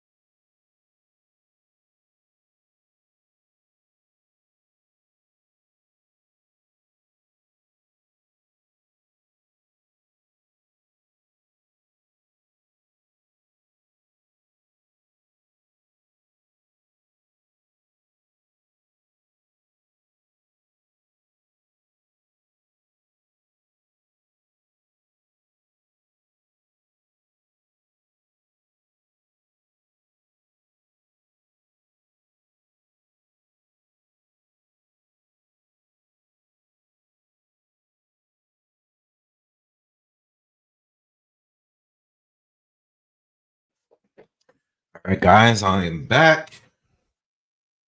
We're back. We're back. We're back. What's up? What's up? All right. Well, we got the co-main event coming up next, and then the main event. Please, yes, please smash the like button, subscribe if you haven't already. All right. Oh, snap. Charles Edward Cheese. Got him. What's up, Charles? What's up, CEC? What's good, kid? What's going on? Thank you always. Thank you. Thank you, my man. Thank you. Appreciate that. Appreciate that support, bro. How's everything going with you, man? How's everything? It's been a minute.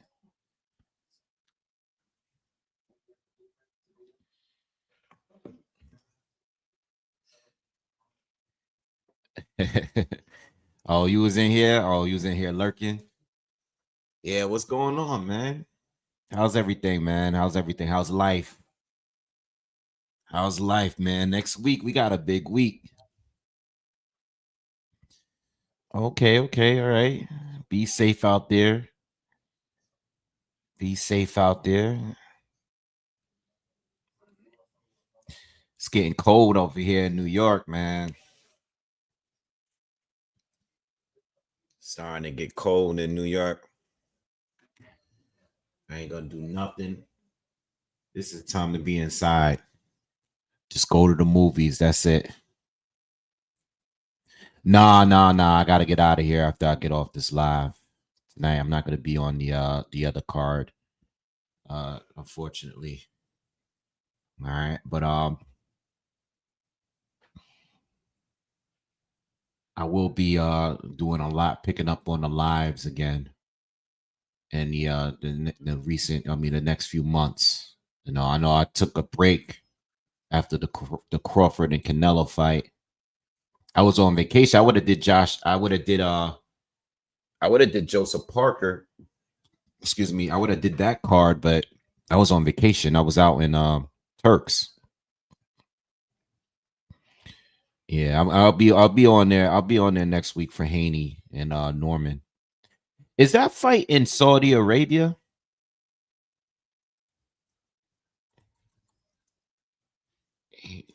Where is the Devin Haney fight with Brian Norman? Where is that? That is in Riyadh. Oh man, is that going to be a morning? Is that going to be an early card? I hope not. I really hope that card is not on their time. I would like it to be on our time over here in the evening.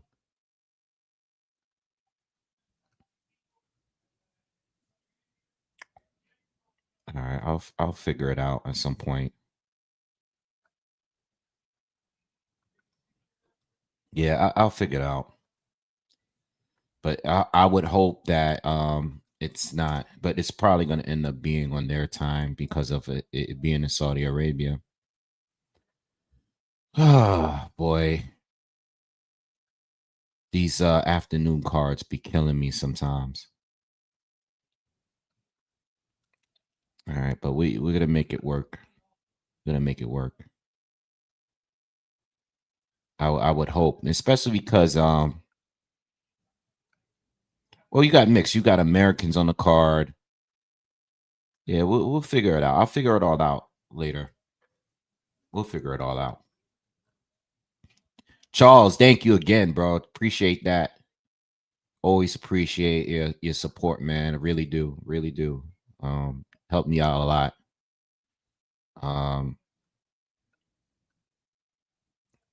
Yeah, you know what happened? I think the Canelo Crawford fight really just, I think once we were talking about it for so long, and then the schedule was kind of weak on top of that. And then it was just, there was a lot of gossip talk in between that time. On on some things that, there was certain things that happened in between these weeks and months now, but I think you know what it was? And I never made a video about this, but it was the Crawford arrest situation. I think that was the first thing that kind of threw off the energy with the YouTube community and even like Twitter and stuff. I don't even like getting involved in any of that talk. Even like the recent Tank stuff. Like, I don't really like making that content on that, but I didn't make any videos on that stuff. But that's what everybody was. That was the topic. And the thing is, a lot of content creators want to be the first to make the content on those kind of topics, and they don't even know what happened. You know what I'm saying? So and then you throw yourself out there, you put yourself out there and have a bold opinion on something, and then we don't even know. We still don't really know. I know Coach Malachi was in the car in that whole situation. So he talked a little bit about it. He can't say everything because they're probably going to go into a lawsuit or something. But all I know is that energy kind of messed up the vibe because everybody once again stopped talking about boxing to talk about a situation that occurred right after the fight. You know what I mean? And plus, on top of that, the schedule was weak for a while. But it's funny, since we on here, since a lot of y'all, all y'all that's here are like my day ones. Me and my cousin was talking about this the other day, and we was like, damn, I really be wanting to get in my bag on here and talk about so many different things. Like, we was talking about movies earlier. We was talking about Alien franchise, Predator, Running Man. We talking about all these movies, and I'd be like, man, I gotta really just start talking about all this stuff because there's be so much stuff that's going on that I'm into outside of boxing that I can probably make content on, but it's like time management and stuff like that. But I watch so many movies, TV shows,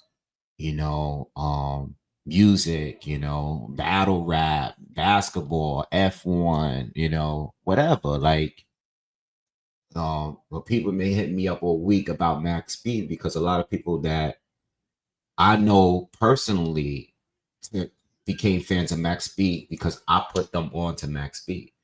We're talking like 2006, 2007, 2008. Max B was one of my favorite rappers. And now that he just got released, he's on the internet. And I can tell you right now, in 2007, I didn't even know this many people was a fan of Max B until like this week. Because, I still have the disc in my storage with all his mixtape, the actual mixtapes on disc. I still have all of them in storage. And I'm happy he's home. I want to hear some good music. But yeah, I'm into so many things. I'd be wanting to make more content, but I'd be like, yo, I want to make the content. I want to engage more. But also, I know a lot of you are here strictly for boxing. I don't know if it's a different kind of vibe, and I can get into all these different things. I don't know if you guys are into that kind of stuff. Like, I know some of you are into certain things and some of you are not. And I'd be like, I want to talk about this other stuff, but I'm like, I don't want to lose the ears of my boxing. You know what I mean? I don't know. Maybe I'll probably be overthinking it. But I definitely would be wanting to like talk about different stuff than boxing, especially when there's slow periods and nobody's doing nothing but just talking about drama. You know what I mean? That's how I really be feeling. Like, maybe I should just go into some other bags and stuff that I'm into, because I'm probably gonna break things down just like how I'll break down boxing, but it just be something other than boxing. Afro-Rican. Thank you for the donation, man. He says, are you guys watching the HBO series of It? Pretty solid. Nah, I'm catching up on a lot of stuff. We was talking about movies earlier. What I did see though is that I saw the Penguin series finally. I know it's been out. But I saw the Penguin series on HBO Max. Fire. I love the Batman movie. I love Batman movies, period. But I was able to finally get time around to watch the entire series, the first season of the Penguin. I thought that was fire. Great show. Um, definitely 2 thumbs up. Great show. And I watched a few other shows too, but I haven't watched it.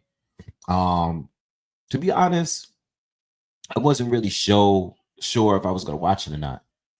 Because I have a long list of other shows that I have in my favorites that I've been meaning to watch that I didn't really get to yet. But I do watch a lot of shows, and I'm like, I should probably make reviews on these shows because I watch so many shows and movies. I probably go to the movies more than anybody else. I go to movies like 3-4 times a month, at least. And then I watch a lot of movies at home and TV series. But yeah, we'll see, Noah said battle rap would be a dope topic for sure. Yeah, now I'm like really in tune with battle rap. I don't watch all the newest people, but all the first gen, all the early URL people, Smack DVD people, and a lot of people that came after, I still do watch,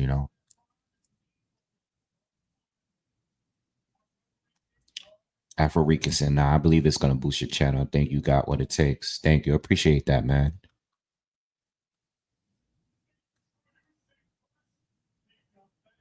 Yeah. I don't even know who I really want to see Canelo fight. To be honest, I think all I really wanted, I wanted to see the Crawford fight, but all I really wanted was the Benavidez fight. And now that I didn't get that fight, like I'm just like, I don't really care that much, But I've said this since the day of the fight, or since maybe like the day after or the week of the fight with Crawford after he won. I think he's gonna fight what's his name down at 160? The Dominican Bronco. I think he's gonna fight him. He's free. I can't think of his real name right now. What's his name? Damn.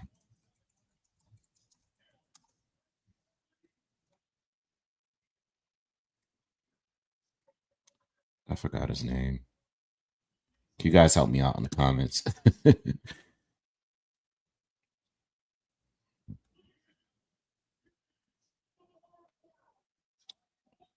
God, what's this guy's name?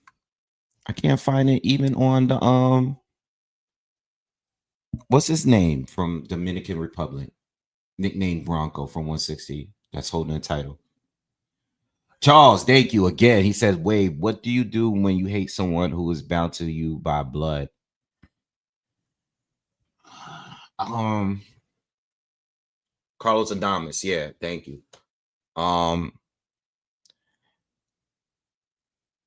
I can't say that I've hated someone that's blood.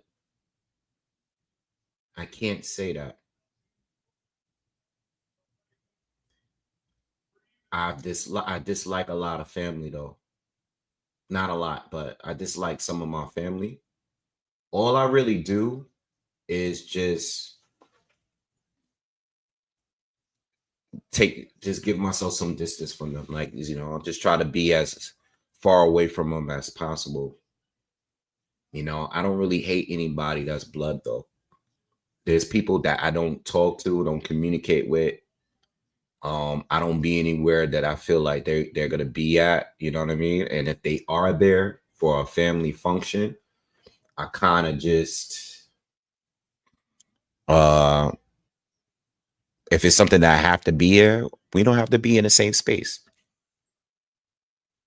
you know. So I can't say I hate anybody in my family.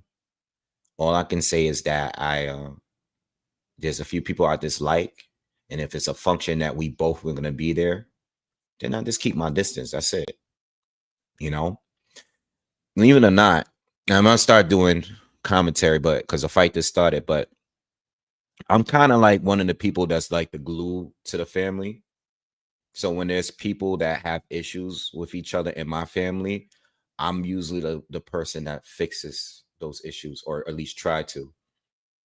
So I'm not gonna be that person that, you know, is usually trying to turn people. Like if I have a direct issue with one person, I'll either try to fix it with that person or address it with that one person.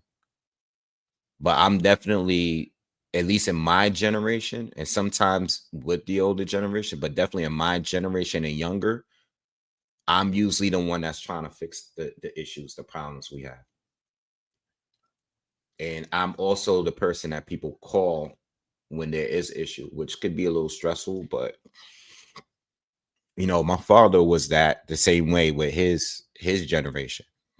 So it kind of just felt like that. But but anyway, let's talk. We go. This fight that started between Catterall and Echo. All right.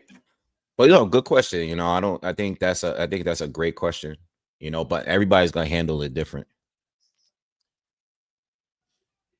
Esman is putting a lot of pressure already, and I think he should do that because I think Jack always slows down in the second half of his fights. Always. I mean, it's almost a guarantee that he's gonna slow down. You know what I mean? So pressure is what he needs, and Esman is doing very well so far. From what I see here.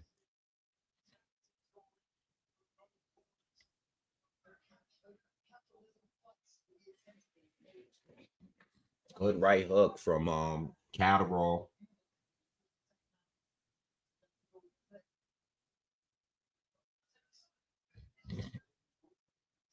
I don't know, man. This is gonna be a good one here. This is gonna be a tough fight. This is gonna be a tough fight for Jack Catterall.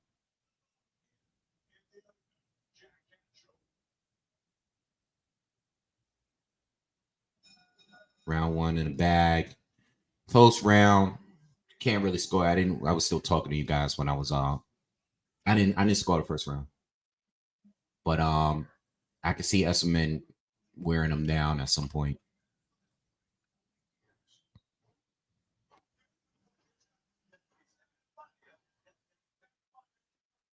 AO says I've seen other channels take a tangent from what they usually do. It works well.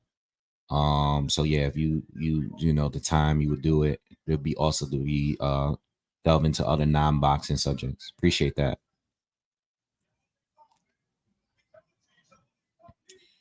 Canelo versus Charlo is still good. Yeah, you're right. I think I actually brought that up, Luther, in the older video post fight.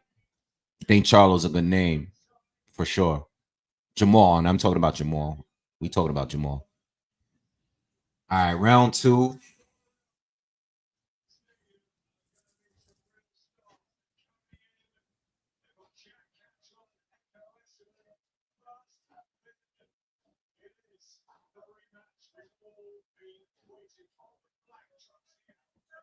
At this point, I think everybody in there just waiting for the main event to start. Like that's what we want. And this is a 12-round fight, and I'm not expecting a knockout in this fight here. You know, I just think that it's going to be a tough, tight fight. A lot of movement from Esselman this round, just like the first. Not enough punches still from him. Not many punches from him. But he just landed a good straight right hand to the body of Jack. Jack is still, you know, he's being a little bit more active with that lead hand, but not many straight lefts from him neither. Not many power shots from him.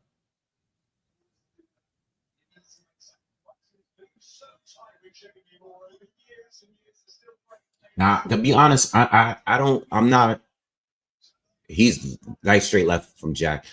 I never follow. Oh, he landed about 3 or 4 in a row just now. I've never followed Esserman like that. I think when he beat Josh Taylor, that was probably the first time I ever seen dude. So I don't even know. I don't know what he was like before that fight. But you know, at some point he's gonna probably turn it up. But Jack is having a good second round. He's clearly winning. We got about 1 minute and 15 seconds to go. And in second clear, Jack Catterall round for now with the straight lefts. I mean, he's on point, super accurate, landing almost all of them in this second round. But let's see if he could keep maintain this pace here. Because I'm not expecting him to really, you know, he's not a huge puncher or anything like that. Esserman is starting to invest to the body a little bit. All right, but not much action 2 rounds in. And Jack Catterall is not the he ain't the fight of the year type of dude. We already know. So this is how the pace is probably gonna be unless Esserman steps it up at some point.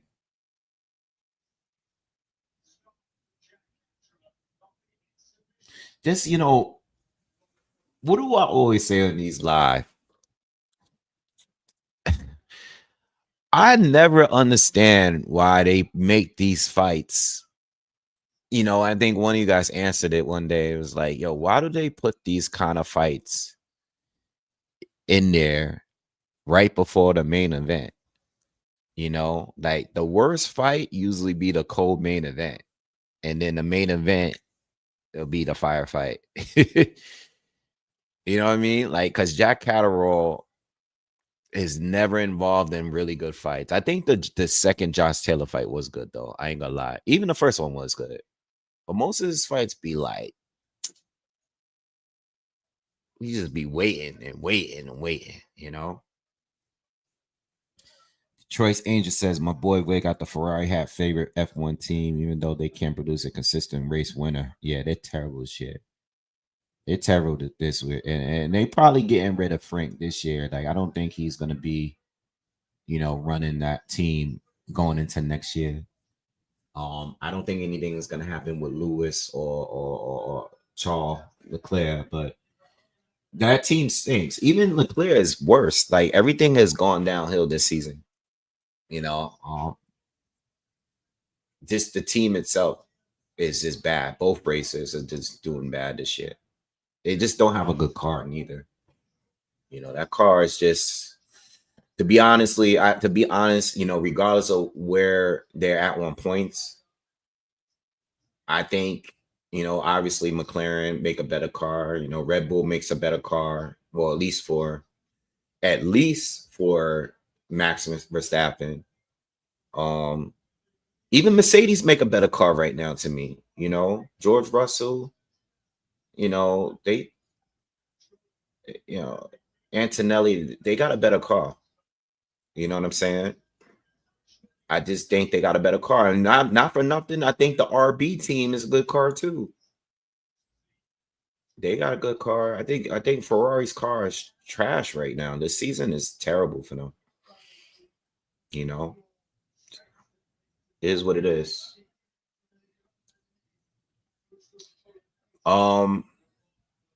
Same pace here so far.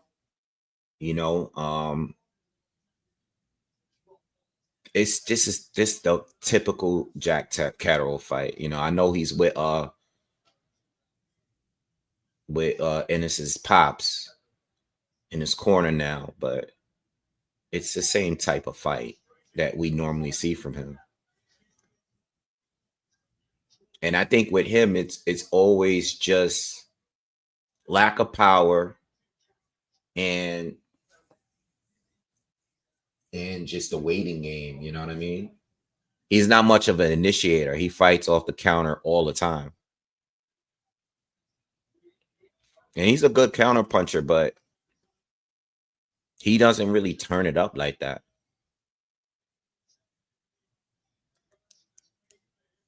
And if we're going to see any action, is really based on Esselman, because this slow paced fight favors Catterall for as long as it lasts.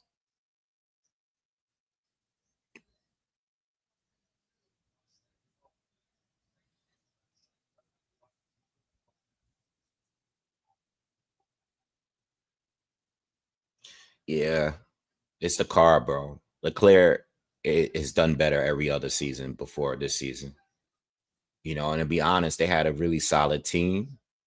I didn't like the fact that they got rid of Sainz, but you know, for Lewis, I understand. But they had a good team. They had a good thing going with Sainz and Leclerc before. Echo is already bleeding from his nose, but I think it's like on the center of his nose. He got the bridge of his nose is cut, I think. They're showing Eubank in his dressing room getting wrapped up.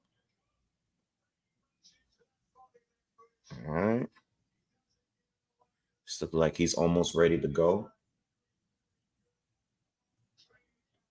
And same with Connor Benn. He's in his dressing room getting wrapped up.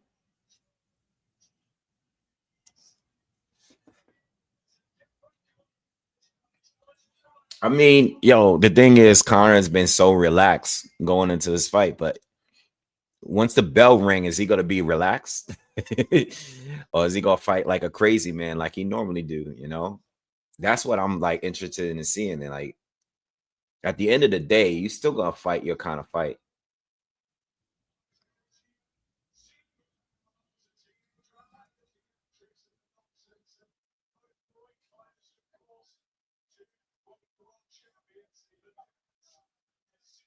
All right, round 4, please. Let's get a knockout. All right, Esselman is stepping it up a little bit. The pace is stepping up. Let's get a knockout, man. Let's get this last fight going. Ooh, good shot from Esselman. Good shot. He's picking it up a little bit. Good shot. Okay, he's starting to step up the pressure. Yeah, he's stepping it up. I like this. Oh, left cross. Jack getting pieced up a little bit.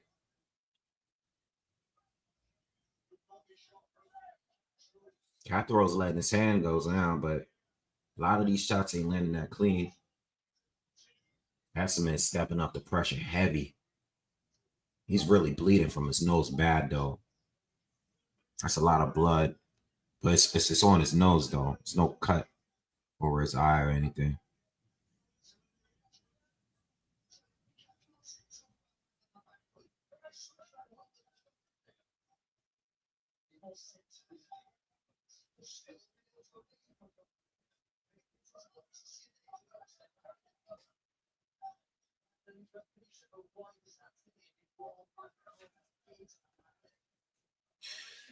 I don't think Josh is oh, I'm sorry, I said Josh. I said Jack.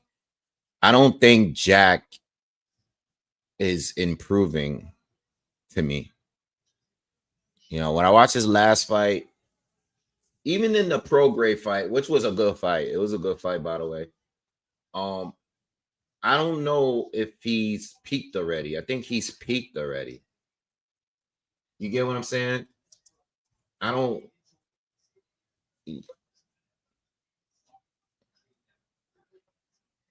Like, I think he is what it is, you know? And I think he's going to look good against certain guys where he can slow down the pace. But, you know, Harlem Eubank fight was a complete mess. That was a nasty fight. Oh, I spoke too soon. Esselman might have just got knocked out. He just got laid out by Catterall. I looked away for 2 seconds, and this guy got laid out. But he's back up, and Jack is trying to finish him. Uh-oh.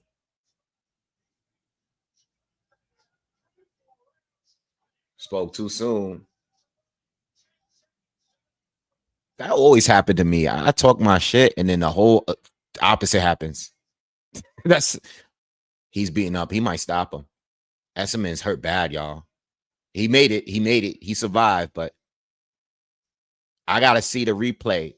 I looked over. I was pulling up Catterall's record for 1 second, and this guy got laid. He was on his back, and it took him a little while to get up.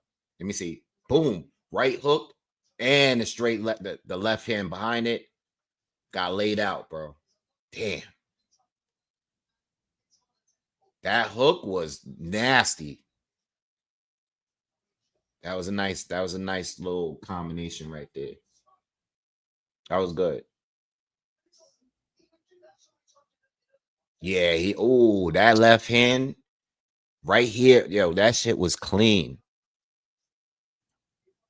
Bong.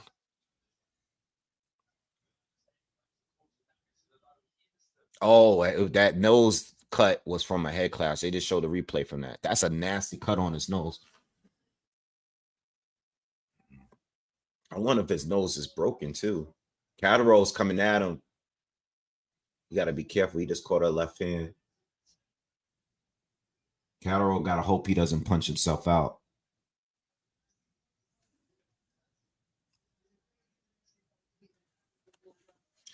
Oh, yeah, I believe yeah, this is at 47. He doesn't fight at 40 if no more. Let me just make sure. Let me just double check. Yeah, this is at 47. The Harlem Eubank fight was at 47 as well. That was a good knockdown. That was good.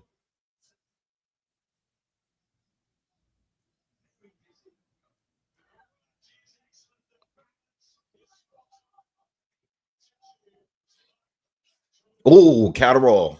Oh, Catterall is on point.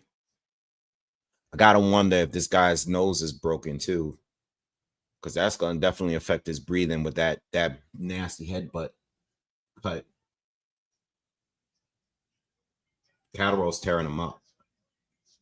Echo's trying to come forward, but he's just getting pieced up.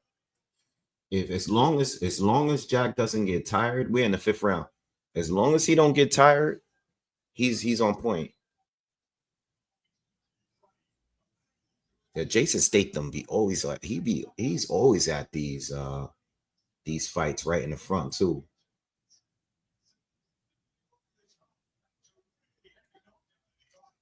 I see Daniel Dubois out there. I think that he's with his Brazilian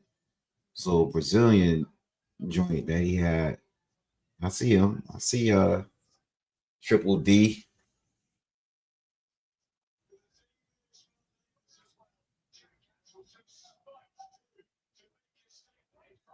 Just a minute left, under a minute left in the 5th. Still Jack Catterall is in control, you know, as long as he doesn't get tired.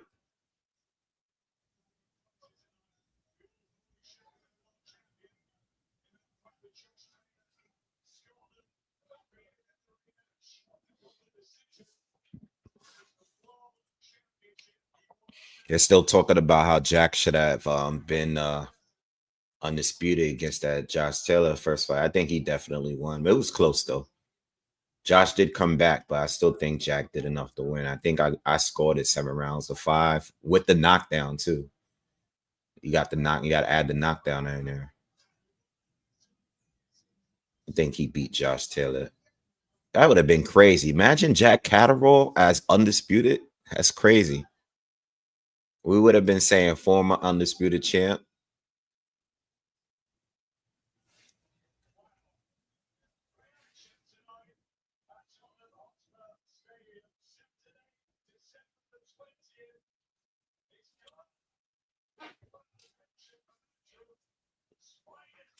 They got Shakur Stevenson and Teofimo's in New York. I wonder if that's going to be in the regular garden or the theater.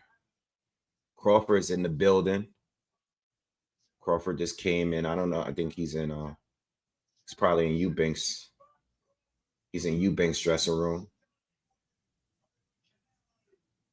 Talking to Eubank Sr.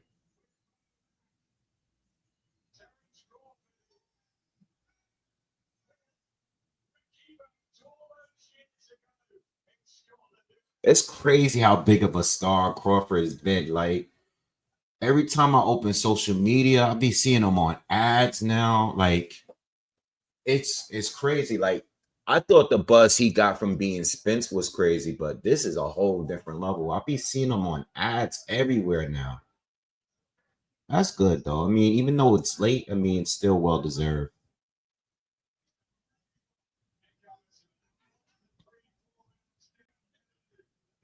I think the what was the live we was on? I think the Spence and Crawford live was one of my favorite lives I ever did with y'all. That was that, and when Fury stopped Wilder. I think those were the two. Those two lives were like the craziest lives to me that I can remember all time. Right, like right now. Those two were the craziest two lives that I remember. Those are classics. I even go back and watch those two every now and then. Like I watched the Fury one because the Fury Wilder rematch. I was still in Harlem. I had my spot in Harlem, and it was lit. Like I never expected that. I think that was just shocking. And then the Crawford Spence one. I was talking crazy trash.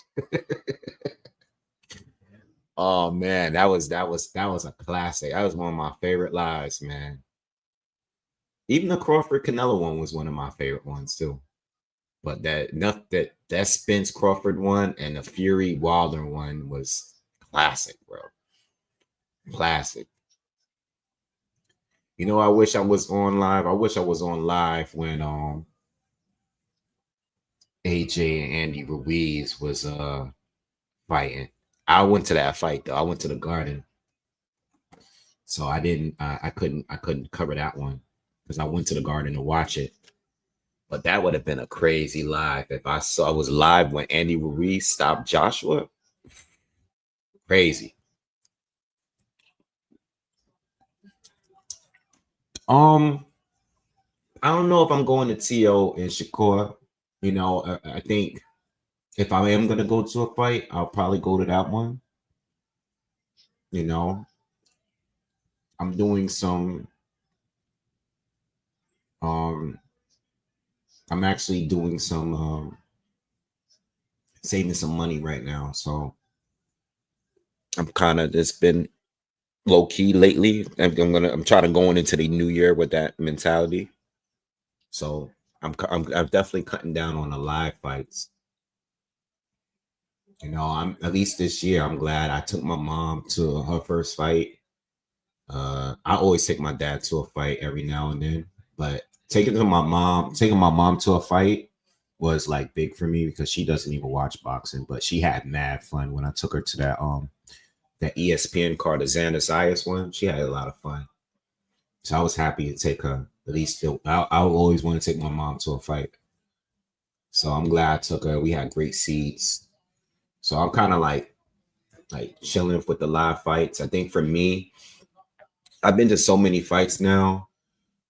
I kind of want to be able to go through like either one of these Saudi fights or like, yeah, that's it. I think I want to go to Saudi for a fight. I think I'm ready to go to Saudi Arabia for a big fight. You know, I think that's what I want to do. But, you know, New York fights, tri-state, even West Coast fights, I've been to more than enough at this point. You know, so I think I just want to do something different like Saudi Arabia. I'll go for that. But I'm chilling right now. Like, I just want to be live.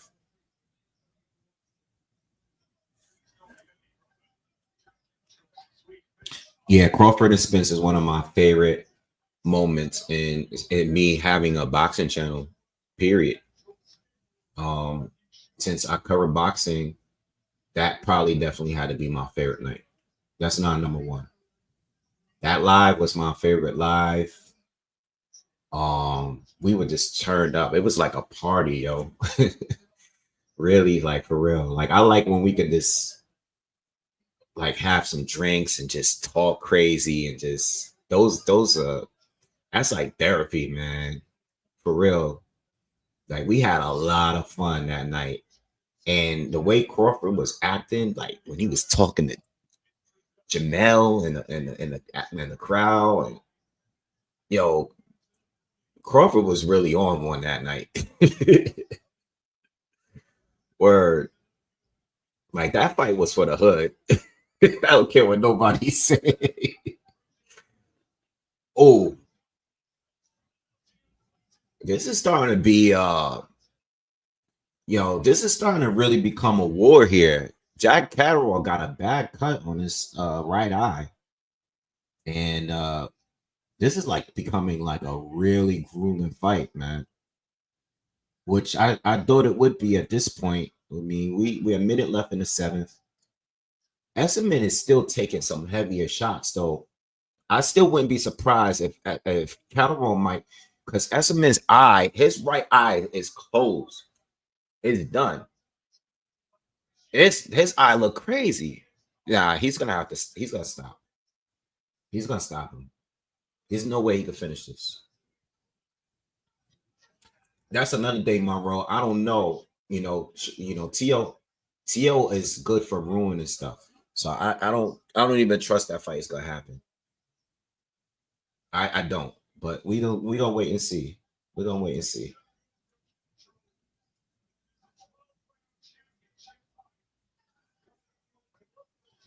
This fight is messy, bro. Yo, these guys look like they've been fighting for 12, 15 rounds. Their faces is crazy. Yo, Esselman's eye. You guys see this guy's eye? Yo, this is getting dangerous. Doctor stoppage. Calling it now. Doctor stoppage or a real bad knockout, bro. And Jack's cut is pretty bad.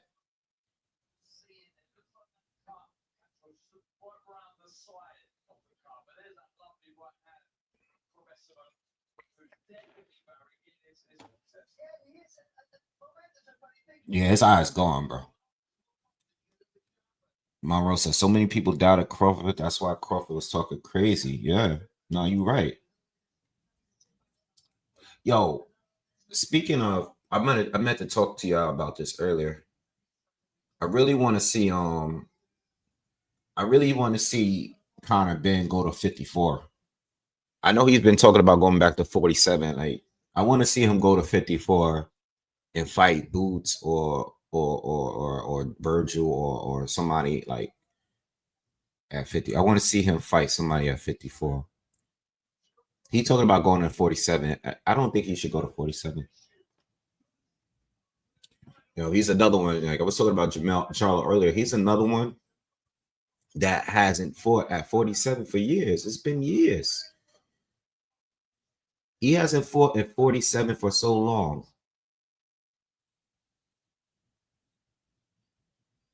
Jack Catterall just threw him to the ground. Esserman was rubbing his head against him, though. Yeah, I want to see Conor fight Boots or somebody at 54. Because he called out, he said he want to go back down to fight Barrios and Haney and Ryan and Rowley. Like he named those guys. And I'm like, can you even make 47? Because you was at 54 for 2 fights before you went to 60. E-Class, thank you, bro. Appreciate you, man. I hope all is well with you, man. Appreciate the support. Thank you. Thank you very much, man.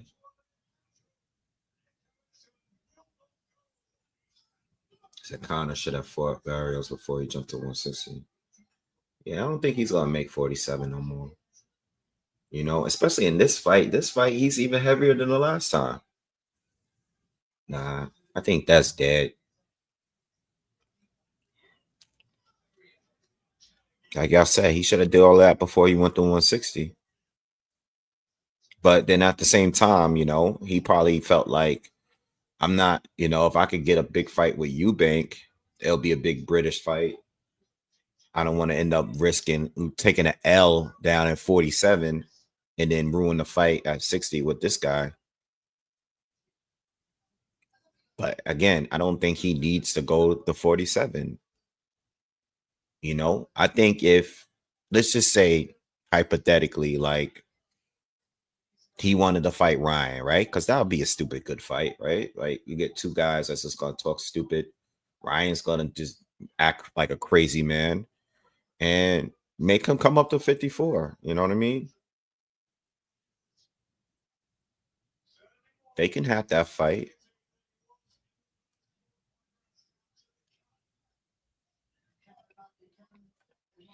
I don't know about Rolly and all that, but him calling out Barrios is wild to me. Like I feel like calling out Barrios, anybody calling out like I know he's a champion, but he's considered by many to be the worst champion or one of the worst champions in boxing. Like everybody knows Barrios is not good. He's not an elite fighter, but he holds a title. So when people call him out, it's more like, oh yeah, we know why you calling him out. You know what I mean? Like when you call him out, we know why you calling him out. Because everybody looks at it like an easy win, like an easy W. You know, it's an easy title on the line. Like it's only a matter of time before Barrios loses. As soon as they put him in with someone in there that's decent, and that's not 50 years old or that's decent, he's gonna lose.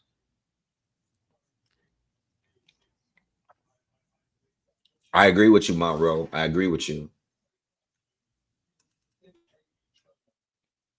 BRM says Ben looks fit at 160. He should stay there. They don't want the Roy Jones situation. Yeah, but I think a 54, him going back down to 154 is a safer move than going at 47. Much safer. You know what I mean? He's fit at 160, but he still has a very huge size disadvantage down at 60. You know what I mean? But at 54, I think he fits right in. You know, I don't think this would be a Roy Jones situation if he moved to 54. You got to remember, Roy Jones went from heavyweight to 175. You know, he didn't go from heavyweight back down to cruiser right away. He went down to 175. That was way too low.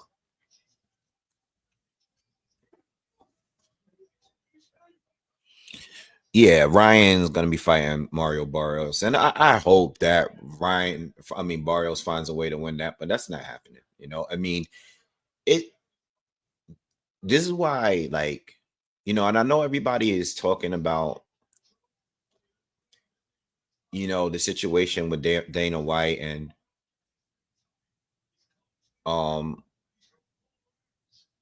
you know, the Muhammad Ali Act and all of this stuff, but when you look at boxing and how it is right now, like it's not good, it's not fair, it's very corrupt in every other way imaginable. Like, how do you lose to Rolly Romero, right? You got a no contest with Devin Haney because you popped dirty, you was suspended.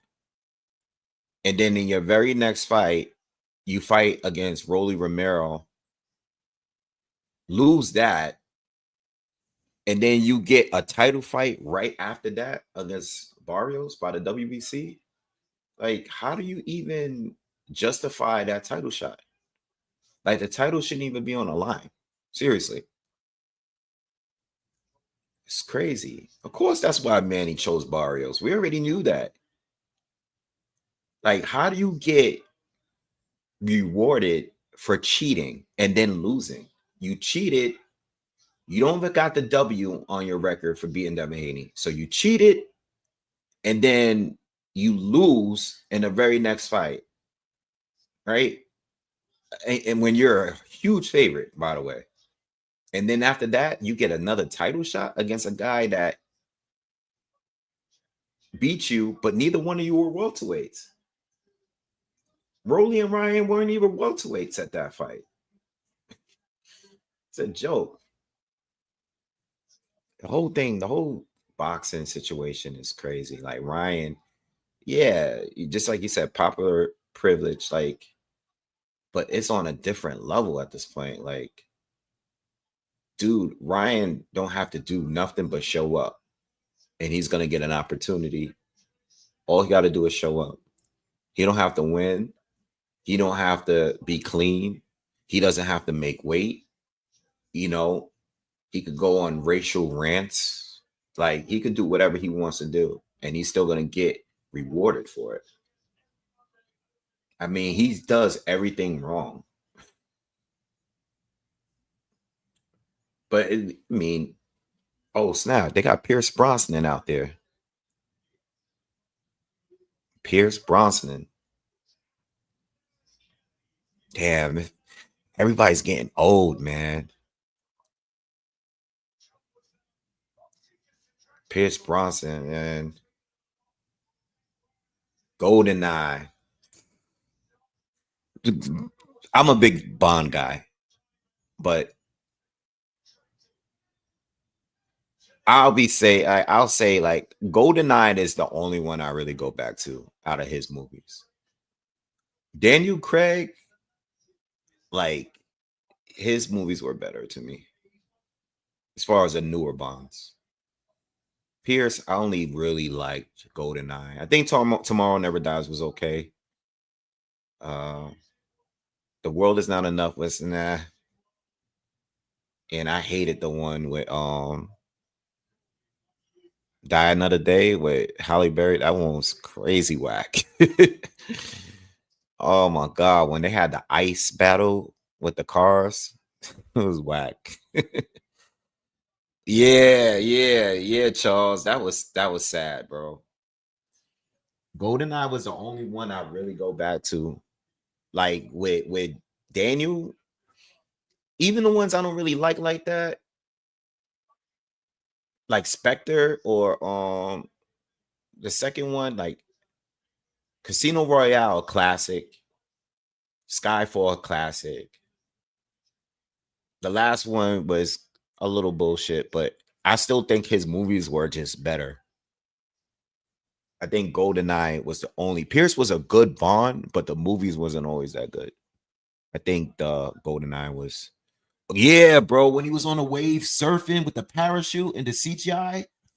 Yo, I had seen that on TV like maybe like 5 years ago, and I saw that one scene, and I was like, nah, I turned it off. Like, for you to be a movie director, right? And you to watch that scene and be like, all right, we're gonna add this scene.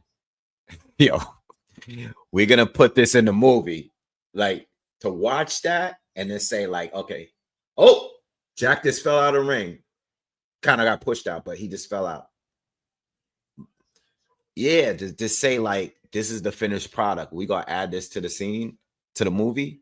It's crazy. Movie was trash. But yeah, man, who are they gonna replace, man? Everybody been saying for years they want Idris Elba to do it, but Idris been saying he don't want to be the Bond. I don't know who they're gonna get next, man. I had a whole discussion with someone not too long ago about potential Bond replacements, but I don't know. I don't know what they taking so long. You see a draw coming? I think I don't think it's gonna be a draw. To be honest, I'm gonna say this. I'm gonna say why. Even though Esserman is giving him hell, you know, Jack, that knockdown, you know what I mean? That knockdown, the cleaner punching, they're not giving Esserman a draw. You know what I mean? It's just not enough clean punches for him. He's just being very physical. But Catterall is winning a fight, though. You know, I mean, I felt like Esserman would get stronger in the second half, but I don't think it's enough clean punching. You know what I'm saying? It's just not enough.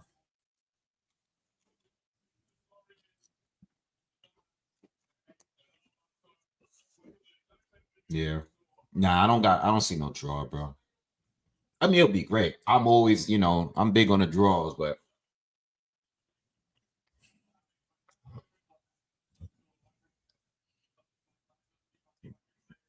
yeah, I haven't played FIFA games since they were like on first gen PlayStation and Sega Genesis. Yeah. And I'm sure they're good, but even Madden, I stopped playing Madden. I stopped playing Madden in like the mid 2000s. I said I didn't care no more. Let me say maybe. Oh, Jack Catterall. Wait, see. All right, so look, real quick. Jack Catterall caught him with an uppercut, clean, dropped him. But Jack kept throwing punches. I think the ref felt like it was a slip, so he didn't count. I thought that was a knockdown. Jack is trying to finish him. He's out. He falls out the ring. Esserman's done, y'all. 11th round. He's done. He can't get up. He's done. Nah, he's done. You can't let him continue. Wow. He knocked my boy out the ring, man. They're trying to get him back up. He's hurt, bro. Wow. Yo, that was a pretty dramatic inning. Yo, not for nothing. In my opinion, I think the referee did a disservice for Esserman by not counting the first knockdown and knockdown. You get what I'm saying? Because the dude was already hurt and you let him slide. If you had scored in a knockdown, he probably could have recovered a little bit. You know what I mean?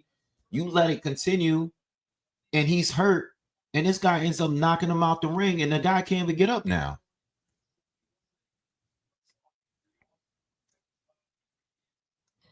Should have just, you know what I mean? I said that when AJ and Dubois, when Dubois had him on the ropes and dropped him, and the ref, AJ's gloves touched the mat, and the ref didn't count the knockdown, and you Dubois still trying to kill this dude.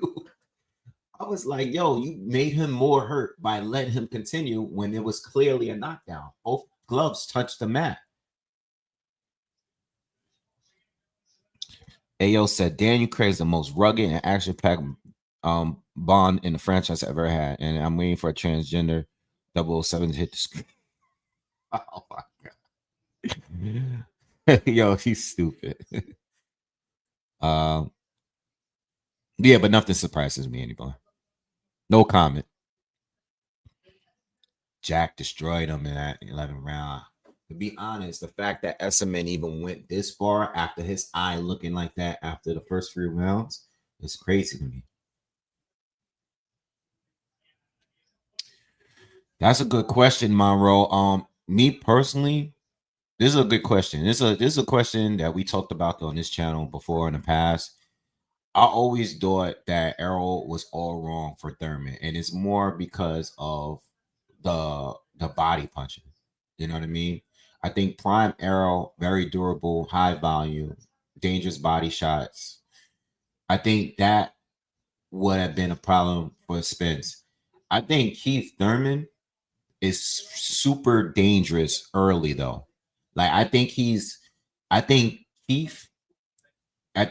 one of his greatest strengths in his prime is him in the early rounds. You know what I mean? Like those opportunities there is where he's likely to hurt you and stay in control. Even if he doesn't knock you out, he catch you with certain, he comes out fast. So I think those, except the Pacquiao fight, like Pacquiao was destroyed him early.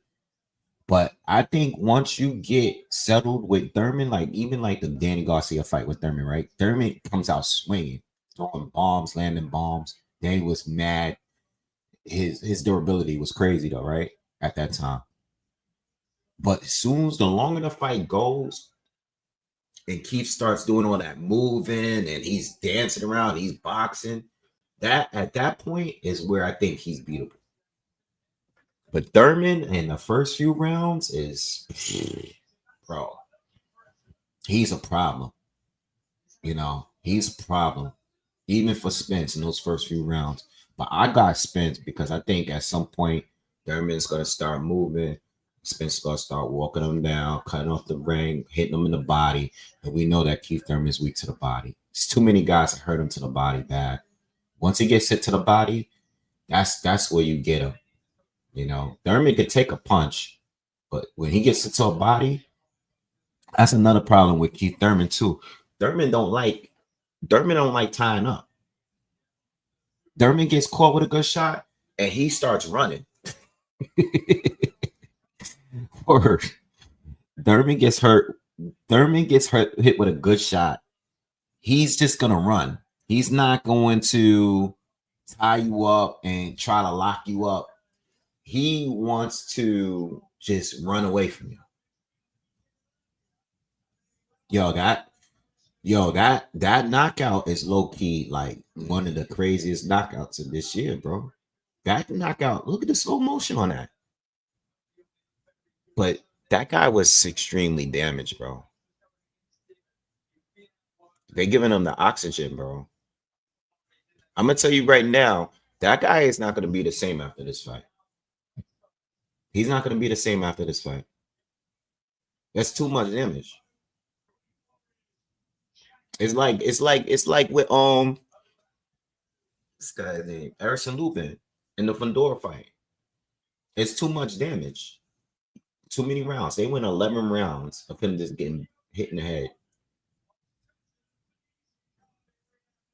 Oh man, I can't wait to Devin Haney and Brian Norman. Who y'all got, man? Who y'all got in the comments? Let me know. Main event is about to start soon, but who y'all got? Norman? Y'all got Norman or Haney? Who y'all got?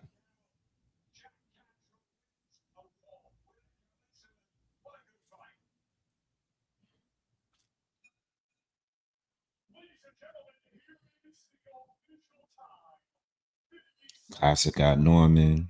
Haney, easy work. Haney. Norman. Haney. Norman.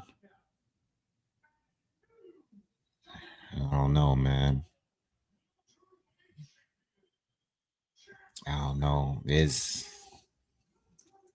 I feel like there's days where I feel like Haney just gonna outbox him, similar to how he did Prograis. But there's days that I just be like, yo, it's gonna be that one moment where they're gonna have an exchange, and this dude's gonna clip him. It's gonna clip him, bro. Haney's gonna get greedy and throw a combination, and this dude's gonna catch him. I don't know, bro. I don't know. And when I say he's gonna outbox him by Prograis, I know I believe that Brian Norman Jr. is better than Prograis was in that fight. At that point in Prograis's career, Brian Norman is more dangerous than Prograis at this point. But I just feel like Devin Haney doesn't get hit with a good shot. You know, like he outboxes him. I can see him outboxing this dude for 12 rounds, but he's gonna have to move a lot. You know what I mean? He's gonna have to fight a nearly perfect fight to beat this guy. But at the same time, I feel like Haney, he gets clipped. He get caught with a good shot. He might get in trouble. He's gonna get caught with a good shot at some point. I just don't know how he's gonna be able to manage after he gets hit with that shot.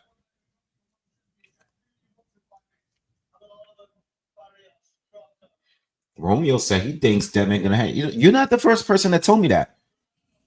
Yo, you're not the first person to tell me that. I've been reading that not only in my comments. I've been seeing a lot of people that think that Haney is gonna drop Brian Norman Jr. A lot of people are just not sold on Junior as far as skills.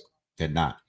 A lot of people are not They're not, based on what they see, they're not sold on his skills.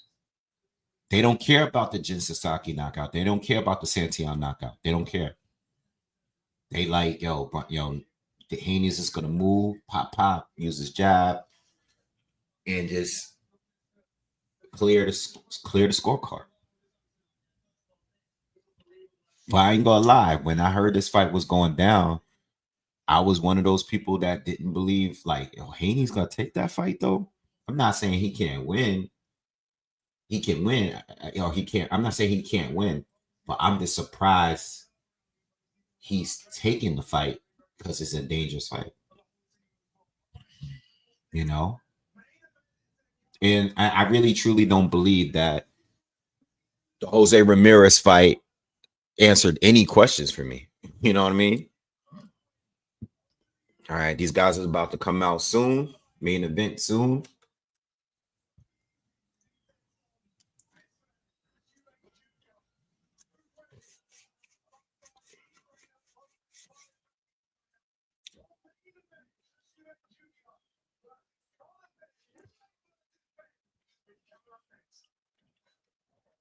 Phil Murphy says, not enough data to know. We have not seen Haney at 147. He's a better boxer, but difference between 135 and 147 is big. Yeah. Well, he's fought at 140. And he's fought at a catch weight in between. But I get what you're saying. There's not enough data to know. Especially because in his only one and only fight since the Ryan Garcia fight, he rarely engaged in that fight against a guy that wasn't as dangerous in Jose Ramirez, but I didn't give Jose Ramirez any rounds, What's up, Jay?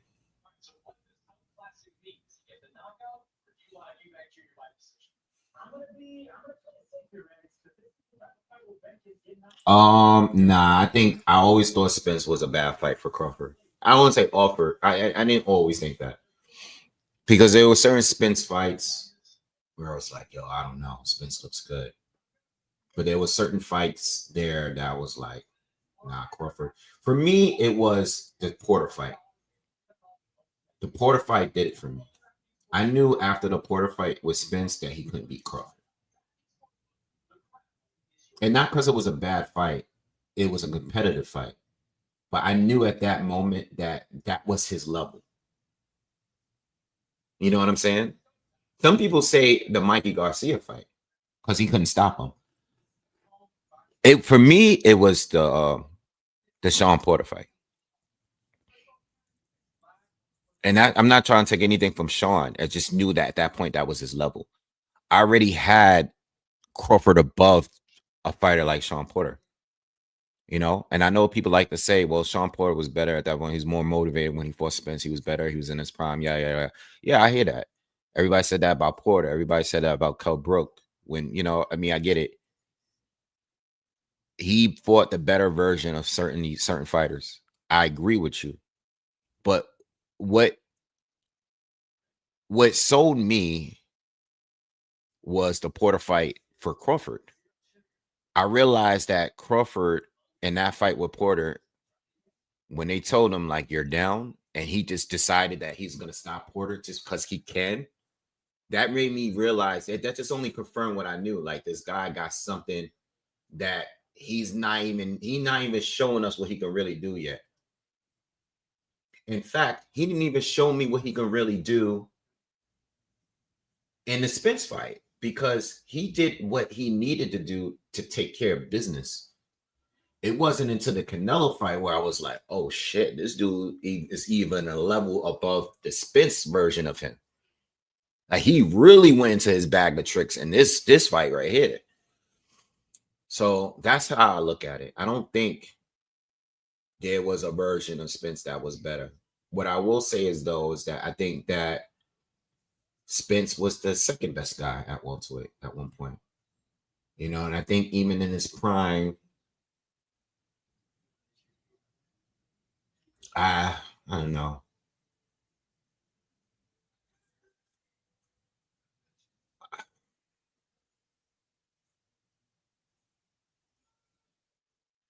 Like I think about Boots a lot in this equation too. Because I think I mean Virgil too, but I think Boots has been the most impressive since that class. And I'm talking about Spence, Thurmans, Garcias, all that, Sean Porter. I think Boots has been the most impressive. I think Bud would have beaten him too. But I think Boots' unorthodox style would have been more problematic for Bud than Spence was. I thought Spence, just like his coach said, he's basic. Like you know what he's gonna do. Like everything is clear to see when it comes to him. You can see everything clearly. You can see all his strengths and all his weaknesses. This is what he does every single fight. Boots is stylistically a tougher fight for Bud to me. Even though he has not fought the best fighters, I still think style-wise he's a more difficult fight for Crawford. Hold on, let me turn this light down.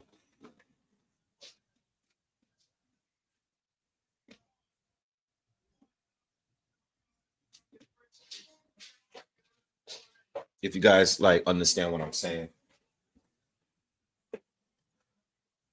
You know, but I mean, again, we'll never know because Boots is not even, he's in a different generation and he's not even fighting the same people. You know what I'm saying? Like Boots is in a weak ass division.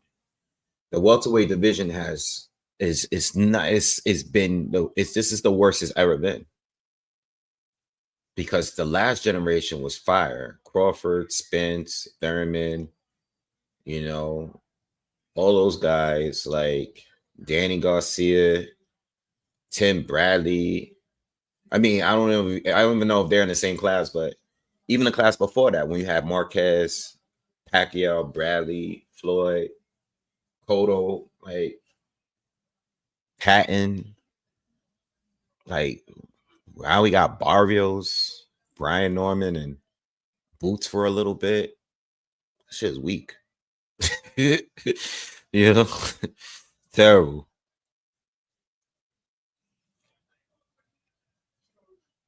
Terrible. Welterweight division is bad. 140 is still good though. I do still like 140. You know, what's up with Keyshawn Davis, man? He talking about all his retirement stuff. I just didn't like younger guys just be so ready to just let things go. You know, and it was drives me crazy that these guys are so much more privileged and they got so many more opportunities than fighters in the past.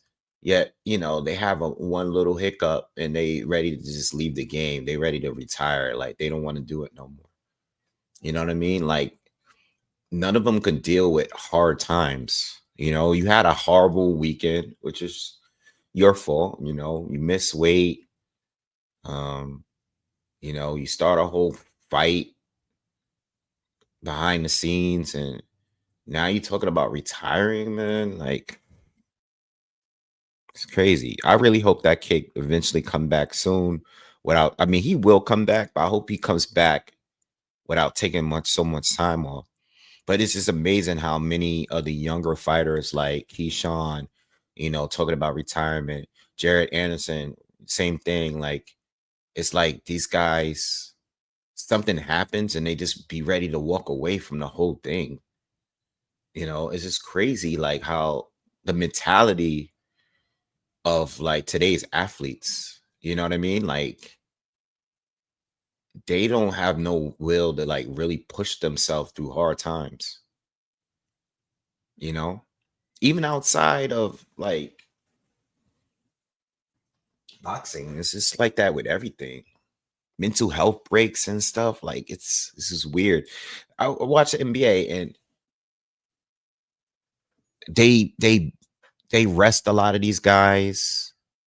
You know, imagine you buying tickets in your home team's game to watch the away team coming and to watch play like a certain player. Like let's say you want to watch Luka, you know, and the Lakers is playing in New York, and Luka's coming, you know, like I don't want to say LeBron because LeBron is older now. But let's say Luka comes and they're resting him that game. He's not hurt or nothing. They just rested him that game. He's not playing this game. But you bought your tickets to see this one player play live. It's just weird. Like the basketball, the NBA is weird. Like these guys barely play any games. They sit for like a third of the games. It don't make no sense to me. Maybe not a third of them, but like a quarter of them. I'm not even talking about like injuries. That's why I don't like comparing generations like that. You know? I don't like comparing generations. And I recently had this conversation with someone, and I say, look, and I'm sure this apply with other sports. It could probably apply to boxing. I don't like comparing LeBron, Jordan, and all these people because at the end of the day, right, these guys are the sport in NBA evolved. These guys are more athletic, right? They can move and do things that we can't do. The guys and the players, and the sport has evolved. The footwork, the moves, they do new things that they weren't doing before. Anything that they do today would have been a travel 20 years ago, right? But at the same time, the technical ability, the durability is gone. These guys are always injured. Players back then used to play a full season for 82 games. These guys are always hurt. All of them are always hurt. Everybody's hurt. I was trying to do a parlay with the was it the Heat? And like the whole starting lineup damn near is hurt. I don't know if it was the Heat. I forgot what team it was, but I was trying to put a parlay together. And the whole team was hurt, bro. The whole 4 to 5 starting players is out, injured. You know what I mean? So that's why I be like, yo, let's stop comparing generations because they're just different. And how y'all hurt? And they used to foul much harder back then. They used to freaking, the Pistons, the Knicks, these guys used to elbow you, man. They Karl Malone, like these guys was can't compare the athletes of yesterday to today. Hell no.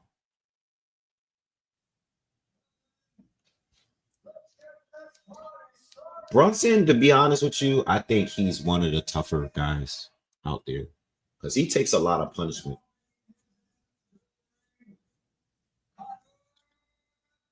Conor Man is making his ring walk. Damn, man, my man Michael Buffer is still doing it, man. How long is he gonna keep? Yo, Michael Buffer is still doing the announcements. That's crazy, man.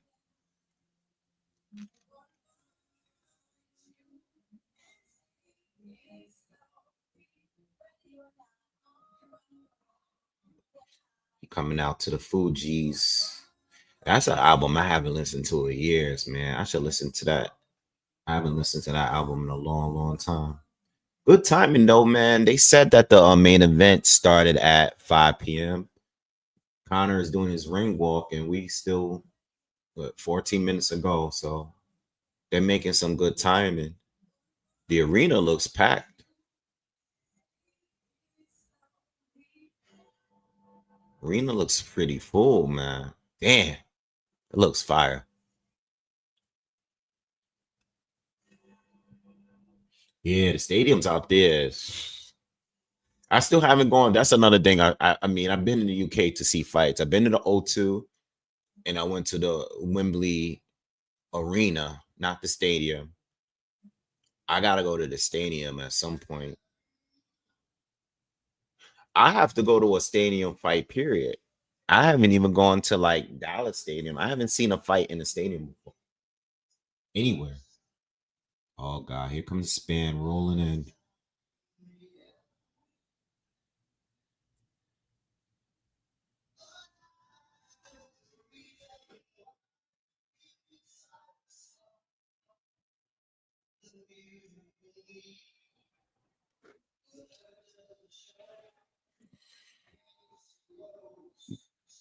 Murphy's got Connor Benn.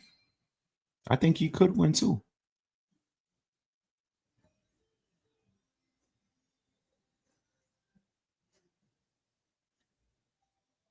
Connor Benn about to get this back. Roland Curtis says, yeah, I agree, but nobody today plays b-ball like MJ. Absolutely not.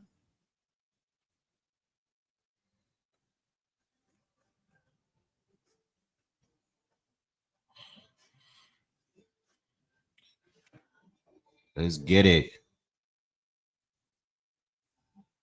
That gotta be bad fire, like to be a father and just being able to see your son do it bigger than like the way you did it. That's gotta be a good feeling.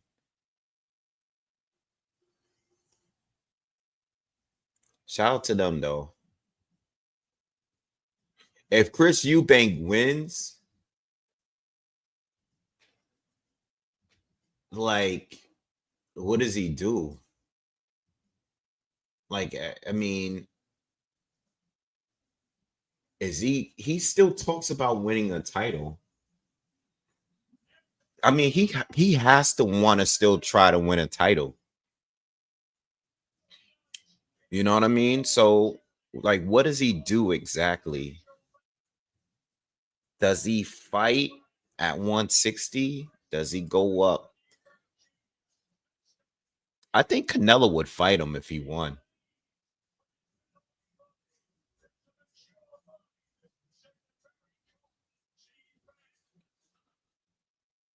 What is I think he fights. I mean, I don't know if Canelo's coming back, but I think Canelo would fight him if Eubank were to win. Has Canelo even fought in the UK before?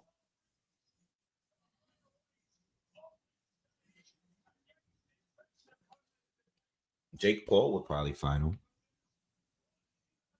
I can see those situations more so than him fighting for a title. I could see Chris Eubank being in a money making situation if he wins. If I can see him being in a Jake Paul situation or a Canelo Alvarez situation. Charles said, "Yo, Bud retired Spence and Canelo." That's crazy. That is crazy. If he actually did retire, I mean, it's possible the way it's looking right now.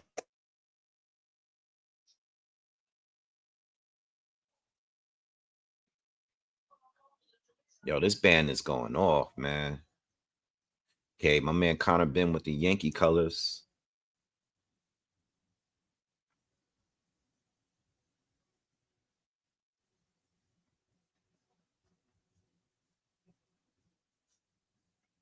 I wonder what music they'll come to. They're gonna definitely come to that some reggae. I feel like they're gonna come out to some reggae music. Nah, Chris Eubank always comes out to Still Dre, Still DRE. He comes out to that in every fight, I think. I just want to see Chris Eubank Jr. dancing. Oh man. Eubank Jr. dancing. The way he be dancing is man funny. All right. Connor Benn show is over. Let's get it.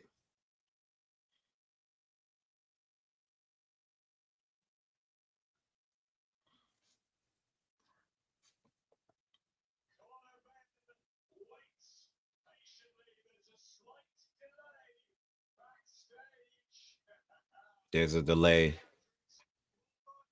Yeah, Eubank taking his time to come out. No surprise.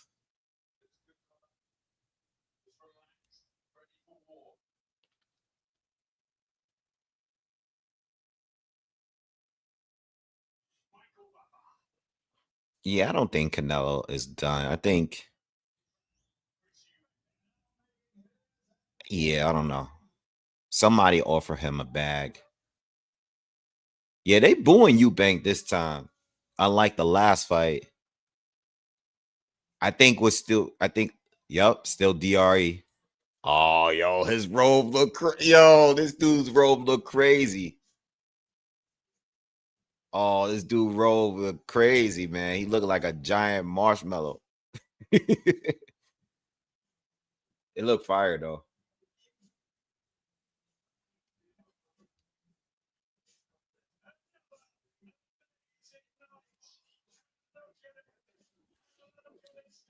Yeah, he do. He look like a giant marshmallow, yo.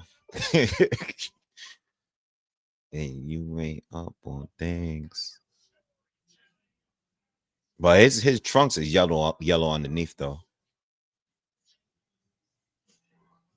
The robe is fire. It just, I'm just making fun of it because it's a puffy white robe.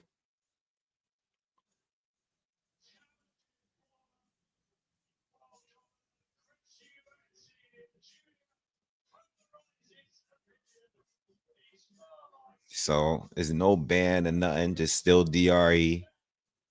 No, nothing crazy. Kind of Benn had a whole marching band out there. Uh-oh.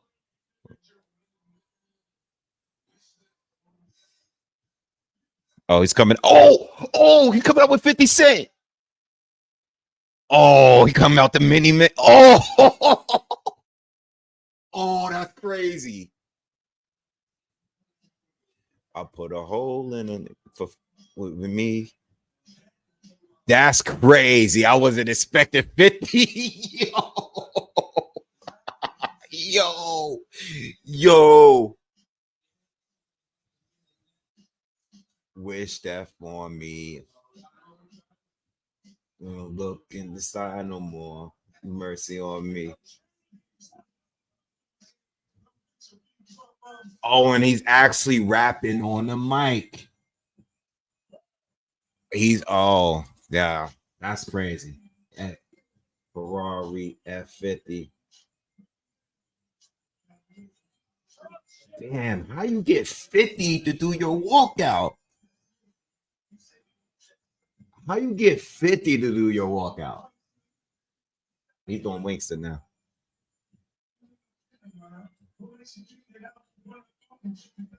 Yo, getting 50 to come out to do your ring walk is crazy.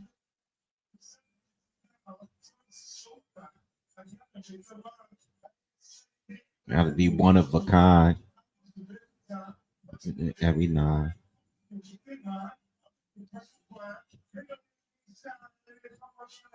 Yo. Now you can't lose now.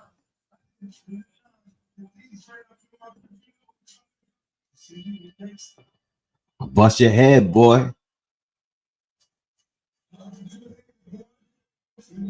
Yo, how you get 50 to walk out with you? That's crazy. I'm still not even over that part. All right, let me lower this down because I don't want to get a strike for the music. Yo, this is crazy. How you get 50? 50 ever do a ring walkout with anyone?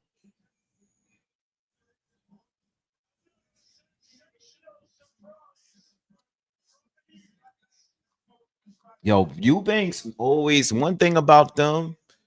They know, like, whatever you think they doing. Like when his pops pulled up out the car earlier this year, and none of us expected that. That was a moment. And now they're like, all right, well, Eubank is here with us, but we gotta come out with 50 Cent. Oh my god. 50 did walk out Deontay Wilder? I didn't did he? Which fight was that though?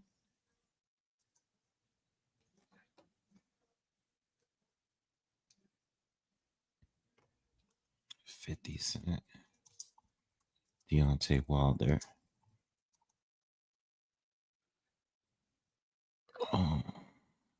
What fight was that? Was that the Burmester Vern fight?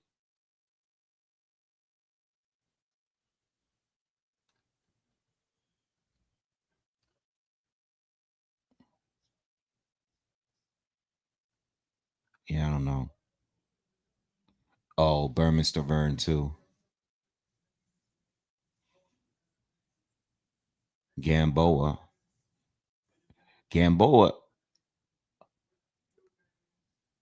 Yo, which fight was the fight where Gamboa was walking out and like he got like moved or something? Let me see. Hold on. What fight was that? When Gamboa was in the back and he just got pushed out.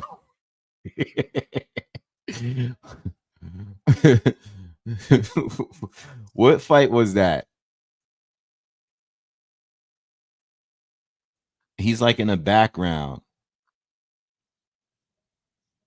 I can't remember. I'm gonna look this up later. All right.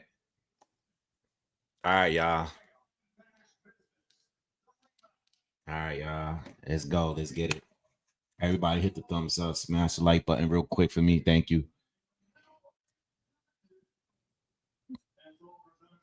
Yeah, I was about to say that's what I was thinking. I was like, yo, they had to pay 50 a lot of money to do that.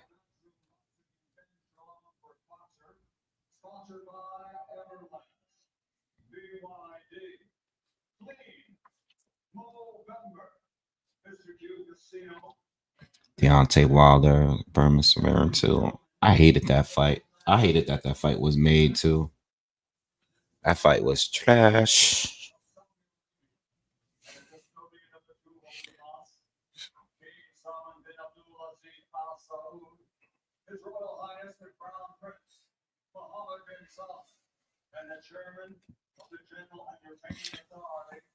All right, y'all.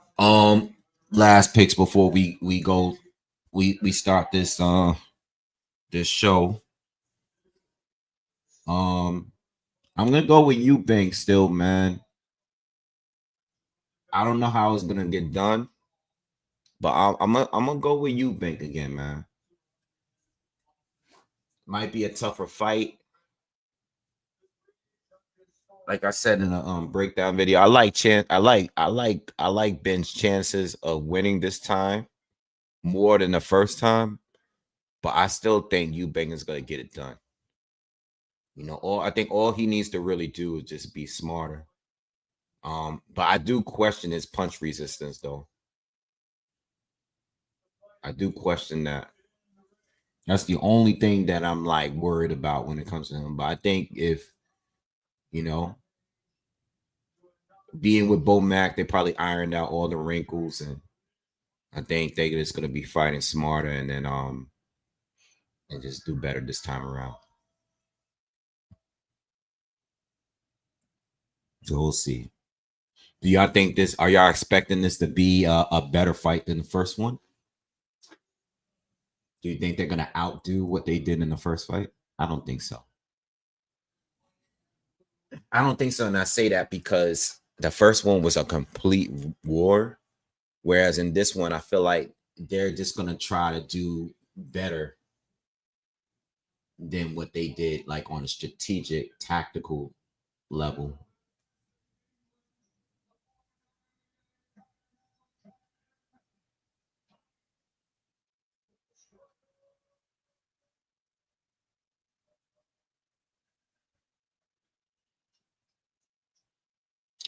Look at Bud.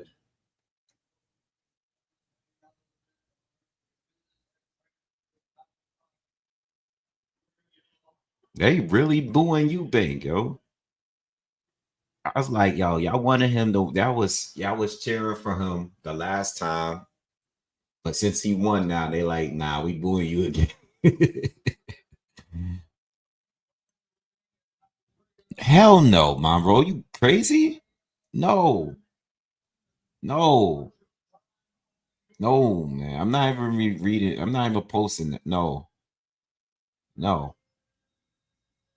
Oh, they doing one last stare down while they got their robes on, face to face. Let's get it. Let's get it. Let's go. Let's go.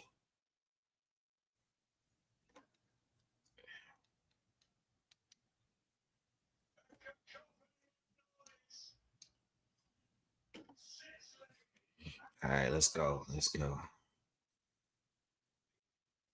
Hold on, let me turn this light down.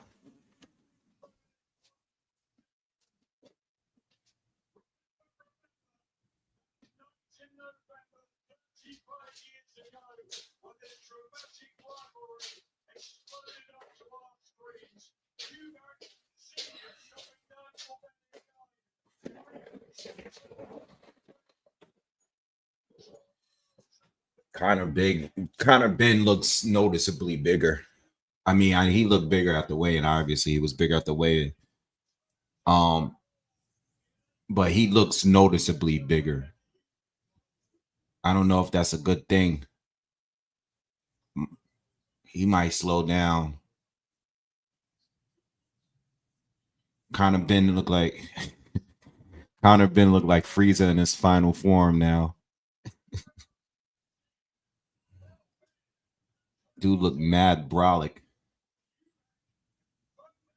He looked like that edited picture of him when he popped dirty that was floating around on the internet.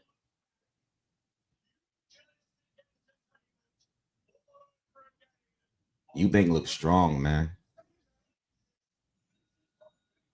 All right, here we go. Round one. Let's go.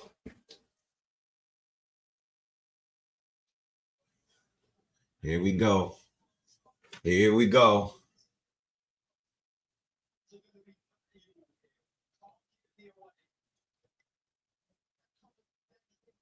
Connor's lot of feints. A lot of feints from Connor this time. He hasn't thrown a punch yet, though. Chris is ready using that jab.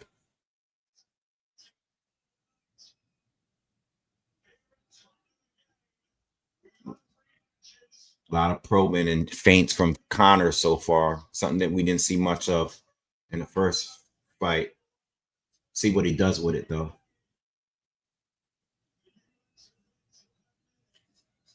Good jab for Connor. Good jab from for Eubank. It's definitely getting Eubank to bite off those feints. Good right hand to the body lands for Connor. Crowd cheers for it.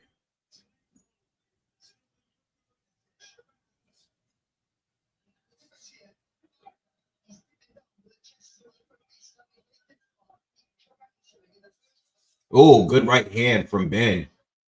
That one rocked Eubank a little bit. Eubank actually tied up from it. Uh-oh. Eubank didn't take that shot well.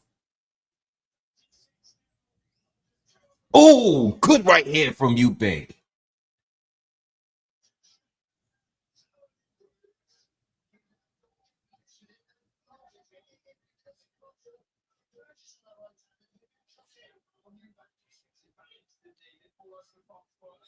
Eubank back to his jab.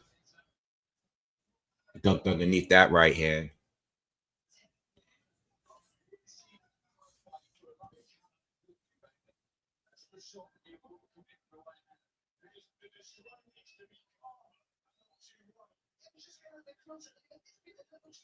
All right. 40 seconds to go in the first. They both. Eubank is just waiting. Connor is just fainting, but he's not really throwing much. But he's got a good strategy. Watch the head. Watch the head. Ref warn him. Connor looks bigger, y'all. Looks bigger. He looks like a middleweight here. He looks bigger. Now, when they show the side view of the camera, he's shorter, but he looks bigger. Good jab from Eubank. I think Eubank won the round. I think Connor landed that big right hand. But outside of that, Eubank landed some good jabs. He landed the right hand himself. I have to give Eubank that first round. Let me write it down. But Connor, I like his approach. He's definitely different in this fight so far. I know it's only just been one round, but he showed us that he's actually boxing in this in this this rematch here. What do you guys think of the first round?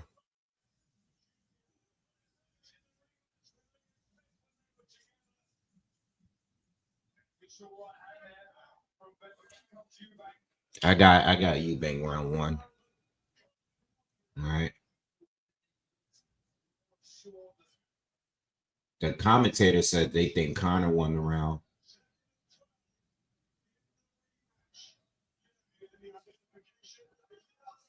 They tie up.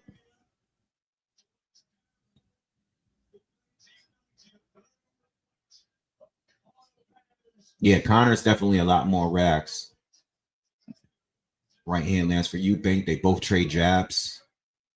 Conor is definitely a lot more relaxed this time. Eubank looks more tense, but he's still landing more. Watch the head. Ref just warned Conor to watch his head. I like the feints from Conor. Ooh! Ooh, Conor caught him with a good one, too. And Eubank tackles him down, tries to tie up. Oh, Conor, that was clean. Conor looks better. Chris needs to relax. Chris needs to relax. Ref broke him up. He's talking to the both of them now. Conor, that was clean, Conor. I seen that. Conor looks clean, man. Look good. Like the level changing from Conor, too. Chris can't read him so far. Oh, good combination to the body from Conor Benn. Eubank having some issues in there. Conor's boxing. Oh, good 1-2 to the body from Conor. Conor's boxing better. He's crushing him this round. Chris looks like he looks bothered by everything right now. Conor is just piecing him up. Damn.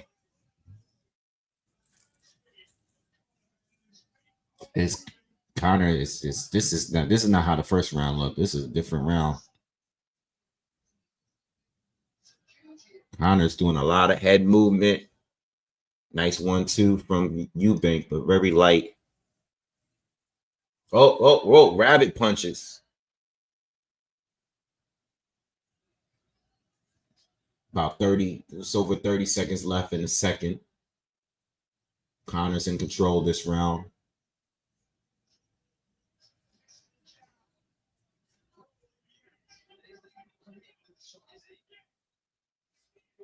Good jab for Conor. Damn.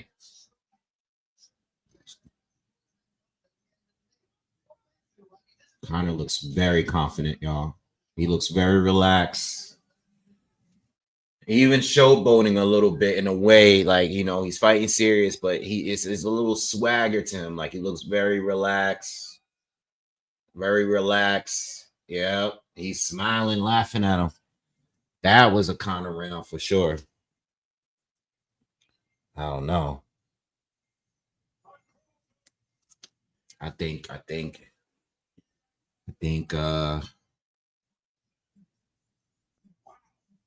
he's getting outboxed, man. I think the man is getting outboxed. I don't know.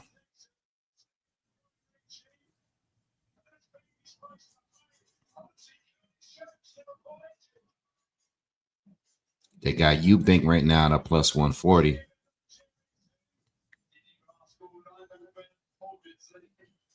So they think the same. I mean, I got it 1-1, but Conor's second round was a clear round.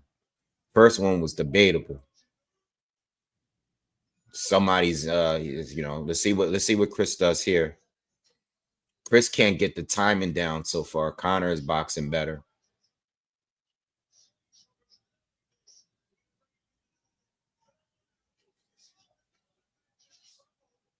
Oh, whoa, whoa, whoa, whoa. Watch the inside. Watch it. Come on, ref. Control these two.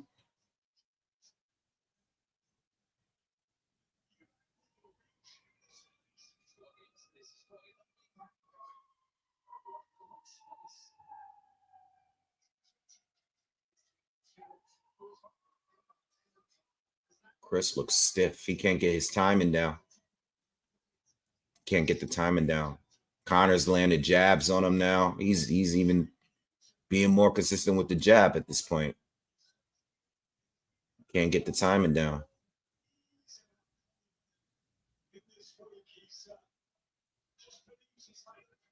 Look, the feints is he's biting off all the feints. Connor lands a nice right to the body. Chris looks.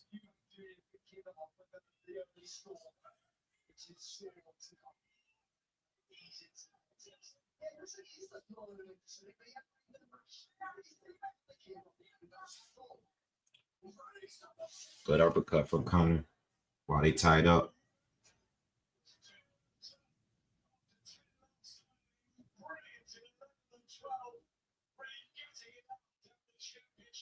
Chris Eubank's legs look like twigs. Good right hand from Eubank. Connor threw a wild baseball pitch right hand that missed. See how long he can keep this pace going.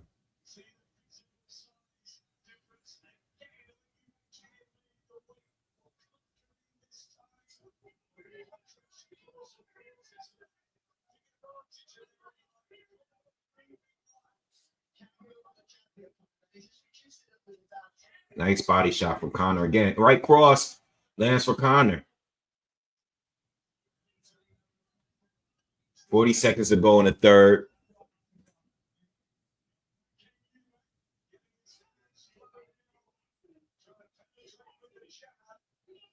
Good jab from Connor lands.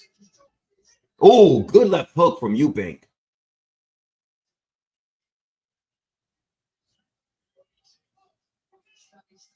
Oh, Eubank pushed down.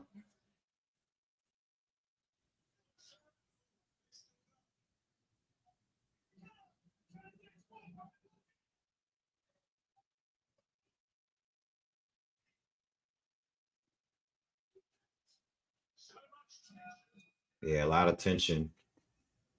I gave the third to Connor. Closer than the second round, though.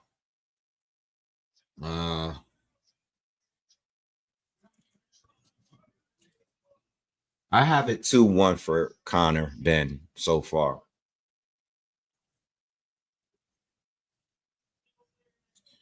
Eubank is bleeding from the eye already. Is that from a head clash or punch?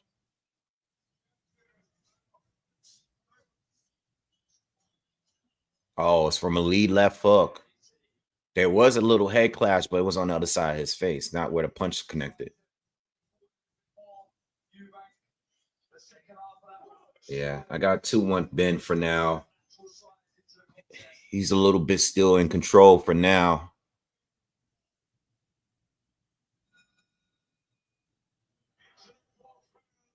If he's outboxing Chris for now, Chris Eubank might be have the one that has to make the adjustment if this continues for another round or two. Chris Eubank might have to be the one that makes the adjustment if he can't get Connor's timing down. Oh, rough. Oh, they're starting to wrestle now. Is Chris frustrated? Chris might be a little frustrated.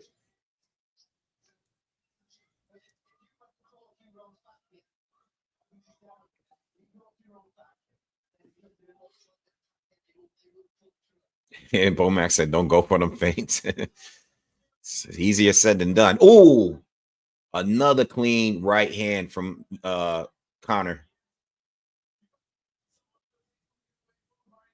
Carl Frampton has it all 3 rounds to Connor Benn.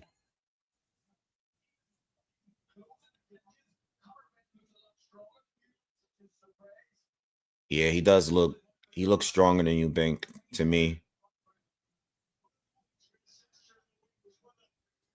Look at Conor measuring him. Conor's better. It's not the same fighter from the first fight. Conor's better. Eubank caught another right to the body. Oh, huge right uppercut to the body from Eubank landed. I thought it was low, but it wasn't, I guess.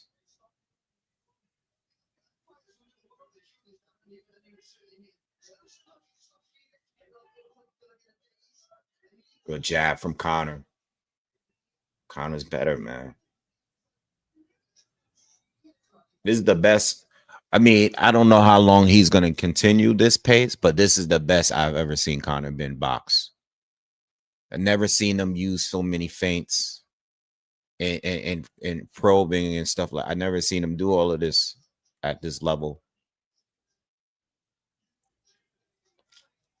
And still showing that explosiveness.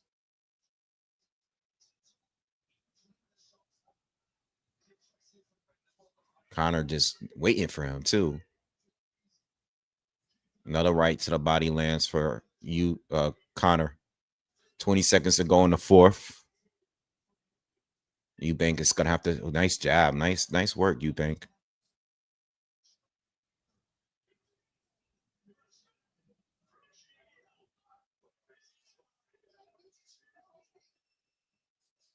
Oh, good uppercut from Eubank. Oh, okay.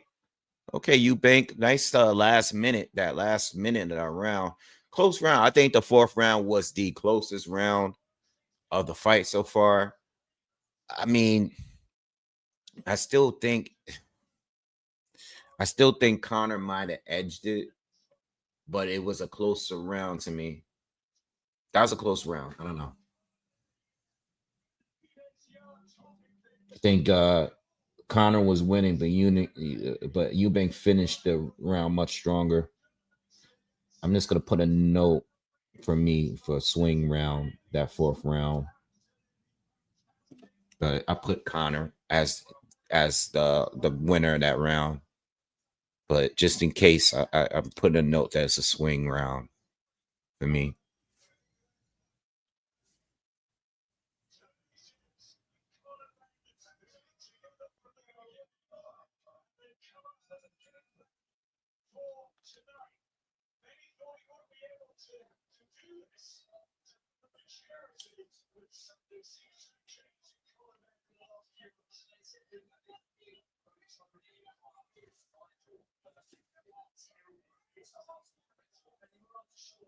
Different fight, man. Definitely a completely different fight from the first one.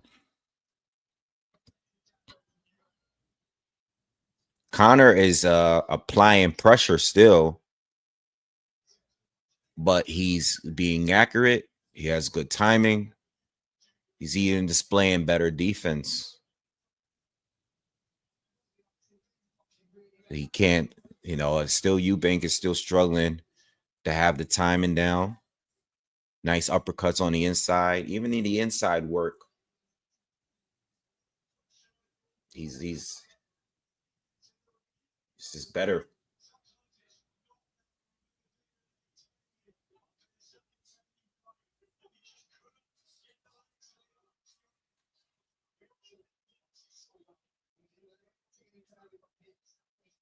Chris keeps throwing those off balance backhands while Conor is exiting. Makes him look really clumsy. Conor shooting them jabs, stabbing him to the body. Good head movement from Conor.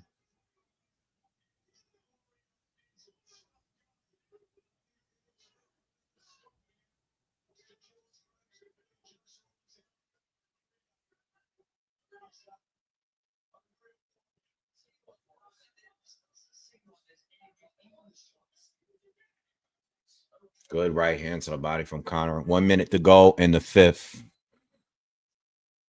Nice jab. Eubank looks he's struggling, man. He's getting outboxed for real.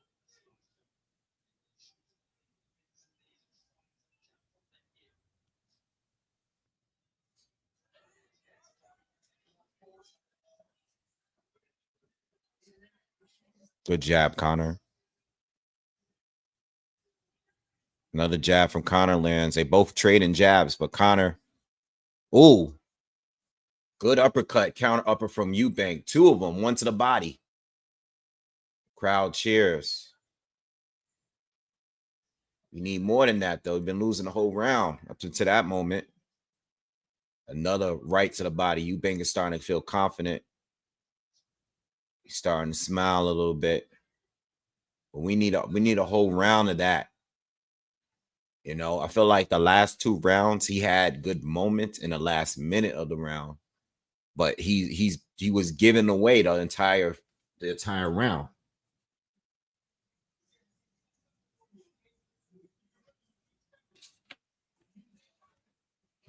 I don't know, man. You know, I was thinking about it, Philly. I was thinking about, you know, maybe the weight cut is bothering him, but you know, I don't want to say that when his opponent is doing things totally different.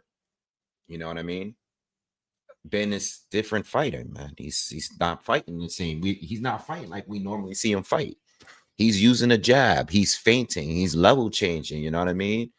And he's just throwing off the timing of Chris. Chris is not. He's not reacting to that well. He can't read him like before. You know, Connor always led with power shots before, barely jabbed. He's not doing that this time. He's doing everything that I said he needed to do to win this fight. But I'm shocked that he's doing it, though. I didn't think in such a short period of time he can change his style while still being the same. You know what I mean? He's still the same fighter, but he's better. And now, if you notice in this early in the 6th round, Connor is closer. Connor is closing a gap between them. Now, their lead foots are touching each other now.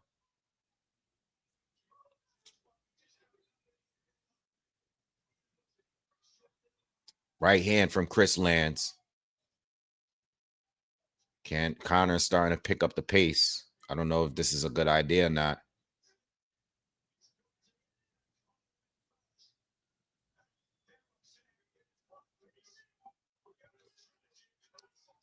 Good shot.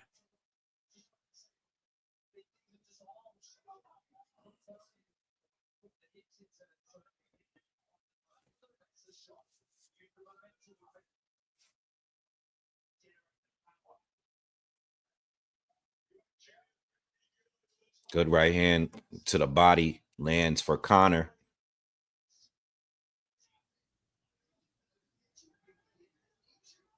Eubank swinging and missing. Connor slipping. Slipping and rolling. He's just over a minute left in the 6th round. And again, like Connor, you know, Eubank has these moments, but he's just not, you can't read him, man.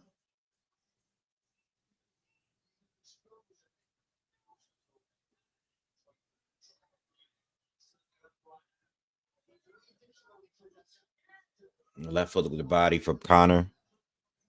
Eubank is afraid to get hit. He keeps punching and coming in with his head down and tying up like he's doing that Vladimir Klitschko crap.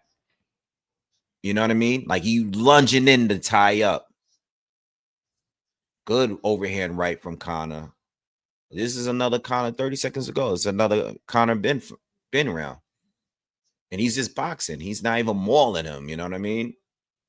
But at this point, Eubank's confidence has dropped dramatically. Because once you start lunging in to hold, at that point, you're just afraid to get hit. Excuse me.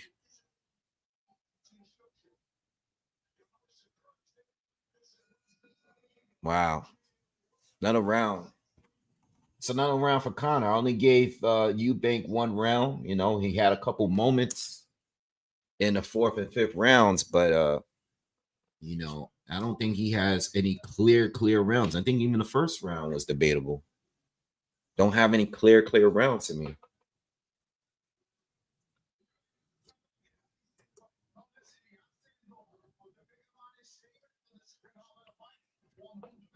I'm trying to wonder now, is Chris Eubank going to turn this into a dogfight now?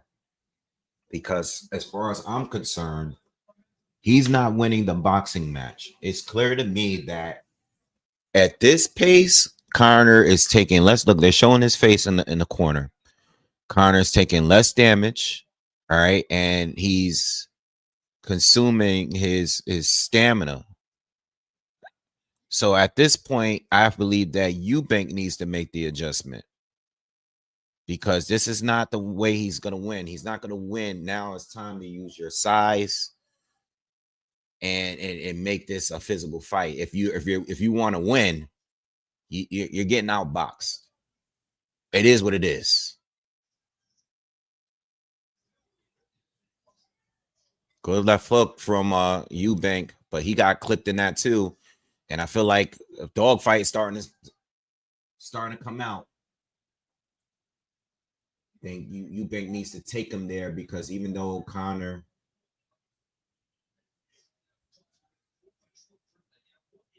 is a little bigger and all that for this fight, gotta question his stamina. Eubank got to do something.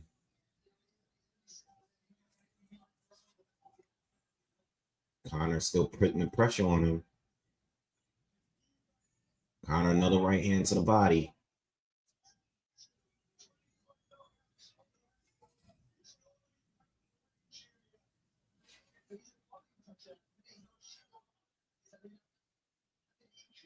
Eubank needs to close the distance because he's not winning this fight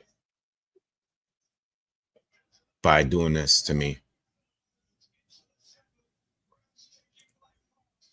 Even his jab is not. His jab look weak. Good one too. Conor just keeps. That's another thing. You know, Conor's the body work is also been good.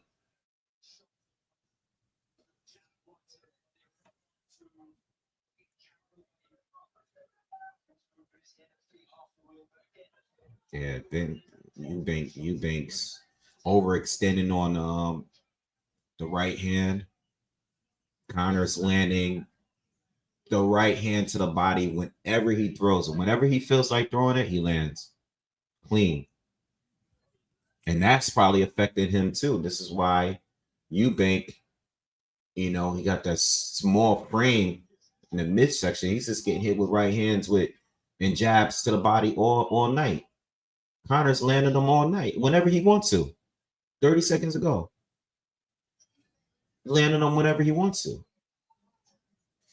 Where's the uppercut that Chris has? Where is that? I haven't seen much of that in this fight.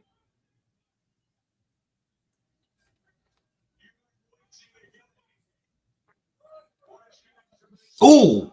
Oh my God. Conor just rocked him. I thought he was going to drop him. Conor rocked him with a 1-2, and Chris just paused for a second, and Conor paused. Eubank hit him back, but I thought for a second that he was frozen because he was hurt. Uh-oh. I don't know. This is starting to look like a sweep.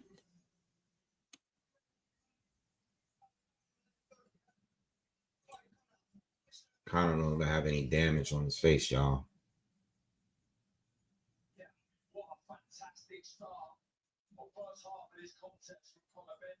Boxing beautifully, picking the shots well. That's a nice jab, but generally, Boom. everything from Benn, you know, the composure, using the right. Conor Benn is winning this shit, man.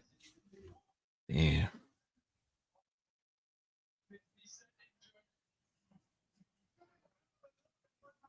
Glad I ain't put no money up for this thing.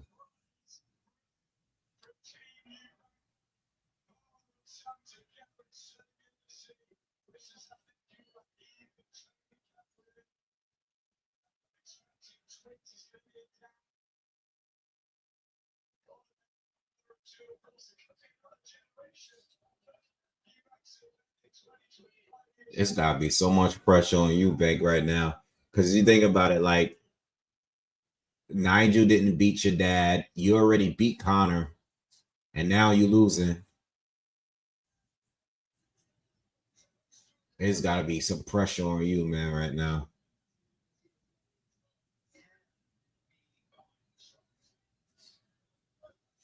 I know he's senior gotta be like, I don't know, man.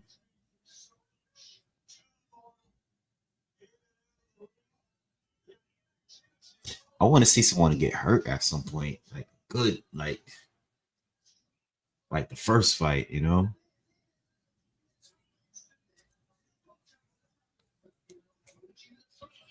I think the shot that Connor landed the last round was probably the biggest shot he landed. But even that was partially turned. Connor again goes to the body.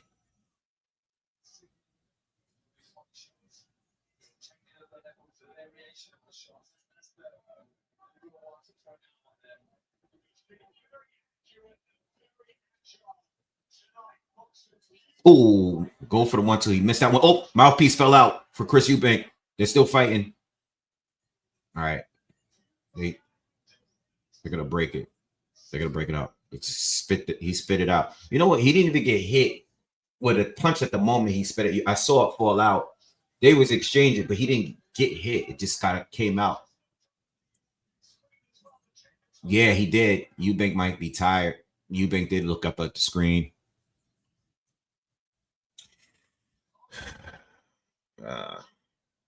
He still got 4 more rounds after this, buddy. I don't know. I mean, I'm going to tell you right now, this is a more convincing win than the first one. If this is going to continue like this, you know, this is from what I can see, it's a clear win for Conor Benn. And like I was saying earlier in the live, if this is a situation where Conor wins today, ref is getting tired of this shenanigans. If there's a situation where Conor wins today, if a trilogy is going to happen, I don't think Eubank is going to agree. Ooh, 2 right hands from Eubank. Conor's coming forward. He don't seem to be hurt. Conor's getting fired up. Conor didn't like that. Don't walk into something stupid. His Conor better tell him to chill. If there's a situation where a scenario where Conor wins this fight, I don't think that Eubank is gonna agree to fight at 160 again. And that's gonna be the problem. That is gonna be the problem, because remember, this rematch is based off the terms they originally agreed on. They agreed on the terms on the weight for both fights. So at the end of the day, this new trilogy fight, as far as I'm concerned, they would have to establish new terms. And being that Conor is going to be the winner, he's probably going to want things to be his way. And then Chris is going to want things to be his way. And that's going to be a problem. But, you know, at the end of the day, this is again, if we go 12 rounds of this, it's going to be hard to really sell a third fight when this guy is getting outboxed like this. It's one thing to, you know, to get caught with a good shot, but I mean, you're getting outboxed, you know, by a guy that is supposed to be the better boxer and was the better boxer in the first fight. Oh, Eubank is hurt. Eubank is hurt. He ate it here. Okay. I thought he was hurt. He might be hurt. He might be playing possum. He got caught with another one too. I don't know. I don't know, man. I don't want to see a third fight if this is how it's going to end. Eubank looks terrible. Oh my God. He's Connor's laughing at him. Oh man. Oh man, 50, you came out with the wrong dude. Oh man, 50 came out with the wrong dude. Damn. Wow.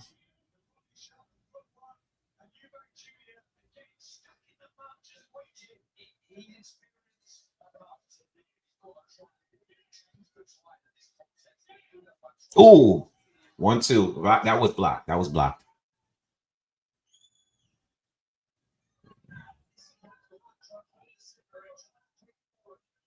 Eubank doesn't look good, man.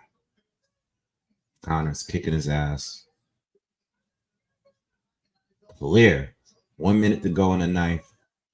Chris Eubank needs a knockout as far as I'm concerned. And he don't look like he has the strength to do that. He looks like he barely has the strength to finish this fight without getting knocked down.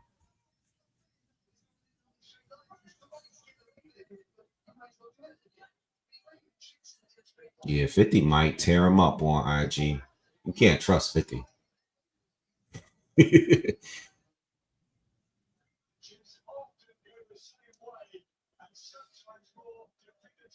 Good showing for Connor, man. He definitely puts himself in a conversation moving forward, knowing that we could see him box now.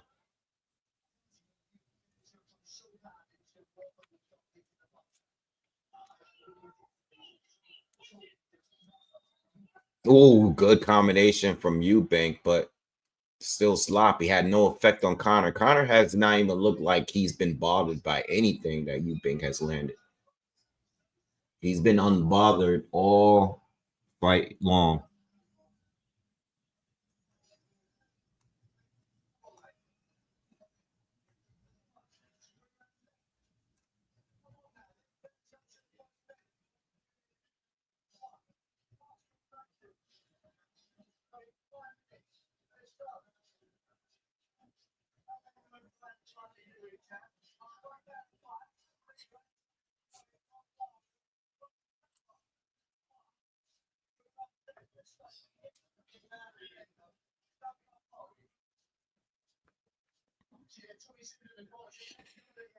Oh man,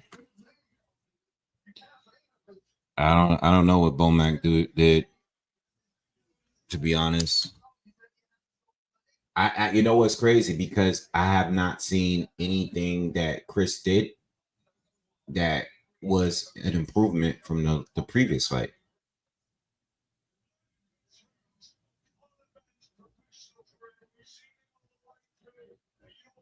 Connor's done all the improvements here. Eubank looks like how he normally would look, but just one that's getting outboxed easily.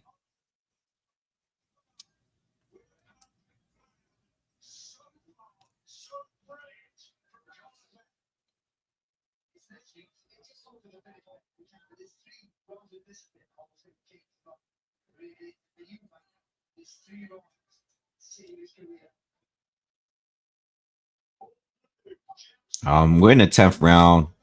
It's kind of boring because you know what the thing is, Connor is sticking with what he's been doing to win, and he's not taking many risks too. I mean, he got to be tired. But Chris, oh, good left hook, good clean left hook from Chris Eubank. This is nothing like the first fight at all. Like, there's like gaps, like there's long periods, and there's like nothing happening, no punches being thrown. Oh yeah, I'm hungry. What you guys eating tonight? I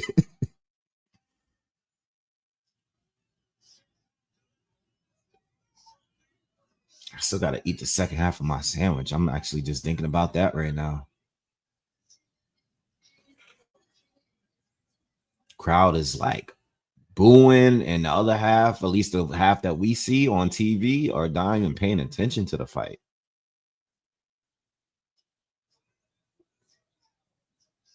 That sucks. That sucks when this happens because it's like you can't call it. You know, the first fight was a classic, and you know Connor is doing the right thing, but it took away from the fight because he's fighting a smart fight.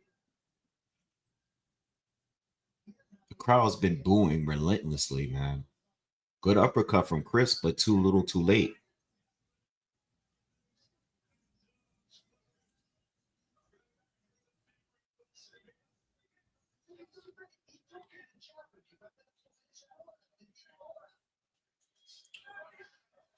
Good right hand from Connor.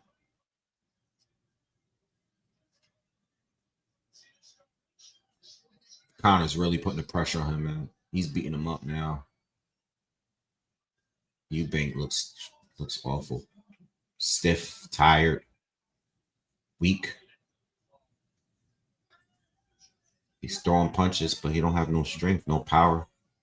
Connor's just mauling him now. 2 more to go, y'all.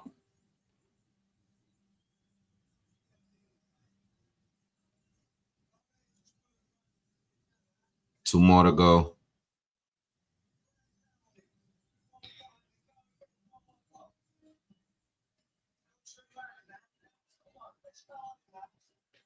I mean, even the people that picked Benn to win, I think a lot of people thought he was just going to knock him out. I didn't hear too many. I didn't see anybody say like he was going to straight up outbox him, you know. But Nigel and his team, they did say, you know, they would have. Nigel was like, you know, Nigel was pretty upfront. He's like, you know, the next time, you know, he didn't box, you know, he was just swinging right hands, swinging wild punches. They said that they were going to be different this time, and they meant it. You know, they said it.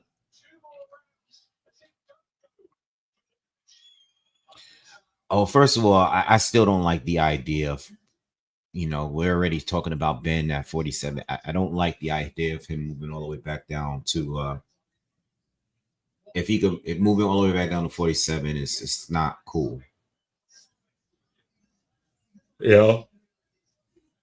I think 54 is where he needs to be. And I tell you this, I like his chances a lot more, you know. I mean, look, there's so many different options. And I know he's calling out 47 pounders, but those guys at 54 are good fights too. There's good names there. They're not as big as Ryan Garcia, but I just don't think moving out. Yeah, Chris is looking up at the screen. He's ready to get out of there. I mean, how many times are you gonna look up at the screen, bro? You've been looking up at that thing all night long. Like this is a nightmare for you, and you're just ready to get it over with.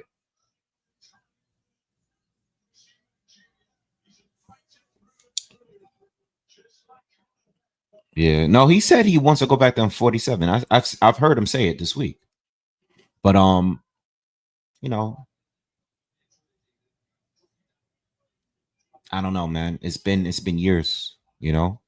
It's been years. I don't think he's fought at 47 since early 22. It's going to be almost 4 years.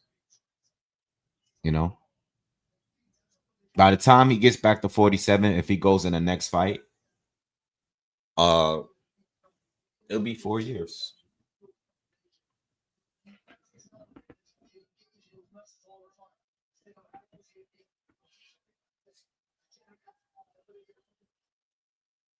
I'm surprised that Conor Benn wasn't able to drop this guy with the way he's been boxing. I mean, I'm not even writing scores down. I mean, I've given Chris 1 round. And I think the 4th was like debatable.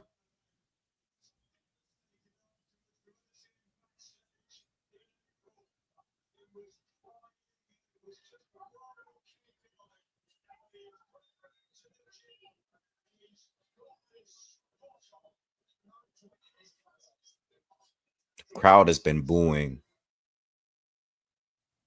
Crowd has been booing for a while.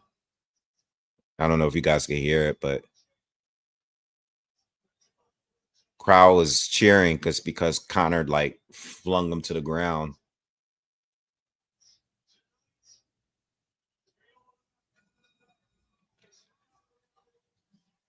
Wow.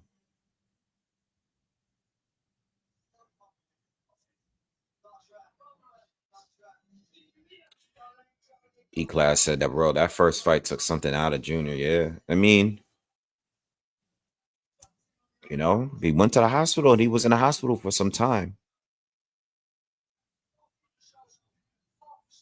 He looks, the thing is, he still haven't been dropped. Like, he hasn't been badly hurt. And he was hurt a few times in the first fight, but he looks weak. You know, Conor's stronger than him. Conor's swinging him around at times. Again, Eubank is naturally bigger, but you couldn't tell by looking at this fight.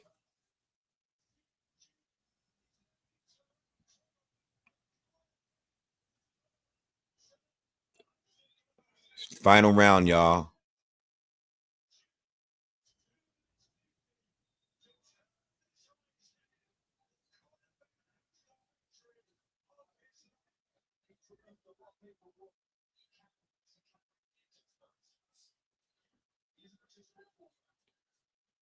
Eubank is coming forward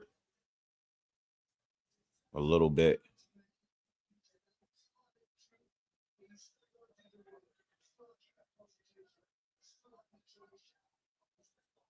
Good right 1-2 from Conor, but it was blocked.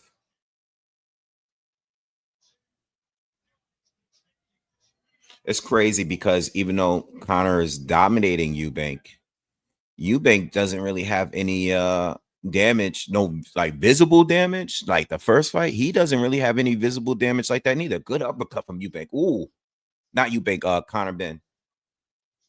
Eubank doesn't have nearly the amount of visible damage in this fight. He just looks weaker. But Conor has been hitting him with some good shots. But, you know, Chris's face was really messed up after the first fight. Nice 1-2 from Benn. And he just ducking and spinning and stepping around Eubank. I mean, he's just better. He's just way better, man.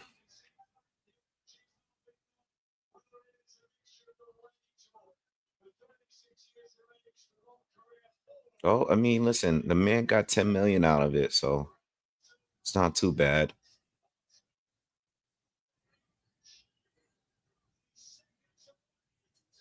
Oh, Eubank went down. Eubank got rocked. Eubank went down. Yo, Eubank got hit so hard. This guy, oh my God, 45 seconds to go. Is Eubank gonna survive? Wow, Conor hit him with a right hand. This guy, oh my God. Eubank he's trying to survive. He's just moving 30 seconds to go. Conor's over him. Conor's trying to stop him.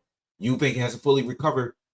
Oh, he better fight back or hold him unless it's gonna get stopped.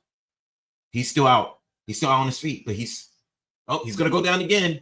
He's down again. He's hitting the back of the head, but there's another knockdown. That's 2 knockdowns. Wow. Conor Benn destroyed this dude. Wow. It's over. He didn't stop him. Wow. What? I mean, this is not even.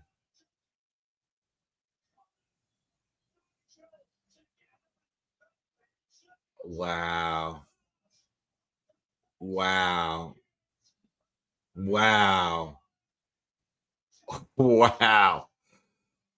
Oh my God.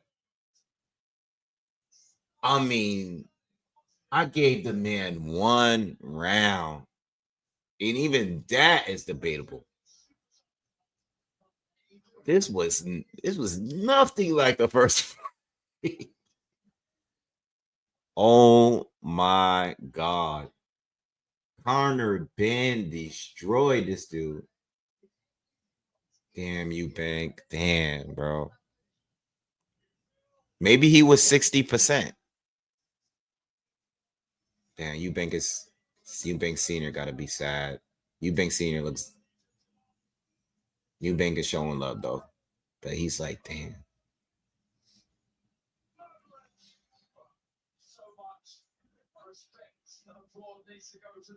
They showing respect.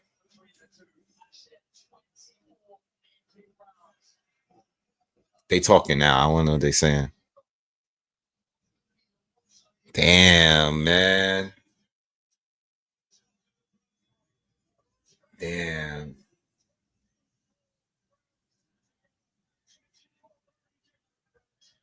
Damn, bro. Wow. Damn, bro. That's all I could say.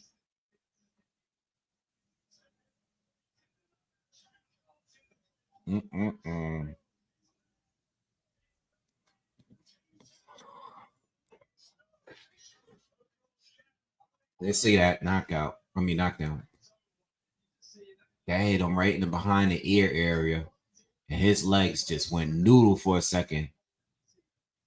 Oh, man. That looked like the Martin Piccoli knockout.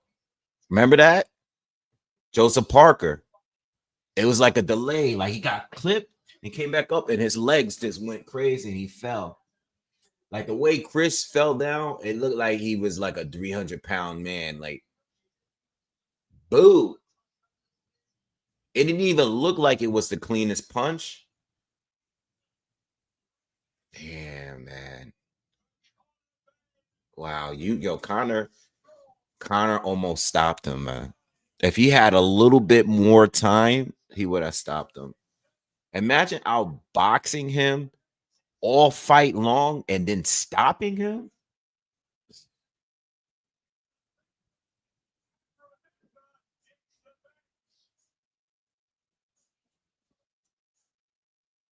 Damn. All right. Anyway, man.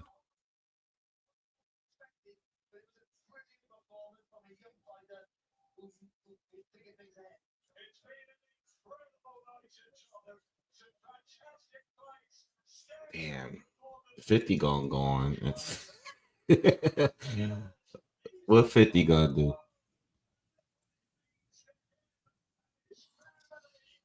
I think he came to fight. I think he just got beaten by the better fighter.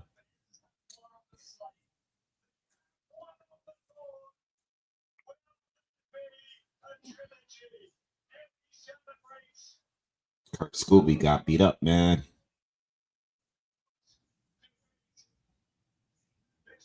It's crazy though, because I'm looking at the both of them, man. Their faces are just like clean compared to last fight. Super clean, man. Even Eubank, he got totally outboxed. Let me hear the scorecards. Just 119, 107. That's what I got. 116, 110. 118, 108. 119, 107. What I got.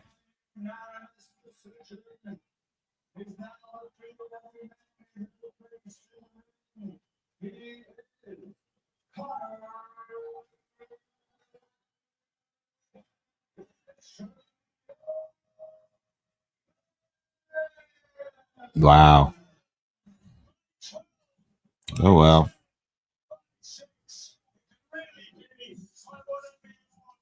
Great performance. Definitely great performance, man.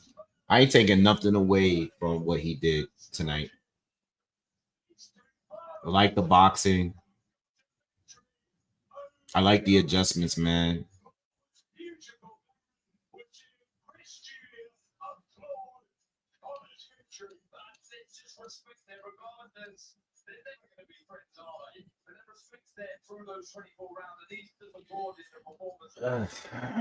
You know, I say I don't want to say I don't want to see a trilogy, but they're probably gonna have one. I just think the weight thing is gonna be a problem. I know Eubank is gonna say he was drained.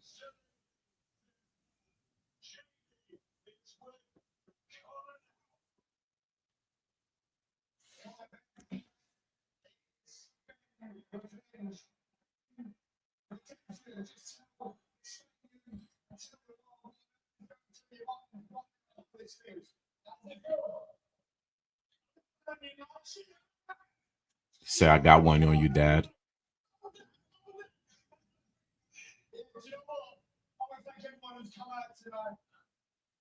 been some journey, and I feel like this is the end of the Eubank saga. He said this is the end of the Benn Eubank saga. Different fight from the first one.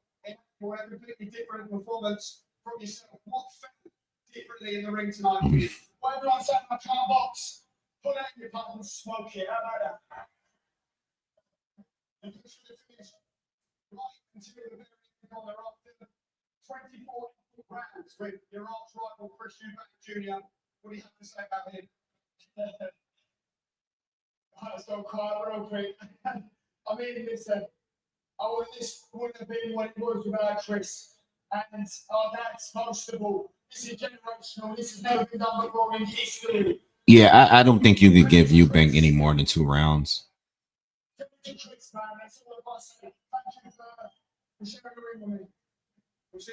They're showing mad love to each other, though. They gave each other a hug.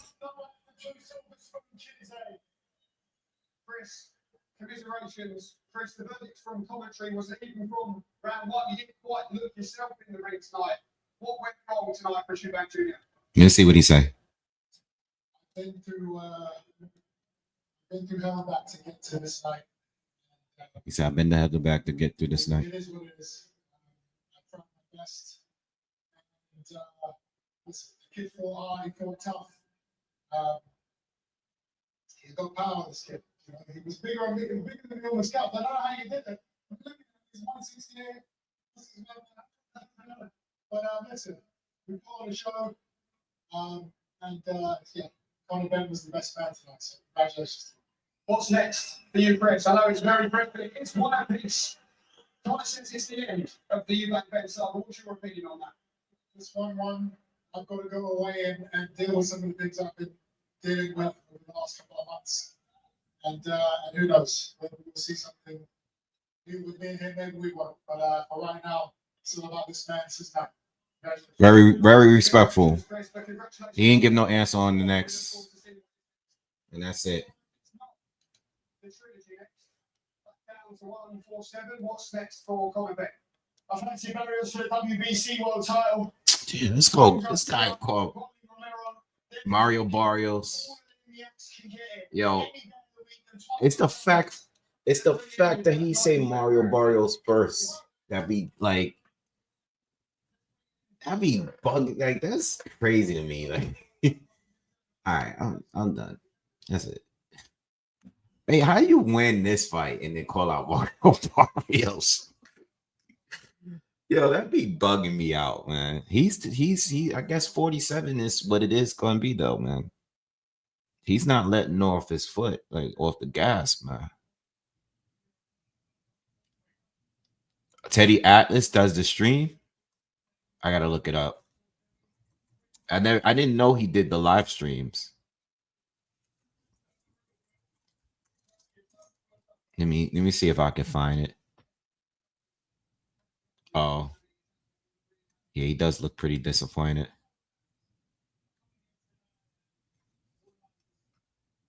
Shout out to Teddy Atlas.